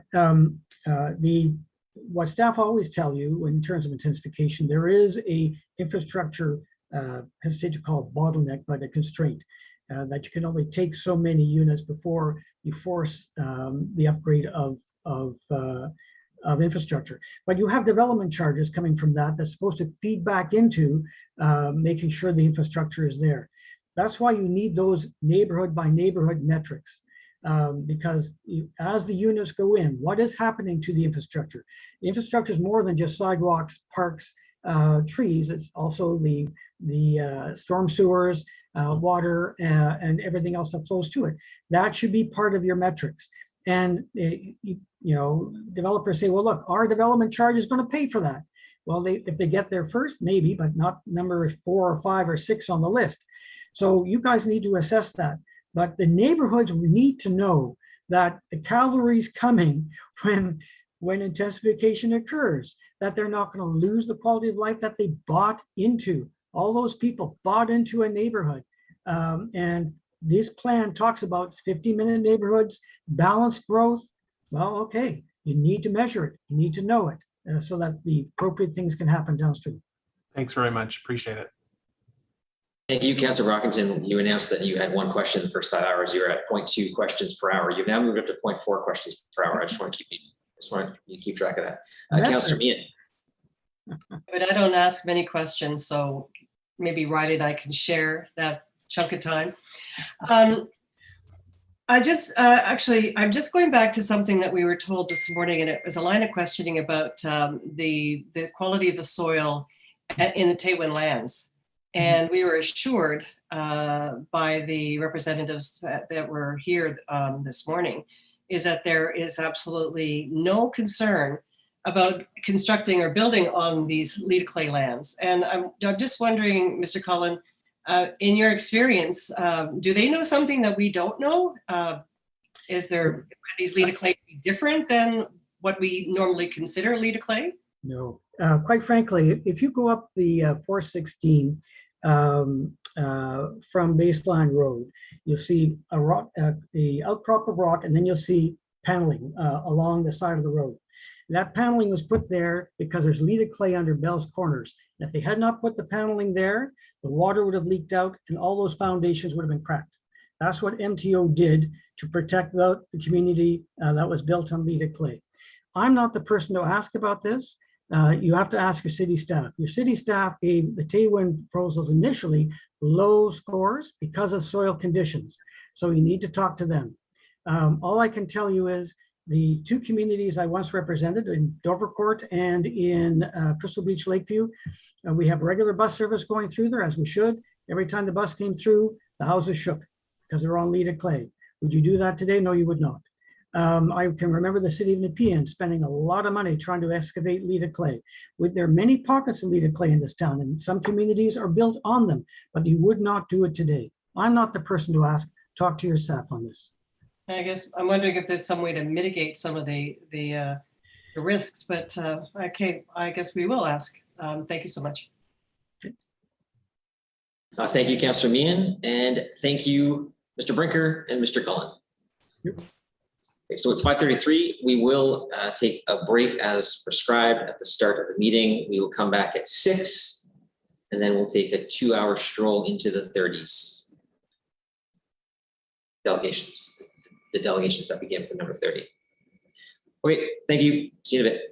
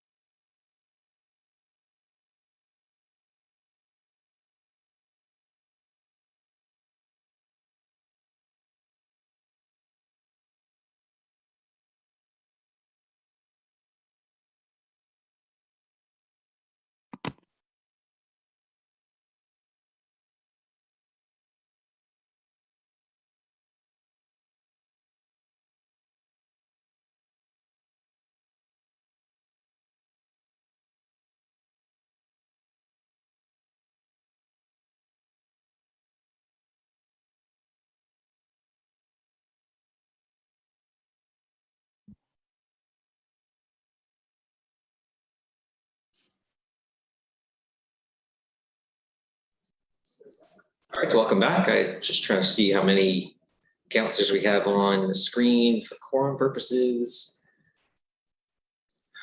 1, 2, 3, 4, 5, 6, 7. No, can't get to that. It's just It's gonna be in my head for days now. so. Can you hear me, Gail? I can absolutely hear you, Gail, and we're going to get to you. Okay, because my message about muting and unmuting seems to be a bit confusing. Okay, good, okay. Great. All right, I think we're good to go. So Gail, Yes. go ahead. You have 5 minutes. Okay, well, if it's any comfort to you, this is going to be quite short because I just want to deal with one particular subject, and that is heritage conservation districts. I'm the chair of the Heritage and Development Committee of the New Edinburgh Community Alliance. One of NECA's primary concerns is the preservation of New Edinburgh's Heritage Conservation District, which was established in 2001. In the draft official plan, managing built heritage resources through the development process is addressed in several sections. One of them is on page 89, 4.5.2, which states when reviewing development applications affecting lands and properties on or adjacent to designated property, the city will ensure that the proposal is compatible by respecting and conserving the cultural heritage value and attributes of the heritage property, streetscape, or heritage conservation district, as defined by the associated designation bylaw or HCD plan, and having regard for the standards and guidelines for historic places in Canada.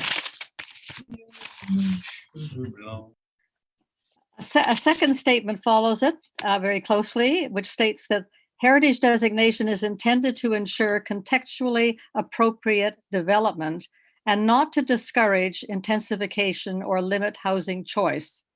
Elements of the built form, including height, scale, and massing of such development, will ensure that the defined cultural heritage value and attributes of the property or HCD will be conserved while balancing intensification objectives outlined throughout this plan. On page 50, there's a statement as follows. Where development occurs on properties designated under the Ontario Heritage Act, intensification targets and minimum density requirements are encouraged to be met through context-sensitive infill that conserves cultural heritage attributes.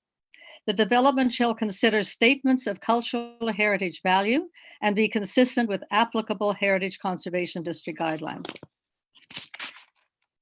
And the final one on page 154, where a property with an overlay is identified as a heritage resource or is within a heritage conservation district, the relevant heritage policies continue to apply.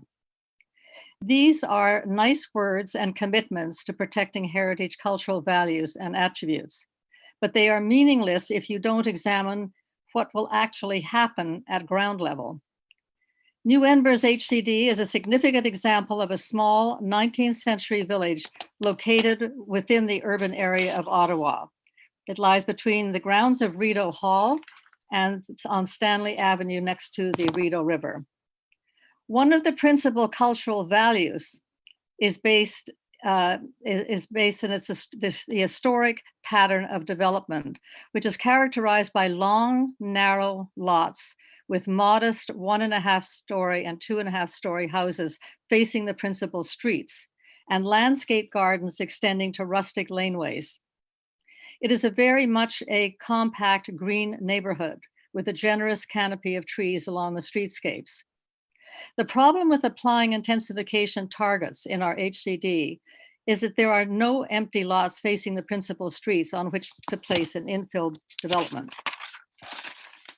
The only ways to increase density would be to tear down existing houses and create an enlarged footprint for a new structure to accommodate more residential units, or to sever the remaining landscape long lots to construct a second home on the property.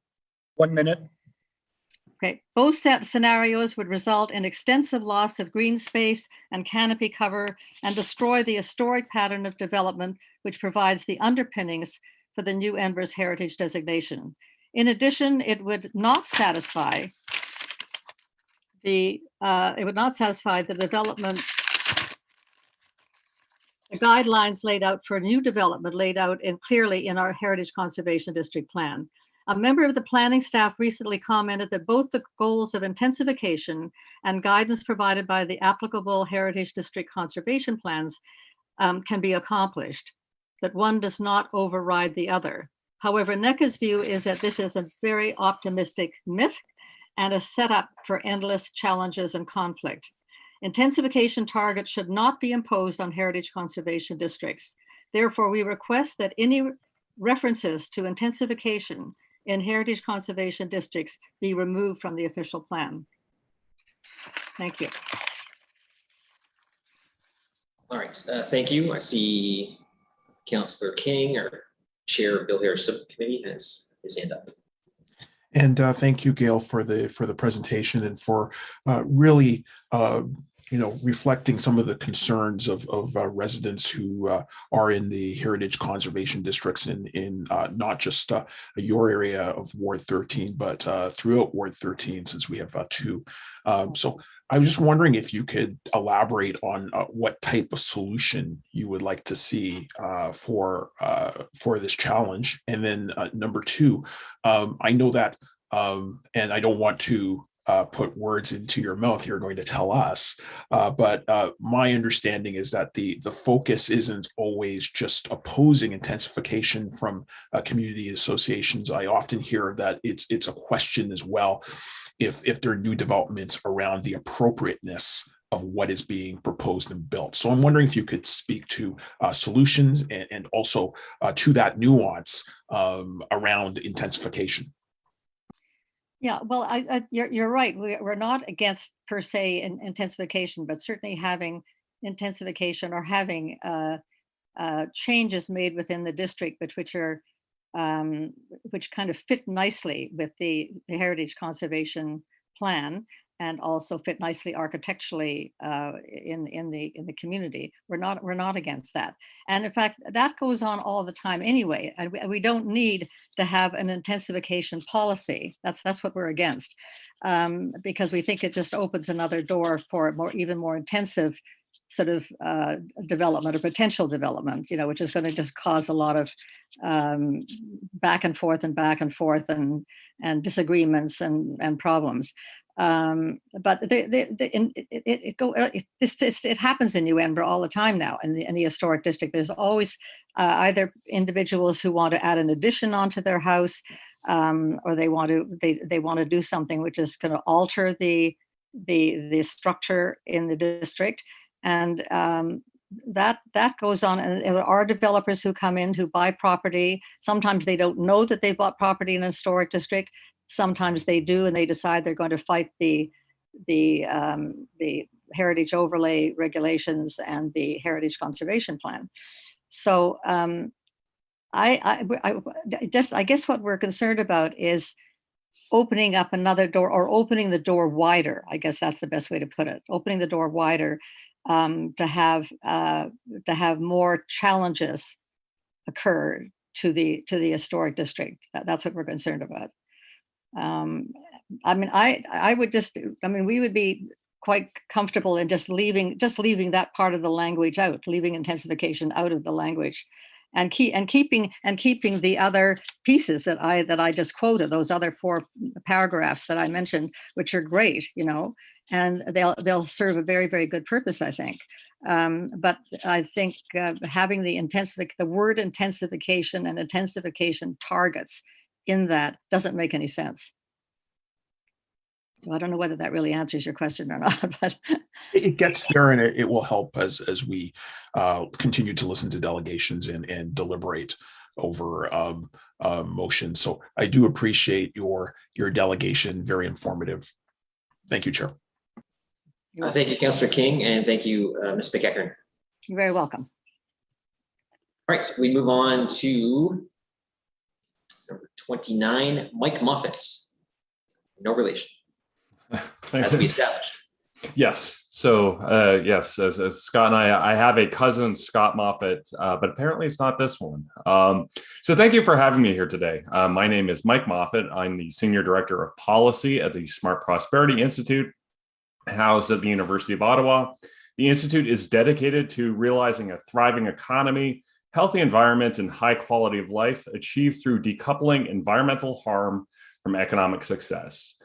Our request tonight is very simple. For any long-term plan involving a population forecast, it should at a minimum be in alignment with the Ontario Ministry of Finance population projections for Ottawa.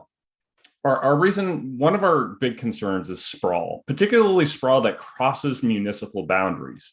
In a report we released earlier this month called Baby Needs a New Home, one of the things we showed that was in the year before the pandemic, 60,000 people on net moved out of the city of Toronto and Peel region to other parts of the province. These were primarily young families forced out by a lack of housing. However, the parents often continued to work in Toronto and Peel and would drive back there. So this causes a lot of traffic congestion and increased greenhouse gas emissions. And we know this is already occurring in Ottawa as well. According to data from Statistics Canada, nearly 1,600 people on net moved from Ottawa CMA to Carleton Place in just 1 year. And one of the reasons, there are many reasons why this occurs, but one of the many reasons is that municipal plans often do not keep pace with changes to immigration targets and international student policies set by the federal government. We know that the Ontario Ministry of Finance projects in the next 25 years that Ottawa will grow by 445,000 people, which translates into roughly 187,000 households.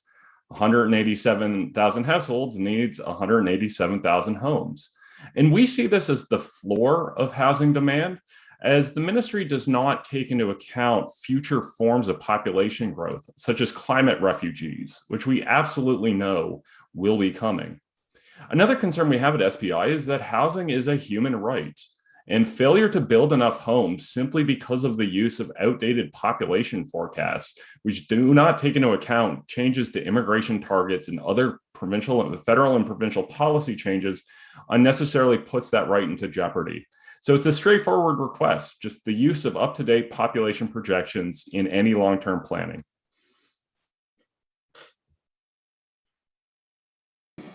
All right, thank you. Appreciate that. Councillor Menard has a question for you. Thank you very much, Chair. Thanks so much for being here, Mr. Moffat. Nice to see you, and appreciate the delegation. It's interesting because we get this from both sides. We also hear from other representatives that our previous population targets haven't been quite there, and then we hear from our staff we've been within usually a percentage point, I believe, of previous predictions. And it is a kind of a moving target. I think what you're getting at is we need more homes. We need more houses to accommodate the people that Ottawa is going to be receiving. And I appreciate that point. I think there's obviously a number of factors, and you do a lot of research on this in your day-to-day work about home prices and affordability and that sort of thing. I guess one of the things I wanted to raise with you while we have you is the development charges for a single family home in Ottawa. We have one of the lowest development charges for single family homes anywhere in Ontario.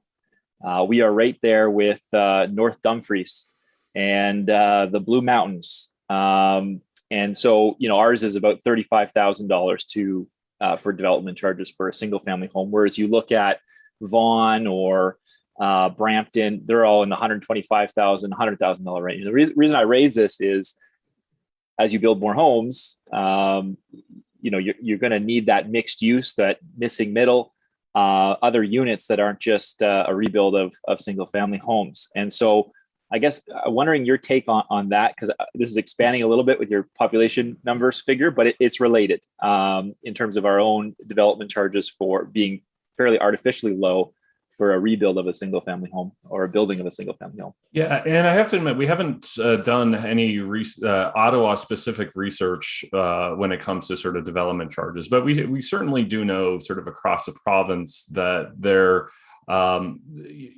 can be, development charges are often sort of biased against infill, that oftentimes infill, requires less infrastructure built, but it is often, charged the same sort of rate. In our cost of sprawl report from a few years ago, we showed that the cost of infill tends to be about 1/3, depending on a lot of factors compared to outfill. But I would say, as well as a population forecast point, cities can always, at some level, your population increase is essentially a factor of how much homes you build. So you can always, if you wanted your population increase to be 0, you could do that by just not building any homes. But what happens is this spillover effect, right? So if Ottawa doesn't build enough homes, then you're going to have those homes are going to be built in Mississippi Mills or wherever, and then all of those families are going to be driving back to their jobs in downtown Ottawa. And we see this across Ontario, that the fastest growing places in Ontario are places like Thorold outside of St. Catharines and Lucan, where my family is from, just outside of London, Ontario, for that very reason. So that, at a sort of city level, that can be a little bit misleading when they say, no, our forecasts were right. Well, it's like, okay, yes, they were. Toronto and Peel's forecasts were correct, but they were correct in the sense that they forced 60,000 people out of those regions every year because of a lack of housing. Thank you very much for being here. Appreciate the discussion. Thank you. Thank you. Councillor Gower. Yeah, this is interesting, Mike. Thank you. Do you see a difference, the idea of drive till you qualify? Is there a difference between driving to qualify in Toronto versus Ottawa? I mean, moving to Carleton Place is a little different than moving to Milton, kilometers wise. Is there a fundamental difference between that drive to qualify between a city the size of Toronto, a city the size of Ottawa? Yeah, I think so, but I think actually you've got it reversed. That in Ottawa, the drive till you qualify is closer.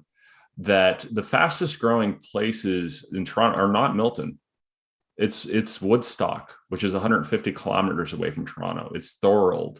Those are you have this sort of musical chairs effect. So 10 years ago, yes, it was Milton and Oshawa, and they were relatively geographically close. But now the fastest growing communities in southwestern Ontario tend to be about 120 to 150 kilometers away from Toronto. Like, that's how sort of dire the southern Ontario system is. So yeah, I get that sort of sense that, okay, well, this is, Mississippi Mills is a ways away from, Parliament Hill. So maybe people aren't going to make that move, but I think they absolutely will. And the experience that we've seen in southwestern Ontario is that some of these commutes get very, very long because people have no choice. It's either raise 2 kids in a 1-bedroom condo in downtown Toronto, or move to Woodstock and commute an hour and a half a day. And unfortunately, people are having to make these choices where they have a number of options, and none of them are particularly attractive. Clearly, you're saying we need to build more homes than we have planned. So what would your recommended strategy be to get the right homes built, the right types of homes? Yeah, so certainly, we don't want to see more sprawl. We're already losing 175 acres of farmland today. We would prefer that not be increased. But I think the first step is sort of admitting or sort of recognizing the population growth there. So building those targets, and then we can have sort of a realistic discussion of where are those homes going to be and how many people. But if we're thinking that the population is going to only grow by 300,000, and in fact it's going to be 450,000, we're never going to get sort of a realistic answer. So that's, that was the sort of focus on our report, was not making specific recommendations. Obviously in the environmental movement, we're interested in missing middle and all of those things. But, in our view, the first step is we need to admit that we have a problem. And one of those problems is that often, when we look at municipal plans, that they're based on immigration targets that are 10 or 15 years old. And we know we've had increases since then, and we've had big increases in the number of international students, and that doesn't seem to be going away. And those students often stay in Ontario after graduation under the postgraduate work permit program and gain sort of permanent residency. And they're really contributing to the social and economic fabric of our communities. It's fantastic having them here. We just need to make sure that there's enough housing for everyone. Okay, thanks, Mike. Thanks, Chair. Thanks. I know our growth projections are 1.4 million by 2046. Am I right in assuming that your numbers bring us to 1.45?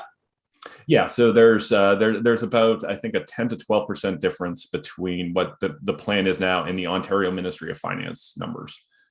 Okay, all right, thanks. Councillor Meehan has a question for you.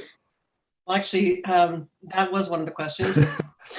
I guess, thank you, Mike. I guess I just wanted to know what your opinion is on the way people are working and where they're working today, post-COVID. I think more people will be working from home, and we've got this idea that more people want to live outside of the core. How does that shift? How does that shift? Do you think are we dealing with that? And do you think it's going to be sustainable, or is it going to be long term, or is it going to be short term, and people are still going to eventually go back downtown?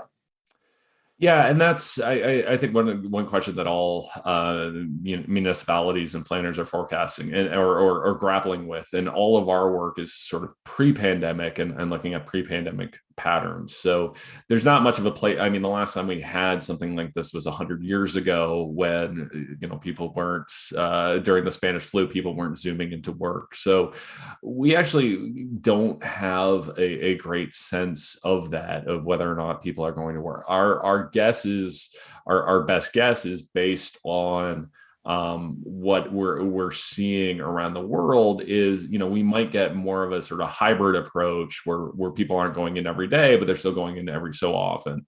And if that holds, you're still going to need at least some level of proximity to where you work.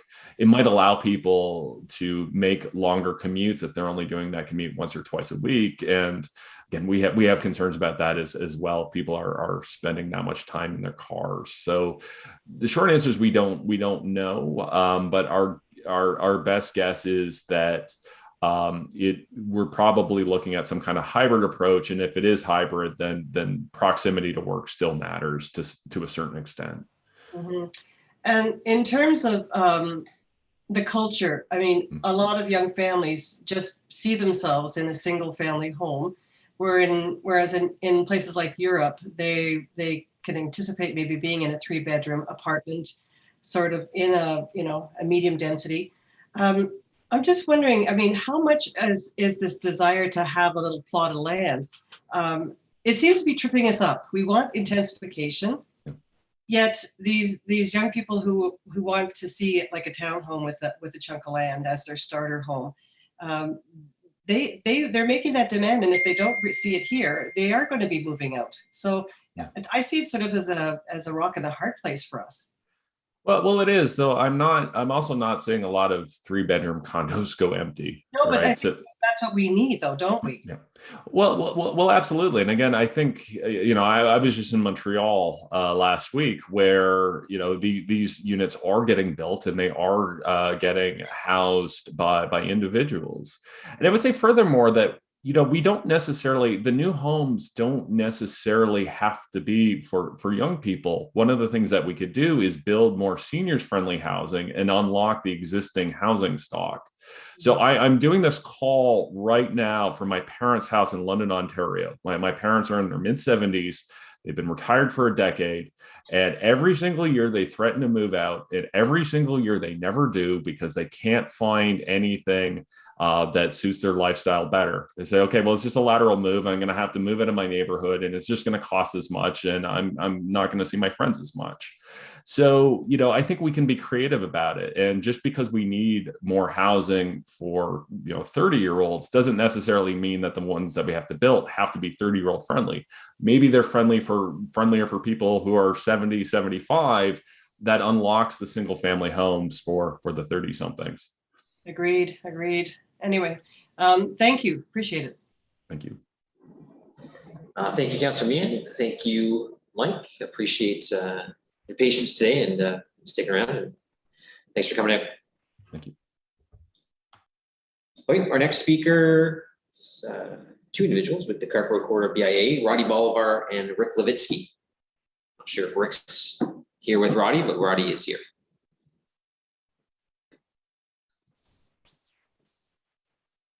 Thanks, folks. Appreciate the opportunity. Good afternoon, good evening. I'm going to change the tone a little bit and talk to you about light industry development in Ottawa. Let me start by thanking Mr. Willis and all his team, our ward councillors, Councillor E.L. Shintiri and Councillor Scott Moffat, as well as Councillor George DeRuse and the Osgood Business Association for the support provided to our business association throughout the consultation period. We have had many meetings and provided comprehensive input. While not all of our input has been incorporated word for word, we have been assured throughout that staff have been taking our input seriously. Thanks again. The Carport Corridor is Ottawa's largest business park. If the policies in the new official plan work, you will see them working in the corridor. As a business area, our members' interest and focus of our OP work has been on economic development, and we commend the team for identifying the objective to embed economic development into the official plan. One of the mysteries of economic development is you really don't know what may be around the corner. The Area XO, I think, is a great example of that. As a result, economic development policies in an official plan are perhaps best when they are somewhat open-ended. The right economic development policies in an official plan can telegraph a clear message that Ottawa is open for business. The main theme of our input has been related to the official plan permission for municipal services in the rural area to support economic development. You may know there is already an OP permission for economic development and rural servicing, which has been in place since 1995, when the policy appeared in the regional official plan. It says servicing will be considered to support rural economic development, like at the Carp Airport. And the policy makes reference to a range of servicing options and innovative technologies. It so happens that following the city granting permission for the Carp Airport to connect, economic development at the airport, which is in our business area, has been remarkable. Also, innovative servicing solutions, including some invented by Ottawa companies, have contributed to cost-effective development at the airport. At a total of 89 words, the existing policy is clear and simple, and importantly, we think, telegraphs the city is open to rural farm economic development, including the types of innovation and servicing options which can make rural servicing more affordable.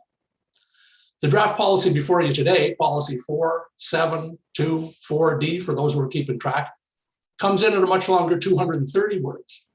We have proposed modifications and even simple additions to staff and hope they continue to consider our input. For instance, we have asked that a simple policy addition to allow servicing to support economic development based on an economic development study be added to the policy set. We do, however, acknowledge a new policy in the official plan located in the same section, which says the city may study the feasibility of extending water service to the existing Carport Corridor. That has been a priority of our business association for some time, and we look forward to engaging with staff on that path. It is the intent of the business association to start working through the new policy and all policies in the new official plan to bring attention to the economic benefit of providing water service in the corridor. The same benefit we're seeing arise from the servicing permission in the airport and other locations in Ottawa where rural servicing extensions have been allowed and economic development has resulted. Another theme of our input had to do with economic benefit of permissions for diversity of uses in rural industrial areas. Earlier today in the staff presentation, you heard how the OP has reimagined Ottawa. That reimagination has not fully been applied to opportunities in light industry areas. Yes, land should be reserved for large footprint development and separation from sensitive uses. But at 5,000 employees, the corridor is perhaps Ottawa's largest rural village. And just like any village, there are a multitude of business and personal activities going on, from businesses needing access to professional services to employees looking for a place to have lunch, the same principles being touted for 15-minute neighborhoods in urban Ottawa may have some applicability in Ottawa's largest industrial area. In 2014, the city reviewed and modified zoning in our area to better reflect the nature of the already well-established business community and development pressures at the time. We look forward to the zoning bylaw process, where we will be advocating for use permissions beyond what the official plan describes for the new rural, industrial, and logistics land use category. In closing, let me again thank the OP team. Our obligation to you now is to work within the policies of the new official plan to improve business opportunity for existing businesses and to work to attract new businesses and jobs to the corridor. Let me say again, the corridor is both Ottawa's largest designated employment area and also largest stock of vacant zone land. It is a unique asset deserving of a unique consideration of opportunity. Thanks very much for your attention today. I see Rick didn't make it, Roddy, but thank you for being patient and being here tonight. Obviously, it's no stranger to this file, as I've been on it, I think, since after amalgamation when we talk about it. I believe at the time we had about 1,200 people working on a corridor in 2003, and now we have, you said, 5,000 people working there. Yeah, we're seeing 4% annualized growth of employment in the corridor. And we work with staff and Councillor Moffat, Councillor DeBruce. We met with you and your board and your lab. But I hope the property owners or your members and the property owners and the corridor understand, if the city allowed the service, that means it's going to be totally on them to pay for that service. Yeah, I understand it. Yeah, sure. I can say, Councillor, when the Business Association formed back in 2011, one of our priorities was presenting the cost of that goal to members. And what we saw, and all of you have attended many public meetings, there was a group over here, they had their checkbook out. There was a group over here that said, never, anything from the city must be a demon. And there was a big group in the middle that wanted more information. So with this, this recent official plan, we intend to go back to our members and tell them what the cost is. We have done engineering studies and planning studies over time.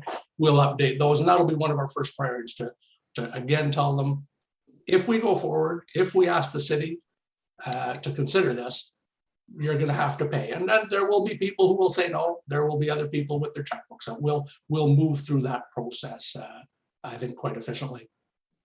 And my other question to you, Roddy, we've seen, or I've seen, but the growth on the car corridor. So even in the last few years, we saw more buildings on it than anywhere else probably. So with that in mind, if we were successful to bring the service to those areas, that's going to increase. And someone would say, well, the reason we have the growth or the fast growth we see now, because we are less expensive, because we're not on the surface. So can you shed some light on this one? Yeah, that's an interesting perspective, Councillor. What we found, again, we formed 10 years ago, and then the previous group, the West Ottawa Economic Development Association, formed in 1999 at amalgamation. Interestingly, we have had a land cost study done by an expert, a comparative analysis to Crown Place, Kentville, and as the urban boundary has marched, not the urban boundary, the development has marched closer and closer to the corridor land value has gone up. And so it's in a sense artificially high for unserviced land if we look at costs elsewhere. And so, the analysis we did said, yes, if we put services in, costs will go up. But the land in our area will never be more expensive than, for instance, Ivor Road or Hawthorne Business Park. The market forces will make the land the right price. And a number of our members feel that the value of the land with servicing will be more appropriate in a comparative analysis to, say, Ivor Road or Carleton Place. We'll have, right now it's almost too expensive for what you get. So yes, the price will go up, but it'll never exceed urban land, but it'll put it at a better competitive place because the existing service will add value. So that's our position on, yes, it'll go up, but not so much that we will lose development opportunity. We feel the water service will attract development opportunity at even increased prices. Before I turn it to Councillor Durus for questions, I just want to say thank you, Roddy. And I am still working with staff on some language to the official plan for the service area. Also, keep in mind we are on two 4 highway series in that area. So we get the 417 and also we get the 416, and we have the Highway 7.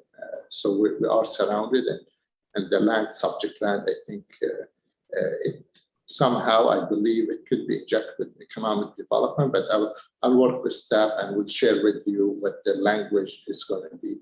Councillor, but thank you again, Roddy, for coming up today. Councillor Durus. Thank you, Mr. Chair. Through you, thank you very much, Roddy. I know that I know the struggle that you've been facing, our community and yours with the URBIA and our business association. We've been meeting in a long time concerning the servicing and specifically for businesses. I just want to, I know that Councillor Shantiri and I have been working longly with staff on the language, but also the restriction of some of those servicing, it stems from the PPS.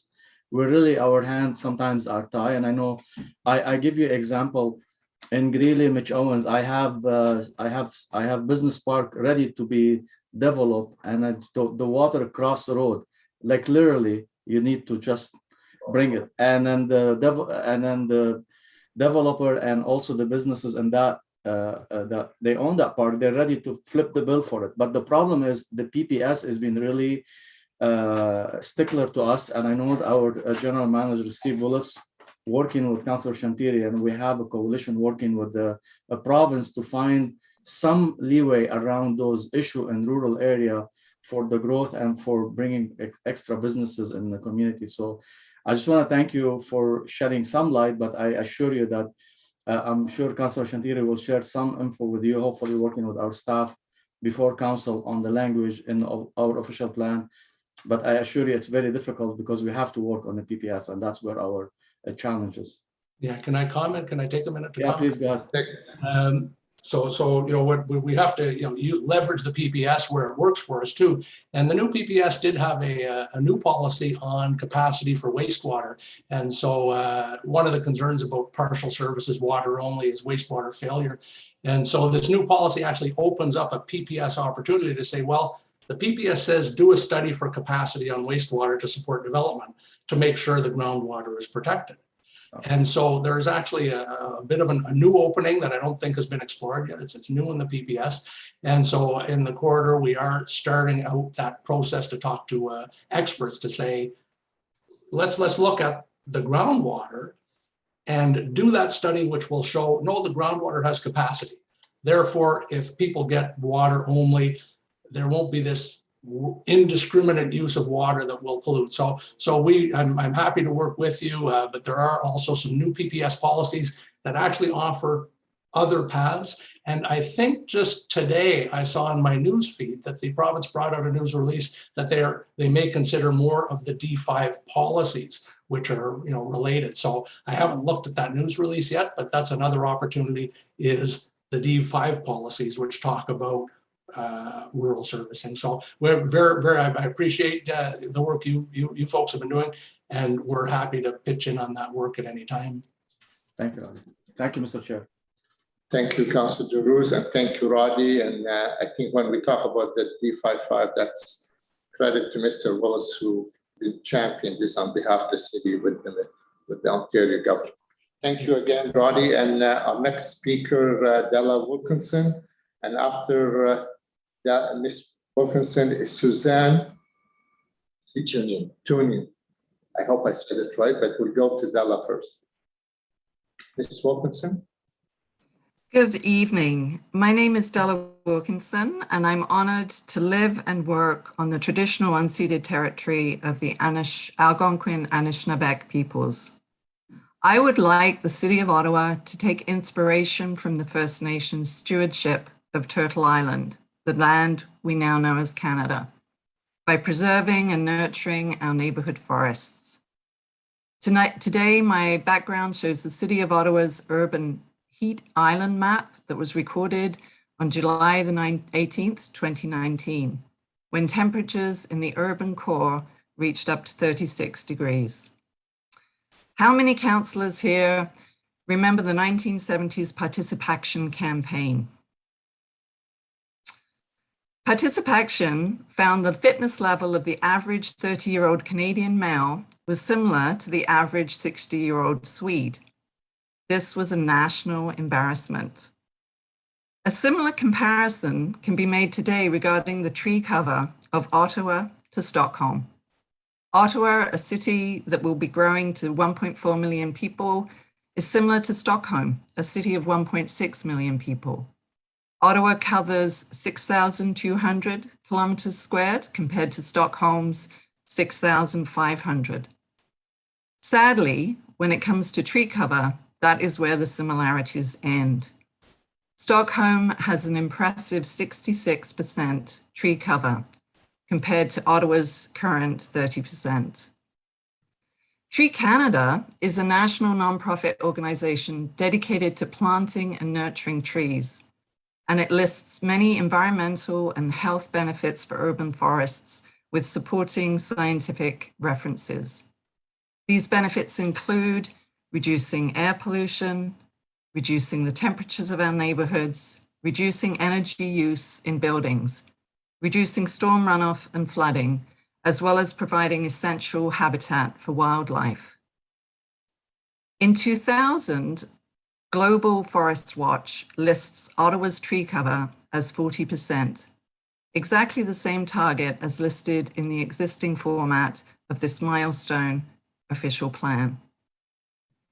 The target of 40% tree canopy across Ottawa includes the Greenbelt, which will allow the city to ignore tree desert neighborhoods, which frequently house marginalized and vulnerable communities, as we've already heard today. This summer, all Canadians have felt the impact of the climate crisis firsthand. Whether you saw your home and your neighbor's home burned to the ground in BC, whether you breathed in smoke, or whether you saw hazy smog block out the sun as we did in Ottawa. Why would the official plan, which will guide the future development of Ottawa for many generations to come, not seek to be ambitious with respect to green space, given the many benefits of urban forests? I am asking the city councillors, and I'm so impressed that so many of you are still standing after this marathon day of presentations, but I'm asking you to commit to 40% tree canopies per neighborhood in the next official plan, in the final version of the official plan. This will leave a greener, healthier city as part of your political legacy. Otherwise, Ottawa is destined to remain the unfit 30-year-old Canadian compared to Stockholm, the healthy 60-year-old Swede. Thank you very much for your attention. Thank you, Ms. Wilkinson. And I see no question. Thank you very much. Before we go to Suzanne, I'd just like to, as we said earlier, we're going to cut off at 8 p.m. So I'm not sure, can we go as far as number 44, 45? No, I don't see us getting past 42 if we get to 42. Well, maybe Mr. Desjardins, you can let people past 42 or 43 who won't be able to, they won't be able to present tonight. It's not fair to keep them waiting. So with that, okay, thank you very much. Chair, we're preparing an email now. Okay, thanks a lot, Mr. Desjardins. We go to Suzanne. Suzanne, you have the floor. Thank you. I did have a presentation. Oh, perfect. Thank you very much. So I just wanted to start off. You were pretty close with the last name. My name's Suzanne Tunyan. I'm an intern with Healthy Transportation Coalition. And today I'm going to be speaking about healthy streets. So next slide, please. So Healthy Streets is a policy framework created and developed by Lucy Saunders in London, England. It's a framework that prioritizes health in transportation and planning and promotes a human-centered policy in cities on their streets. So there's 10 basic indicators of a healthy street: easy to cross, shade and shelter, places to stop and rest, not too noisy, people choose to walk and cycle, people feel safe, things to see and do, people feel relaxed, and clean air. So it's basically just 10 key indicators used to assess whether or not an existing or a planned street is considered under the Healthy Streets framework. Next slide, please. So completing complete streets with healthy streets. So I'm sure most of you know, and obviously the councillors do, is that Complete Streets is an existing policy framework here in Ottawa. However, it does have gaps in the guidelines that Healthy Streets would fill to have a more complete street policy here in Ottawa. There are specific examples of missing components of complete streets that would be included in Healthy Streets. The first one I'd like to mention is shade and shelter. This reduces the heat island effect, and city street trees planted properly in abundance can help clean the air and cool it as well. Street trees and green spaces are critical for making a 15-minute neighborhood healthy, while also reducing the concrete jungle that often ends up in 15-minute neighborhoods due to the amount of built up area in them. The second is places to stop and rest, which again is not mentioned in Complete Streets. It helps those with mobility difficulties, as well as encourages active transportation, active lifestyles, and potentially greener ways to commute to work. The third is clean air, which again is directly not mentioned in Complete Streets already, which obviously it benefits everyone, but especially those with pre-existing health conditions, children and seniors, which has already been gone over earlier today. But by reducing the air pollution, it benefits everyone and reduces unfair health inequalities that are suffered by those in generally less affluent areas, but also more industrialized and concrete jungles, as I've previously mentioned. Fourth is just easy to cross. It is briefly mentioned in Complete Streets. It's not completely left out, but we would like to see more emphasis on mid-block crossings. Doesn't have to add more intersections per se, whereas it's just looking for light up pedestrian crossings. And finally, not too noisy. This one again is not mentioned at all in Complete Streets. Noise from road traffic impacts health and well-being of everyone, and can make streets more stressful for living and walking, as well as working. Reducing noise from road traffic creates an environment in which people are willing to spend time on that street, as well as a 2021 study published in the British Medical Journal found traffic noise to be associated with high risks of dementia and Alzheimer's. So obviously, we would love to see things like that mentioned in Complete Streets where it's not, and therefore implementing Healthy Streets into the Transportation Master Plan and this new official plan updates would make Ottawa a greener, healthier, and more inclusive place to live. Next slide, please. The Healthy Transportation Coalition, through Healthy Streets, put a motion to the Planning Committee. I won't go over everything, but basically it would be, as most people have discussed earlier, the 15-minute neighborhoods. But we would like to see more specifics of that. So as you can see on your screen, the city shall seek to create networks of complete and healthy streets as opportunities arise through the construction or reconstruction of transportation facilities, such as roadways, bridges, and transit stations as part of other capital projects through the approval of development. Therefore, be it also resolved that the Transportation Master Plan further update upon the Healthy Streets approach policies that would be adopted in the City of Ottawa. This we would just like to stress is that it would create a green space, shade and shelter, all of the things that I've already mentioned, into it directly, rather than having it as a value within a plan. We would love to see it and hope to see it written in the policy requirement due to the implementation, rather than, again, just something that's already within another policy framework. Next slide, please. Thank you. So Healthy Streets complements the effort completed and planned for in Ottawa already. It's a necessary guidelines that we already have with Complete Streets for a healthy, active, and safe city, whereas Healthy Streets is not intended specifically to compete with this existing policy. 30 seconds. Thank you. Whereas the goal is to complement the already existing policy. So I just want to get across that staff saying we can't have healthy streets because of 15 neighborhoods is a false dichotomy rather than complementing, strengthen, and supporting each other. Thank you.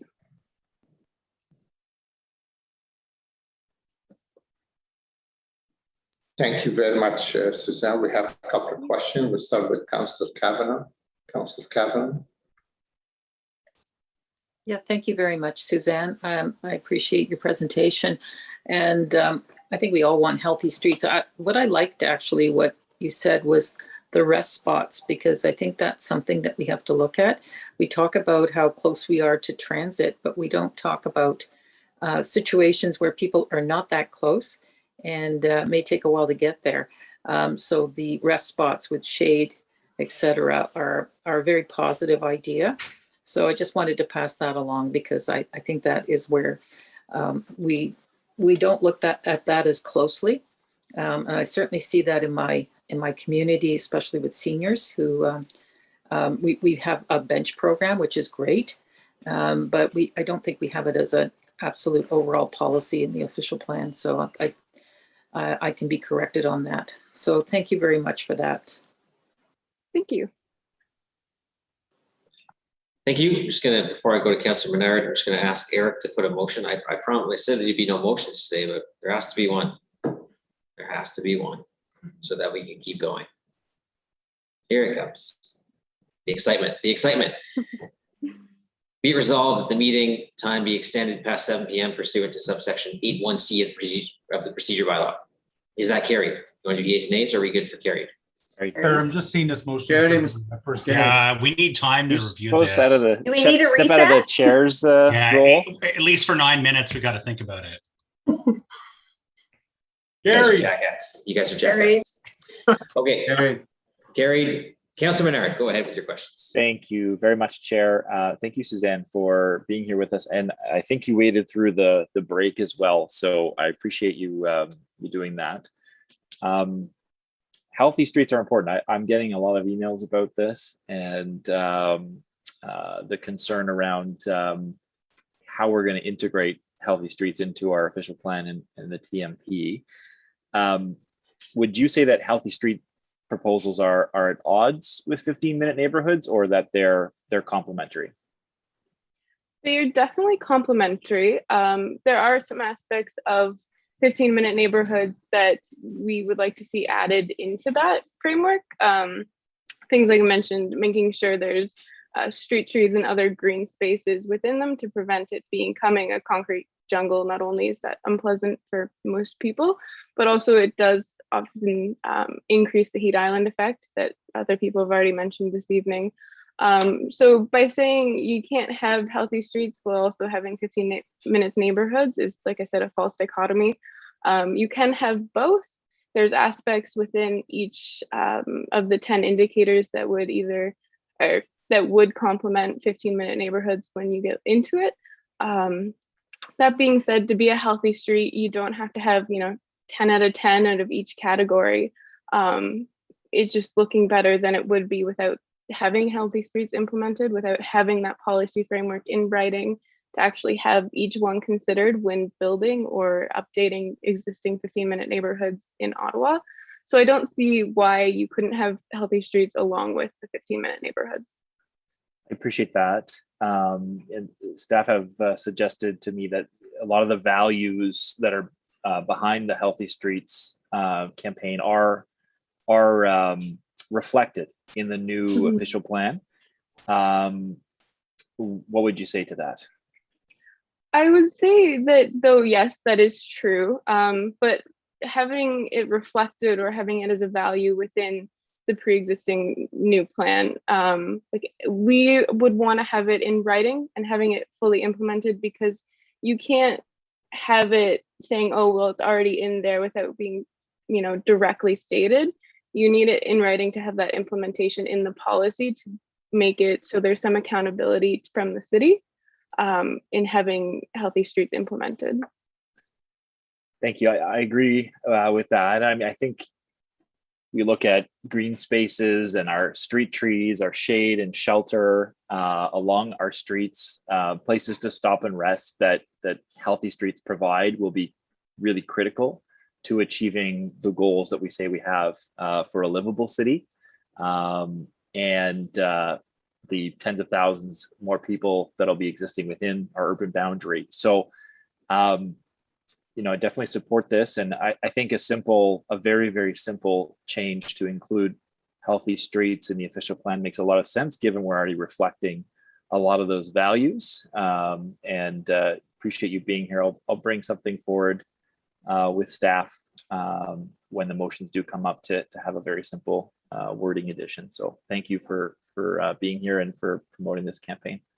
Yeah, thank you for saying that. Appreciate it. Thank you, Councillor Menard. Councillor Leeper. Thanks. I'm just wondering, I'm struggling with whether the official plan is the right place to put this or not. Putting opportunities to pause in the official plan seems like overkill. We have an official plan that describes some high-level principles. We have a transportation master plan that will describe, what that means for transportation. Then we have design guidelines that tell us how to build different streets, and at each step of the way, council weighs in. If the motion that you're seeking ensconces things like rest stops and trees on every street, how does that belong in the OP? I'm open-minded to it, but it seems like a lot of detail to be putting into the official plan. Yeah, so originally our goal was to have it implemented in the transportation master plan update. We had discussions with I believe it was the transit committee, the commission maybe. I'm sorry, I forget the exact name. But they suggested not only is it, it's valuable in the transportation master plan, but some of the aspects of healthy streets didn't quite fit into it as transportation. So then we expanded our view to looking to implement it in the transportation master plan and the new plan. So it was, unfortunately, because there are aspects of transportation, there are aspects of, as you said, the stop and rest, the city trees. It's just an existing policy framework that have worked in other cities. We're trying to find a good place where it would fit, legally speaking, in Ottawa. And we kind of came to the decision that the new plan would be the best place for it. In terms of if you have any suggestions for us as to where you may think it would fit better, we're definitely open to those suggestions as well. So if what I'm hearing is that staff are reluctant, I'd like to sort of spend some time, I guess, with them and just find out what the root of that reluctance is. Our parks, for instance, we have design guidelines for how we design parks for seniors. What are the elements that need to go into parks for seniors? And it lives in city policy way below the official plan. So I'm interested and sympathetic, and it's definitely worthwhile to have some further conversation. Thanks, Chair. We're definitely open for that. Thanks. Yeah, part of staff's review of motions and whatnot is looking to make sure that they fall in line with the official plan, or if they belong elsewhere, then we can refer that to those processes. For instance, there's a motion that is going to be directed to the green space master plan because that's where it fits best. So we'll have that discussion obviously when the time comes. Thank you, Councillor Leeper, and thank you, Ms. Tunian.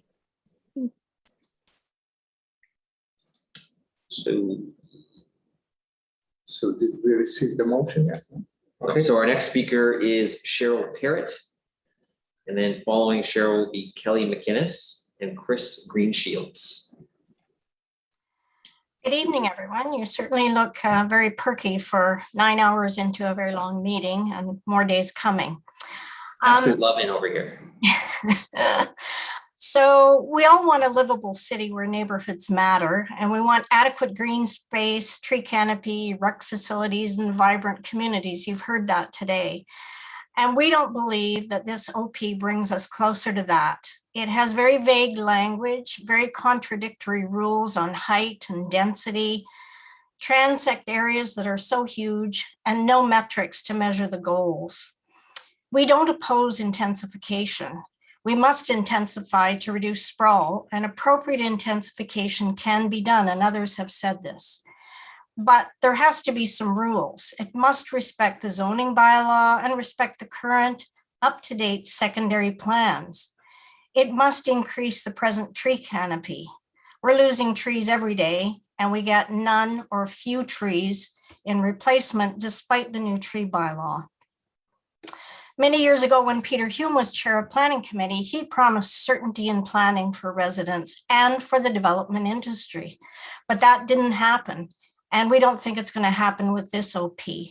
We have no idea what to expect. Pretty well, the whole community of Hintonburg is 150 meters from a corridor, or 400 meters from a hub, or 800 meters from LRT. And that seems to throw all the other rules out the window. So we think spot zoning will continue unabated. And this is a huge concern. We all want some certainty. Hintonburg has already surpassed the density target for 2046. Yet every development here touts they must intensify to satisfy the city, and the planning department accepts this. We also have less than half the green space we should have, and less than 20% of the tree canopy that we should have. We see the new very intense R4 zoning, which is just a year old, already being varied and rezoning requests. Every property that comes forward is deemed unique by the developer, and therefore the OP, secondary plans, and zoning bylaw don't apply. Every development says their development is appropriate because they are intensifying as the PPS and city require them to do. If it adds one more unit, it must be accepted. So as long as they're adding something, everything goes. And staff have said numerous times that our secondary plans will prevail over the new OP. However, they're not being upheld now. And we find it hard to believe that these staff assurances with the language in this OP. So we have a few specific concerns about new parks in the downtown and interurban, that there be adequate funding to purchase expensive land in these areas. Cash in lieu won't be enough. And new park acquisition must be in neighborhoods within the transect that have increasing density and low park population ratios. We need some equity. We're concerned about the direction to Committee of Adjustment, that they vary the amount of required soft landscaping if there is a more intensive plantings, such as trees or shrubs. And that's a huge concern. Minimum landscaping must be kept to at least allow planting of a tree. And staff have determined a minimum 25 meters square landscaped area for any hope of a tree surviving. So this should not be varied. We need to increase the tree canopy, not chop it down. So that direction to Committee of Adjustment, we would like to see gone. We support the FCA and People's Official Plan suggested motions. We need more equitable tree canopy, parks, green space. 1 minute. By neighborhood, citywide or transect is not adequate. We support true affordable housing, and the term affordable now really means nothing because it's referring to rent of about $2,700 a month. We support many of the other policies in the OP, but we're worried about what that means in terms of what's going to happen to our community. So we understand there's lots of amendments and motions, and we hope that you will support those amendments and motions that have come forward from various other people. This plan really needs to be improved, and it would be good if you held off on it for a few months and worked on it more. Thank you. Thank you, Cheryl. And I see your counselor have a question for you, Counselor Leeper. Thanks, Cheryl. And obviously, I agree with virtually everything that you said. The one section that's very specific is 11.5, where variances to reduce the required area of soft landscaping may be tied to requirements for more intensive plantings such as trees or shrubs so that the volume of vegetation compensates for reduced horizontal area. My reading of that is that staff consider that putting more intensive, whatever that means, planting in a smaller square footage can compensate for loss of overall square footage of soft landscaping. Do you read it the same? I would disagree with it. I do read it the same, but what we end up getting is little bushes, and little bushes aren't going to do much for our tree canopy.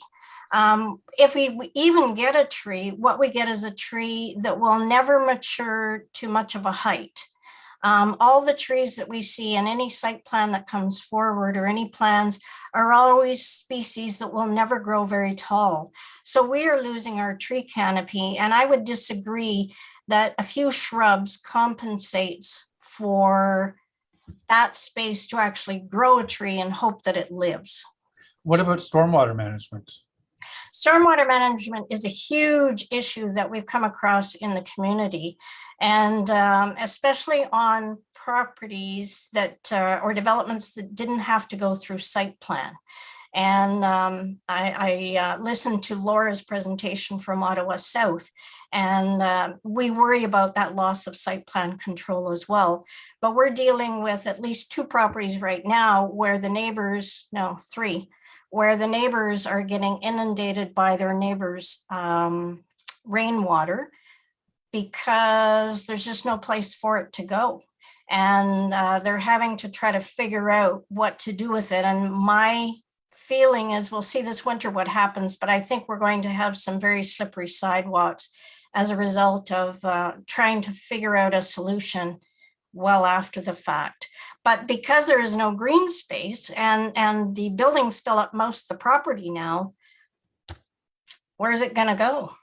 Yep. Somebody else's yard or the sidewalk? So more intensive plantings don't make up for reduced square footage of soft landscaping. Right. So staff consider that they need this language in here to provide for variances when there are some unique circumstances. For example, if somebody needs to put an accessibility ramp in the backyard in order to get to the rear door, which is how they access the residence, et cetera.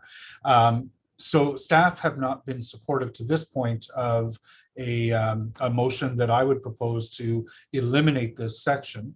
But I appreciate your providing some color on that. I'm going to explore it further with staff when it comes time. And I do have this this motion ready to go depending on what we hear from staff.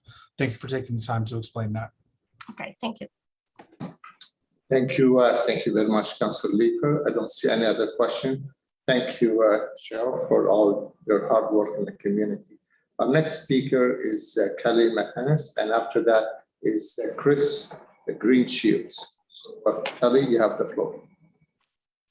Hi there, and thanks for your patience and perseverance today.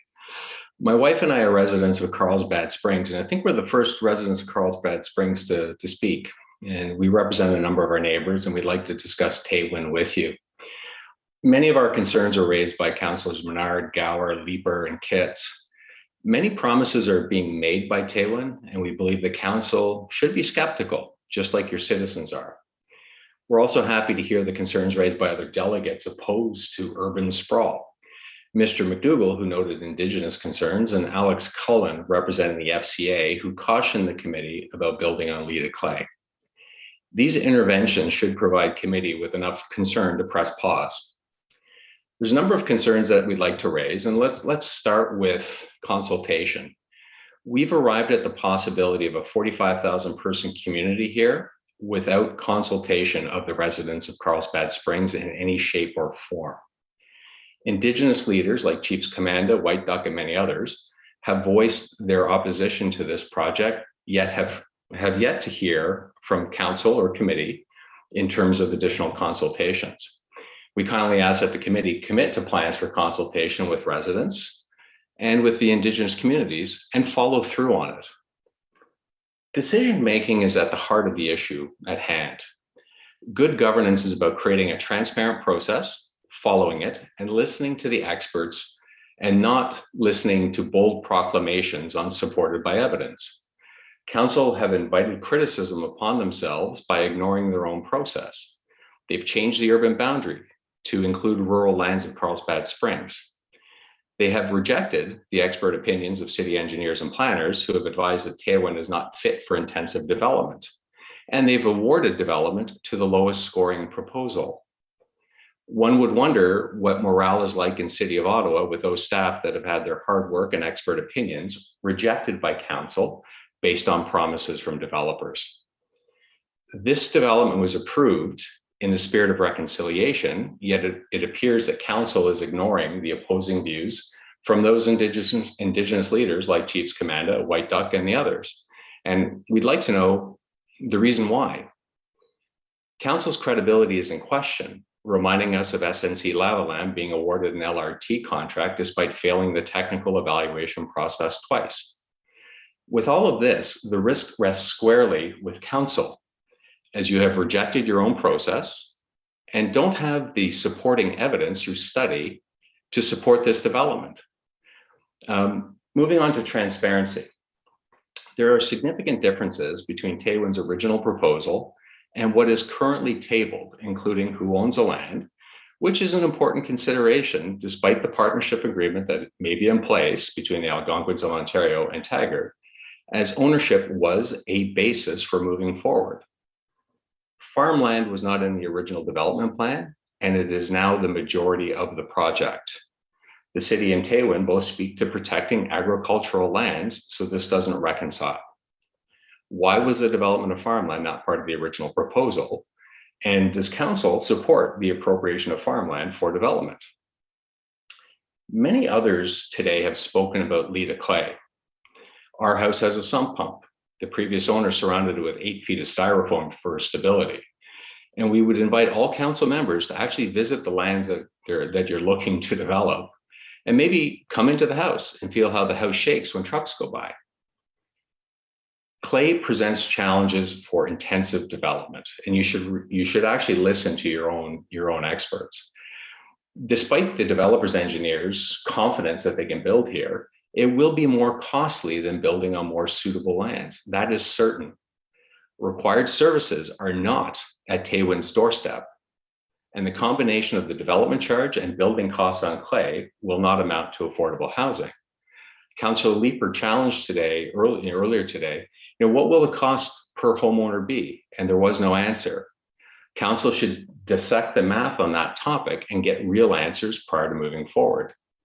In addition, we haven't heard what the ongoing operational cost will be that will be paid for taxpayers after Tewan pays for Tewan. 30 seconds. Let's move to the map if we could. If you see here, Tewan in the area that we're in right now currently has a population density of about 20 people per square kilometer. And you're looking to move it to 10,104 per square kilometer. It sticks out like a sore thumb. It's outside the green belt, and it does not meet the merit of the city nor the provincial development guidelines. Time.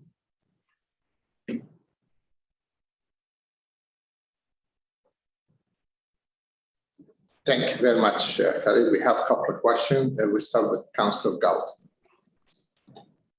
Yes, thank you for your presentation. And I think as you saw from heard from some of our questions earlier to the Tewan proponents, a lot of councillors do have concerns about potential risk.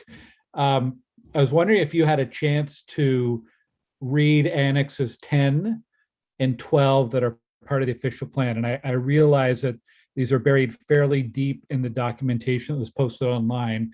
Annex 10 was the community design and process rules for Tewan, and Annex 12 was the memorandum of understanding that they'll be required to enter into. So, Councillor Gower, I've been able to read them kind of diagonally, and my neighbors as well. I think that there's more questions than answers at the moment. I think that there are promises made. I know that there's going to be a litany of studies that need to be done. And I think in the previous council meeting, you had actually raised, what if those studies don't pan out? and we're having to look for another 445 acres.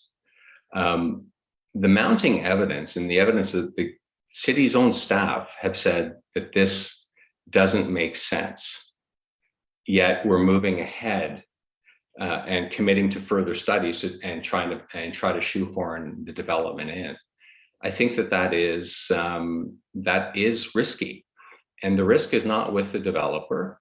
It is not with anybody except for council, who has upended their own process to move forward with an approval despite evidence to say that it is going to work. We haven't seen what is going to happen to the folks within our zone. Will we be rezoned as urban? Many of our neighbors have businesses that are based on being in a rural context. And we haven't seen anything in terms of how we're going to have to pay for it on an ongoing basis, how we're going to be affected from a taxpayer situation. We haven't seen what the setbacks might be from our property, and how Taywin is going to respect a rural situation, rural people living in rural land with intense development in a 4.5 square kilometer area, which would create the second most populated, from a density standpoint, neighborhood in Ottawa. So is your advice then to the committee, do not proceed with Taywin this year or in this official plan, or are there other conditions or safeguards specifically that you want to see added? So I think there's a few things. Good governance is about creating boundaries for evaluation and respecting them. And what we've seen here, respectfully, is that there has been the opportunity to kind of create something new. It's a bold proclamation, but it's counter to all of the strategies that the city had put forward for years and years. In February, when council decided to include it in the urban boundary, that probably it was probably the impetus for not having consultation with people in Carlsbad Springs. It was too late. So what I would do is I would probably press pause and get to the bottom of some of the crunchy questions that need to be answered about financing. What will happen to the taxpayer? We've heard in a previous discussion that the cost to do suburban development, it was like $465 or something like that per taxpayer per year over year. And it's more cheap or inexpensive to do urban infill. The strategy that the city had put forward was to do urban infill. And all of a sudden it became, let's add rural lands to it. Let's create urban sprawl. You're seeing a groundswell of folks that are saying that does not make sense. We've had a number of the folks on the POP saying that. We've had Alex Cullen, I think, was saying that Lita Clay, he's had the nightmares about it. You take a look at the other developments that are on Lita Clay, and none of them are as intense as 10,000 people per square kilometer. You could build on the moon. We built Hibernia, right? An oil platform, and you drill into the seabed. But Elliot, in the interest of time, I see there's some other councillors with questions, so I'm gonna pause my questions there and let my other colleagues go ahead. Sounds good. Thank you, Councillor Gower, and we still have to go through the list we agreed to go through, even if it's beyond 8 o'clock. So let's keep that on. And please, to our resident, please try to shorten your answer if you can. Councillor Moffat. Chair Moffat. So next, go ahead. Thanks. It's really just some clarity on it. Some of the comments that you made. One was about council not sticking to its plan. While I didn't support the initial direction that council provided in January of 2021, that report to council, to committee, was a directions report. So staff were coming to committee to ask for direction. Now, they had some recommended directions, but it was council's, within council's purview to be able to provide those directions as they saw fit. So in this case, they shifted the direction. Instead of waiting for 5 years, they advanced the Taywin as part of this official plan. So that's something that was in their purview. It wasn't a change of position of council. That was their obligation, or not obligation, but that was, they could do that. The other part was your comment about farmland. There is no agriculturally designated lands in this part of Ottawa. So all the land. May I speak? Well, I haven't asked you a question. If you could just let me speak, let me finish. I actually wasn't intending to ask you a question because you mentioned a few things. I just wanted to correct them because when you say that there's farmland in this area, the way that the city determines farmland is through the LEAR and agricultural resource area in the official plan. So when we say that we aren't including agricultural lands within the urban boundary expansion, we mean lands designated as agricultural resource area in the official plan. So there are no agriculture resource area lands within the 4,000 hectare map that was scoped as part of the discussions in the last little while that led to the 445 hectares that were chosen for this development here. You can respond slightly if you want. I don't want to. Sure. I don't want to believe Sure. So there's a ongoing soya farm that's been farmed for years. It's not, sorry. So it's not okay. So it's yes, land can be farmed. Yeah. Land can be farmed that isn't agricultural resource area. Okay. Tons of farms exist on general rural lands. But when you said that council's policy was not to include agricultural lands, and you said we went against that policy, we did not when it came to Taywin. You're absolutely correct, Chair Moffat. My understanding, based on geocache, is that the lands are designated as rural. They weren't in the original Taywin proposal, and now they are. Okay, that's good. Thanks. Thank you, Chair Moffat. We go to Councillor Menard, and then Councillor Fritz. Thanks very much, Chair. Thank you, Mr. McInnes, for your presentation today. A couple striking things. One was the map you put up with regard to the density in Ottawa and where that density is located. And when you compare that to Taywin and the projected density that they've said would come, that was striking. And appreciate you showing that. I hadn't seen that before. So the second striking thing that I think is important was what the province came back to us with. The province said that the city should be satisfied that the lands proposed to be included in the expanded urban boundary are supported in the context of all relevant policies of the PPS from 2020, including land use planning, infrastructure decisions, as well as ensuring that development occurs in a manner that protects public health and safety, as well as the environment. And then it goes further and says, upon consideration of which lands are to be added to the urban boundary, the projected needs, the city should be satisfied that the most suitable lands have been selected when evaluated against the policies expressed in the PPS 2020. I think you would agree, and I think everyone on the call would agree, that moving forward in this direction has clearly been outlined as a risk by the province. Because we know that these were not the most suitable lands, because our staff told us that they were not the most suitable lands, because they had the criteria that we set up indicated that. So if councillors on this call are concerned about the province sending this plan back, they should be concerned about this one piece in particular.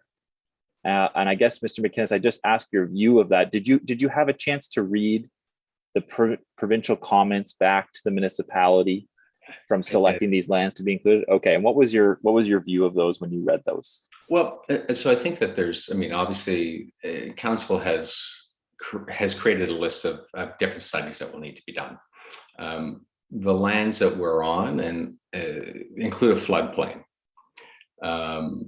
you know, there is a lot of water, a lot of clay, and there are sensitive areas around I think Federation of Canadian Naturalists have talked about species at risk and wetlands and so forth.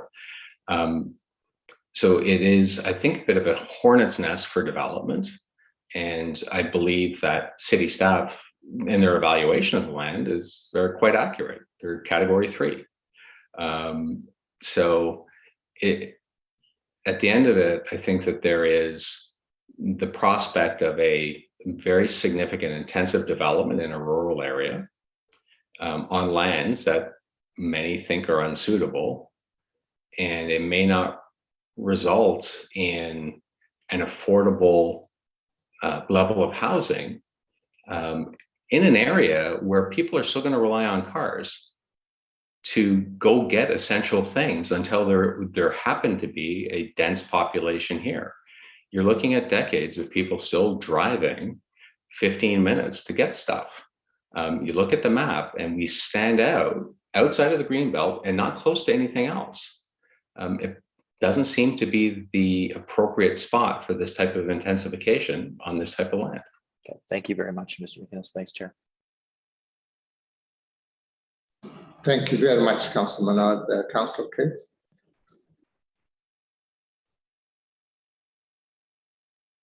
Oh, she froze. Councilor Kitts, I think you froze.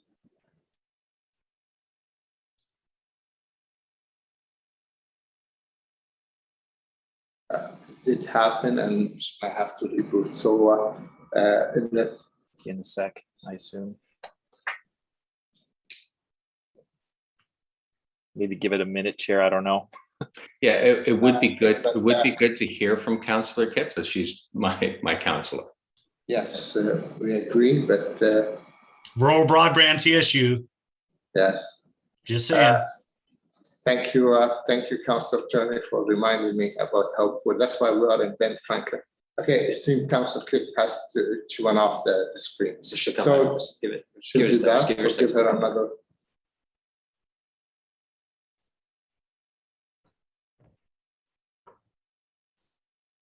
So Brady Kachuk, right? Yeah, big signing. Oh, did they sign today? I haven't seen. I've been on 8.2 million a year. Largest number in Sun's history. I've been on the call all day. So sorry, what was the number? 8.2 million a year. It's a 7-year deal. 7 by what? 57? No. Yeah. 7 million. Anyways, yeah. Wow. Time to congratulate Eugene. Well. Okay. Come on, Catherine, please save us from hockey talk. Please, Councillor Kitts. There's a game tonight, isn't there? Yeah, I think they're playing. What's that team? Toronto. Oh, Toronto Maple Leafs, right? It's closer to Moffat than it is to Ottawa, so I guess maybe. Okay, just saying.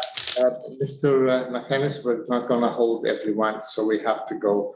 Thank you very much for your presentation. I'll make sure Councillor Kitts, if she has an opportunity, she can reach out to you directly. Thank you.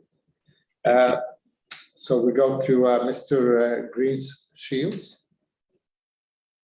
Chris, you're on.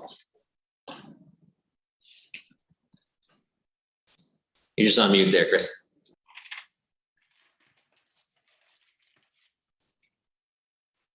Okay. Yes, thank you, chairs. The VCA welcomes the draft new official plan's attention to Ottawa as a community of neighborhoods, including the plan to maintain and develop 15-minute neighborhoods. The draft's focus in this context on local plans is important to address the future development, in our case, of Vanier. The VCA welcomes city staff's indication that it will seek from council approval of a Vanier secondary plan to include the Montreal Road District secondary plan. And as I've heard it from our councilor's office, at least the Vanier part of the Beechwood Community Design Plan. The VCA regrets that the current draft fails to respond to the VCA's call for the plan to address high-density regenerating neighborhoods. such as Vanier, and has been mentioned by Cheryl earlier concerning Hindenburg, where existing density and current zoning already provide for intensification well beyond the proposed targets for the proposed evolving overlay. As a former municipality, Vanier was one of the most densely populated cities in Ontario. In its original submission on the draft, the VCA outlined measures needed to address high-density regenerating neighborhoods, especially for situations like Vanier, where green space, tree canopy, parkland, recreation, and community health facilities are lacking. The VCA believes that a secondary plan is essential to address these gaps and to reinforce what are in the staff draft general targets with considerable ambiguity for for lower income neighborhoods such as Vanier. The draft plan also needs to take into consideration high density neighborhoods and rezoning and targets related to bordering areas of corridors. In less than 250 odd hectares, Vanier has 3 traditional main street corridors, and 2 minor corridors, together with the Vanier Parkway. Further intensification of such corridors must be zoned carefully and avoid spot zoning. In addition, I think it's also important to note that a large area of Vanier is a floodplain, which calls for a more rigorous planning framework for further development that reflects the past practice of preserving green space. The current draft language on floodplains simply needs improvement. This also requires a targeted approach to intensification, preservation of the existing mix of residential zone densities, and attention to a variety of housing, including in Vanier's predominant R4 zone. This applies also to development of additional tree canopy, green space, and parkland. The VCA supports revisions in the draft related to sub-targets for Ottawa's neighborhoods, lacking such essentials for healthy neighborhoods. In high-density neighborhoods, site plan control and community consultation is also essential. So we think it much in the same way as Old Ottawa South. The VCA objects to the draft language, which creates exemptions for site plan control. The VCA also believes that stronger language is needed concerning zoning of institutional public use zoning and the process to consider surplus schools and municipal facilities. The demolition of a former City of Vanier Park in the Audubon school property, its football field and field house without public consultation is unacceptable. Vanier has a large Francophone population which has shaped its history over the last 110 years and its heritage. Residents are proud of Vanier's diversity, which is built on Vanier's bilingual character and which includes a strong Indigenous population for which recognition and reconciliation and planning is essential. The VCA welcomes the draft's attention to the Indigenous community. It welcomes the focus on culture and placemaking, which the recent Vanier Cultural Forum addressed, and which we hope will be the basis to develop an inclusive Vanier cultural strategy. Vanier is a neighborhood of renters, 70% approximately. The draft fails to adequately address their needs and the importance of affordable housing relevant to Vanier's considerably lower average income. Climate mitigation, I've already mentioned, is critical for an area with a large floodplain, and we really do need to increase our poor tree canopy. We call on the city to provide the strong planning to address these needs in both the official plan and with targeted policies for Vanier through a comprehensive secondary plan. In this regard, I also want to thank fellow Vanier resident Nora Shantz for her remarks. Merci, thank you. Thank you very much, sir. I see no question for you, Chris. Thank you very much. Our next speaker is Liam O'Brien. I saw Liam earlier. Yeah, I'm here. he is. Thank you very much. I'd like to thank you all for staying up so late, and if I could buy you a coffee, I would.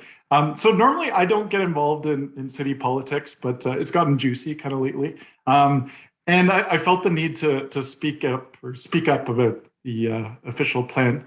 So I'm a professor at Carleton University in civil and environmental engineering. And my research answers questions like, does telework save energy?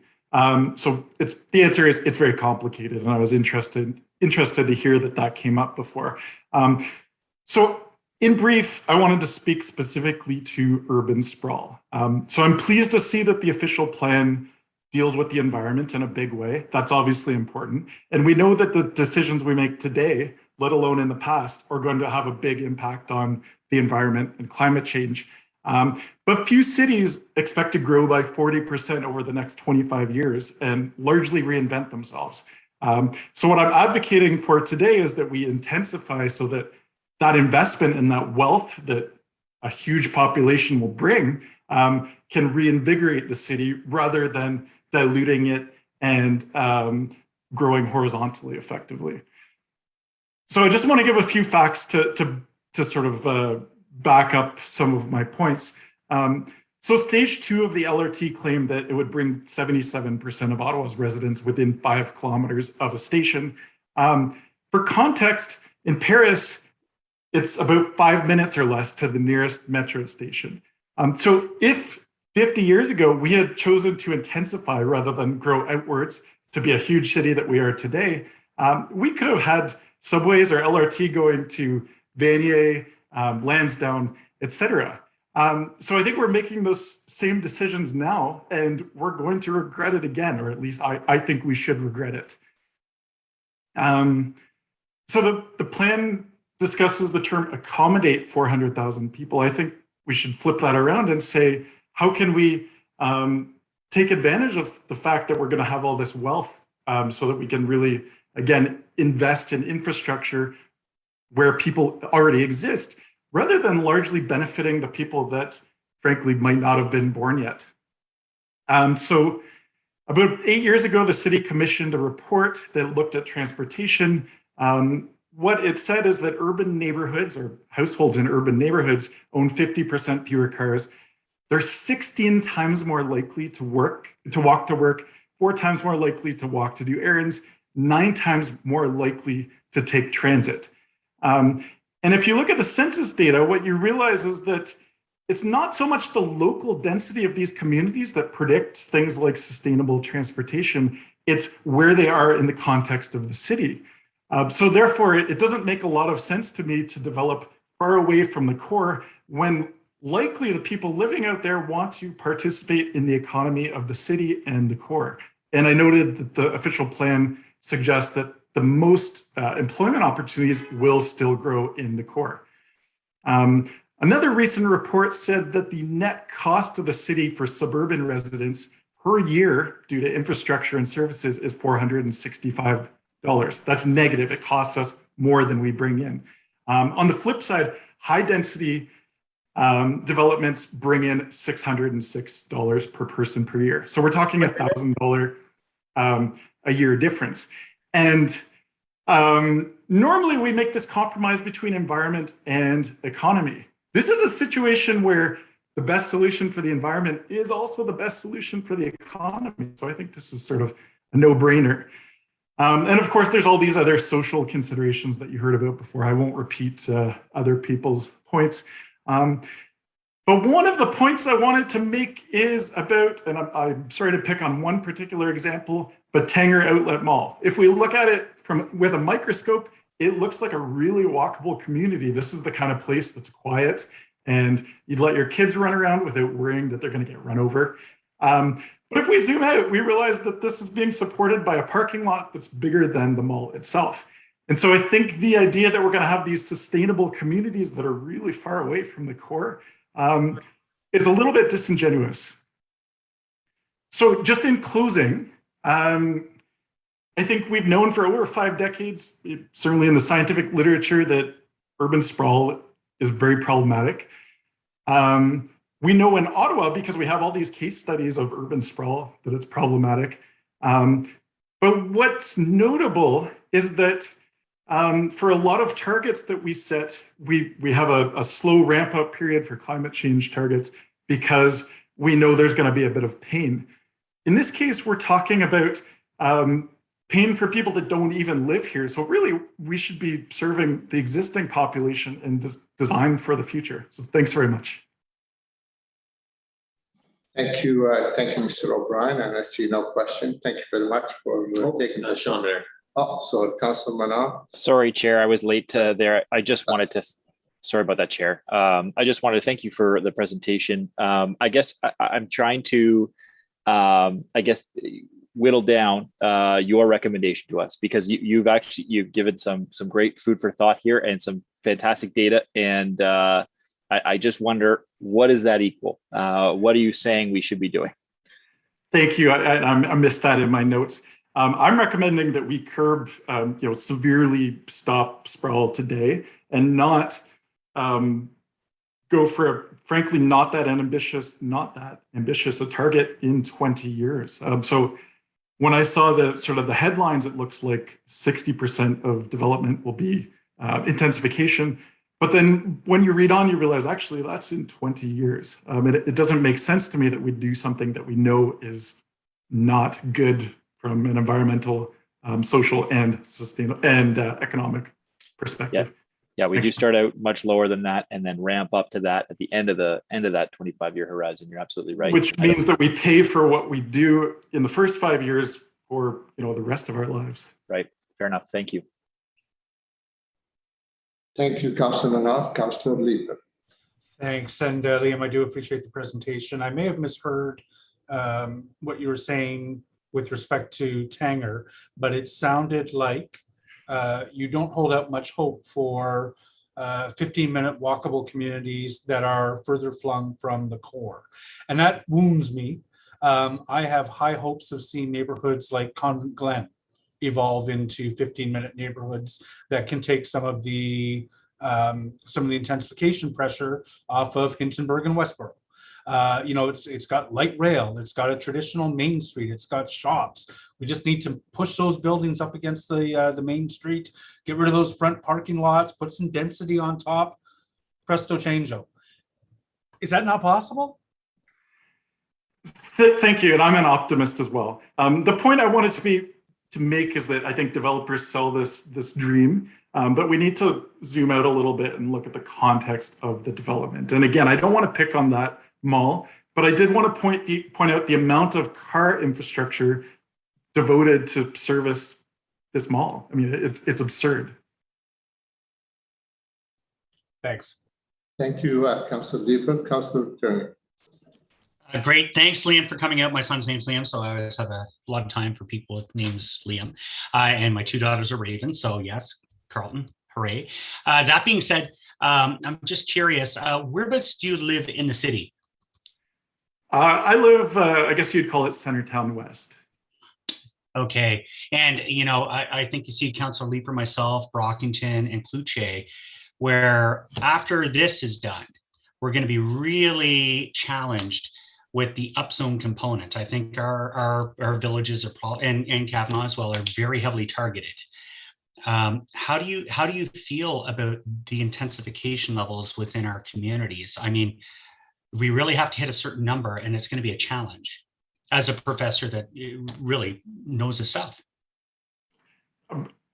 I'm all for it. I think my community, despite being relatively dense already, doesn't have a grocery store that nearby.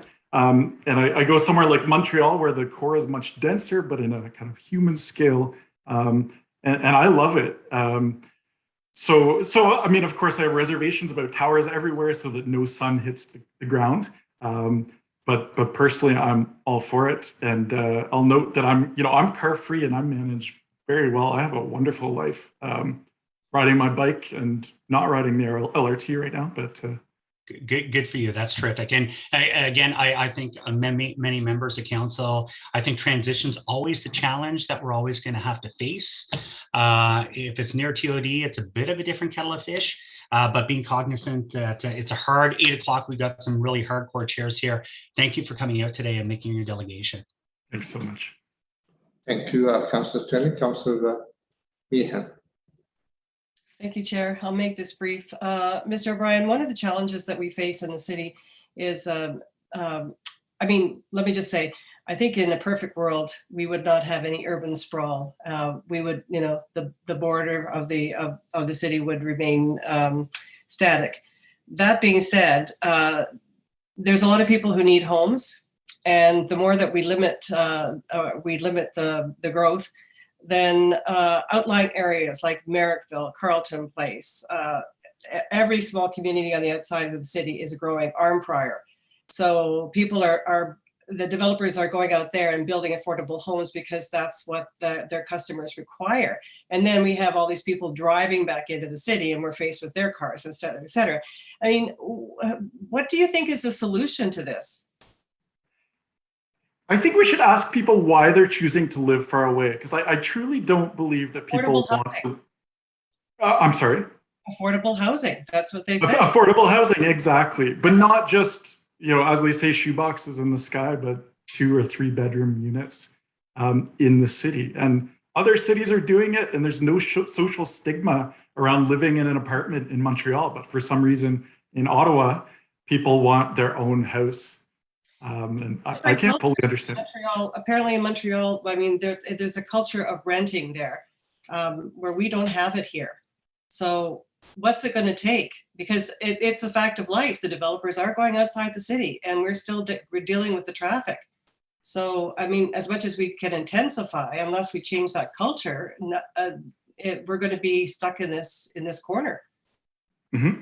I'll make just one point and say that I think the urban areas have actually sort of given into pressures from the outside. And so a lot of the people that are driving into the city don't live in the city, they live far away. And frankly, all that traffic has made living downtown less desirable. So we need to slow the traffic to people coming from outside. We need to make downtown more desirable. Okay, thank you. Thank you, Councillor Meehan, and I see no other questions. Thank you, Mr. O'Brien. We appreciate your presentation. Go to Judy Corkley. Judy, are you? Judy.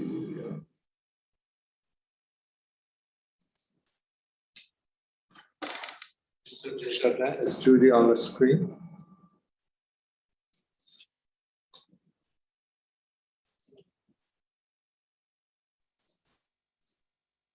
You have to let her in. She's in the waiting room.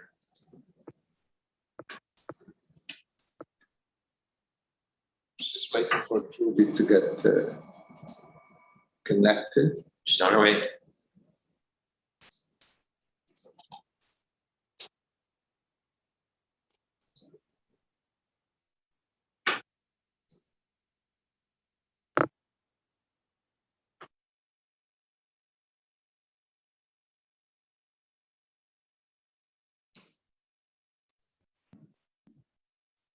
Judy is in now. Yes, good evening, everyone. Good evening.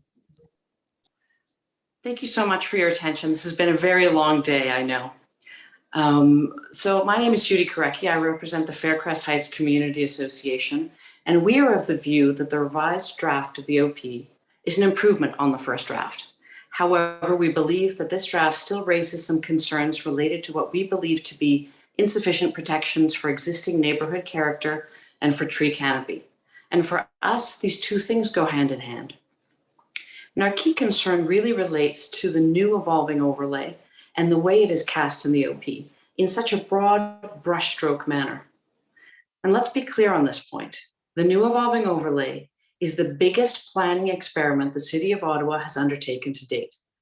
And so it's important that it be done in a manner that achieves its goals over the life of the plan, while also respecting existing neighborhood character. And there were some speakers who spoke before about the notions of proportionality, scale, in line, compatibility, tailored. OP Schedule B3 shows that at this juncture, the evolving overlay covers essentially half of the inner urban transect, essentially a third of the outer urban transect, and a fair part of the suburban transect. And as we all know, the OP allows for expansion of this reach further into neighborhoods in the future. And yet, despite covering such large parts of such wide arrays of different neighborhoods in these three transects, all rapid transit stations appear to be treated the same, yet we all know they have a different transit value.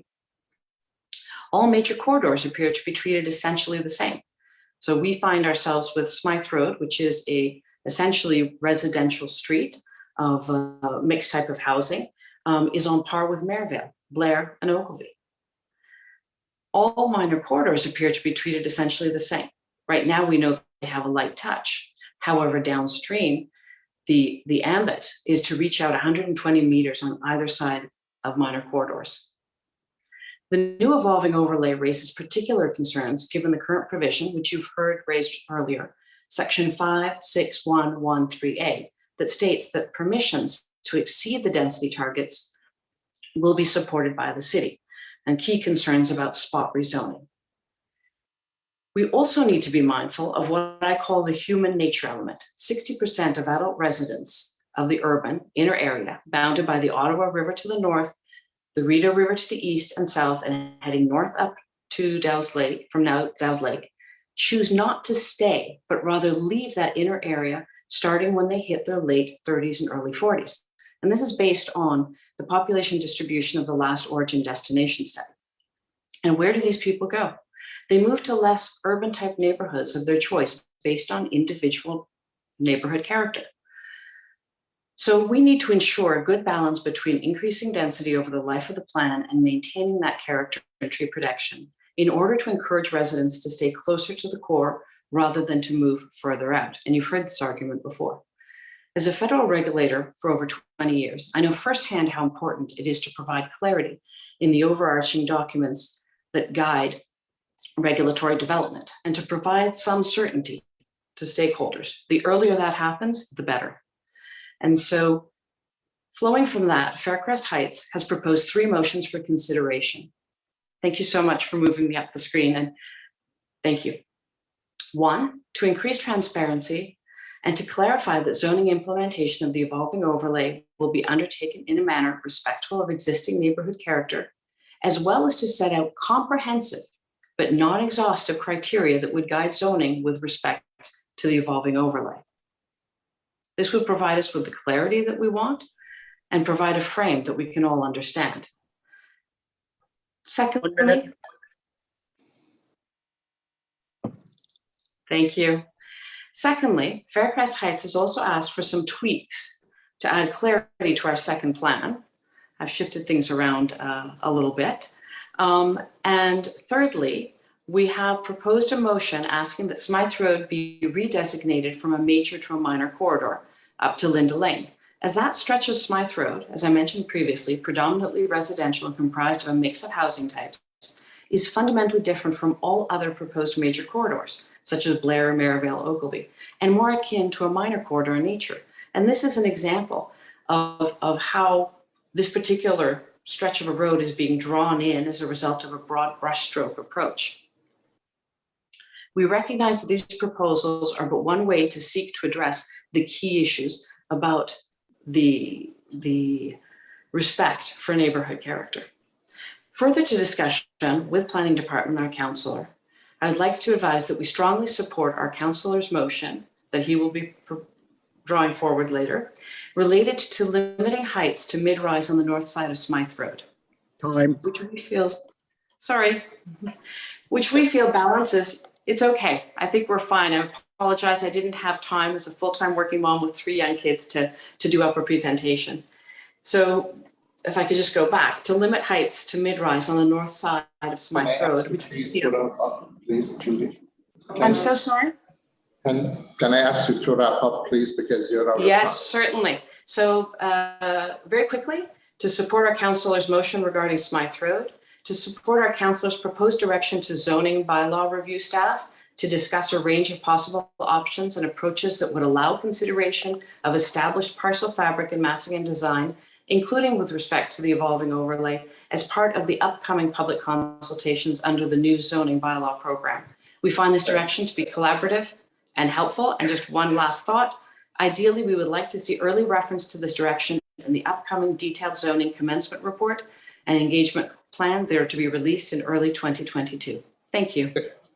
Thank you very much, Judy. And go back to the screen, and I see Councillor Cloutier must take us to 8 o'clock, I believe. Councillor Cloutier. Thank you, Chair Chantieri. Judy, merci beaucoup de ta présentation ce soir. I appreciate your work on the OP, for being so engaged, the big overall OP picture and diving into the details. I recognize this plan has significant implications on Faircrest Heights, and I sure do look forward to continue working together in the zoning bylaw. Just jumping off on your point about when and where people move out of the urban area of the city, can you tell me what makes this neighborhood, much of it evolving overlay, appealing to those new homeowners that make the choice that you spoke about? So I think that the key attraction of the neighborhood is that it has a suburban feel to it, which means there's a lot of trees, a lot of greenery, and a lot of calmness.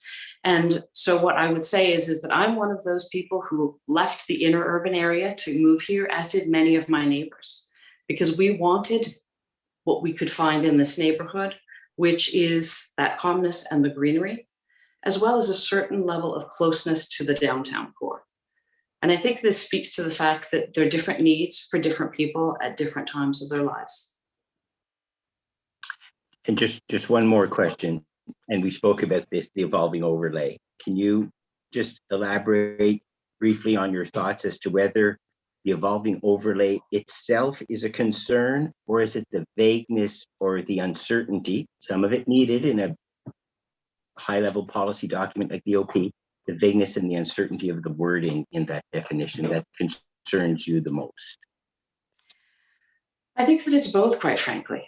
I think it is a top-down policy approach that's being drawn across the city. I'm not exaggerating. This is transformative for the city. And that's why you hear concerns from residents from inner urban, outer urban, and the suburban area. We don't know what's coming.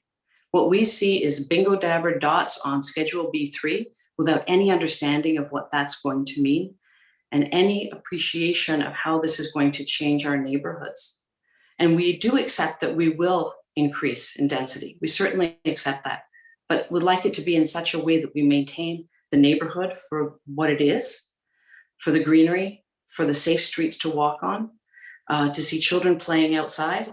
Earlier on, I had 7 children in my house and I was able to push them into my backyard, which I would not necessarily be able to do otherwise. And again, those are the things that matter to me and to the residents of this neighborhood. Thanks, Judy. I'm happy we got your delegation in today. Merci. Thank you. Thank you, Councillor Cloutier, and thank you, Judy. And before I turn it over to my colleague, we will be adjourning shortly and we'll be back tomorrow morning at 9 a.m. Chair Moffat. Thank you, everyone. Sorry for the folks that we didn't get to tonight, but we will get back to you first thing tomorrow morning. Just wanted to let members of council know that motions that are ready will be added to the shared drive tonight, this evening.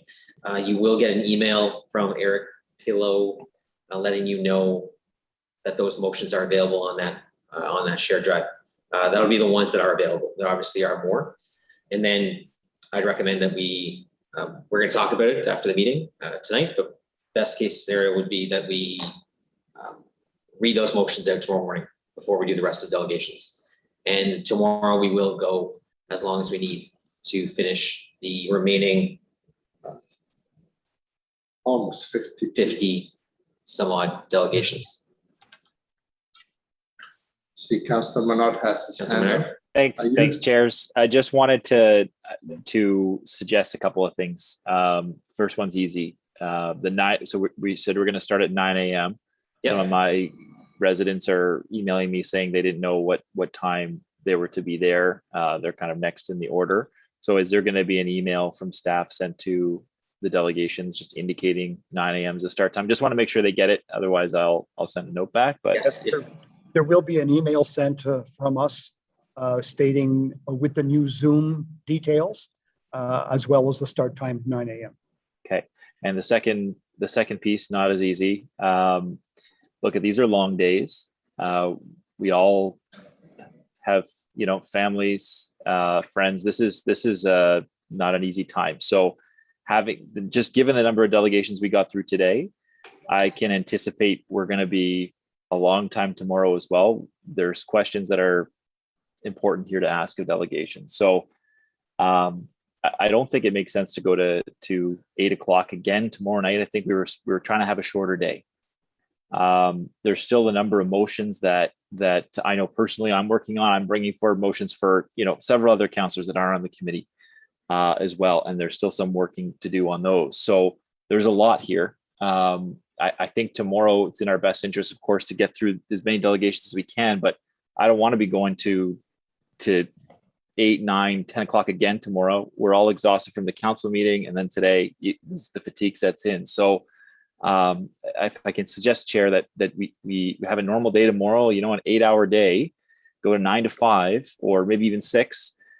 So we can all get off at 6 and, be with our family and friends, and then move from there to have motions that'll come forward, likely on several motions that should come forward on Monday as well, that I know are delayed now. So I'm putting the suggestion out there. I think we need to be cognizant of people's lives here. So yeah, I see everyone's putting their hands up. Obviously, we promised that we'd be leaving at 8 o'clock, and everyone wants to now talk about stuff. But we can reassess. We'll see how tomorrow goes. I mean, if we spend 3 hours on one delegation, that's not going to be overly productive.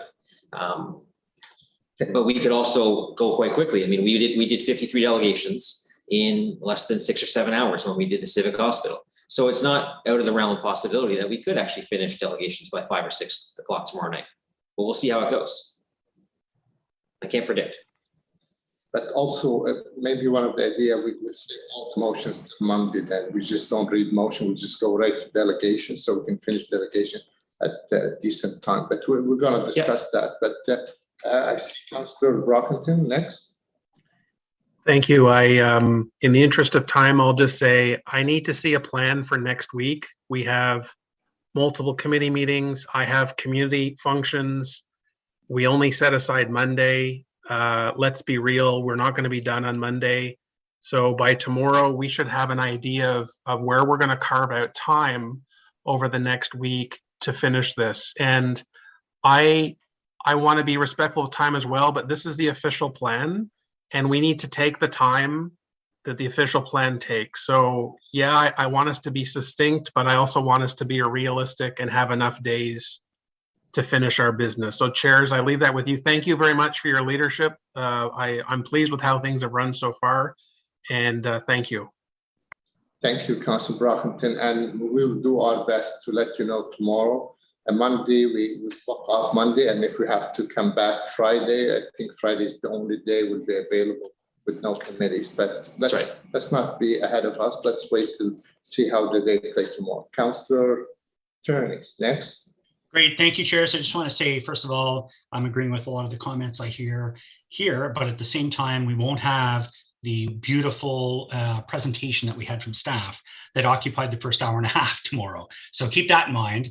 You balance that against the number we did today, it's going to be pretty close. If we're within 10 delegation striking range at 8 p.m. tomorrow night, I'd be inclined to plow through so we can really focus all weekend on preparing our motions for Monday, for Motion Monday. And I also just wanted to say, I want to give a big thanks to Mark.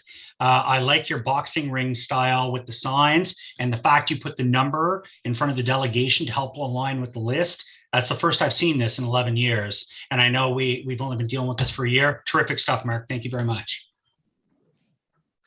Thank you, Councillor Turner. Councillor Leeper. I'll weigh in quickly with a request that we not move motions tomorrow, but that we wait. I think there's a lot of consolidation and case management that can be done over the weekend. Yeah, no worries. I mean, I was only going to have them moved for the sake of the committee. So if the committee doesn't need them, we will not do that tomorrow. We'll go straight to delegations right at 9 o'clock. And I think by Monday, we can all benefit from it for the weekend to review those motions. So. And then Tuesday, we have like 1,000 committees in the same day.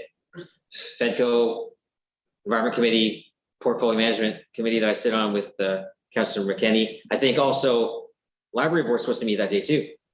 Yes, they are. So like every committee of life is going to meet on Tuesday. So with that, good night, and I'll see you tomorrow morning at 9. Thank you very much, everyone. Good night, everyone. Bonsoir. Thank you, chairs. Thank you, Mark. Good night. Great job, chairs. Thank you.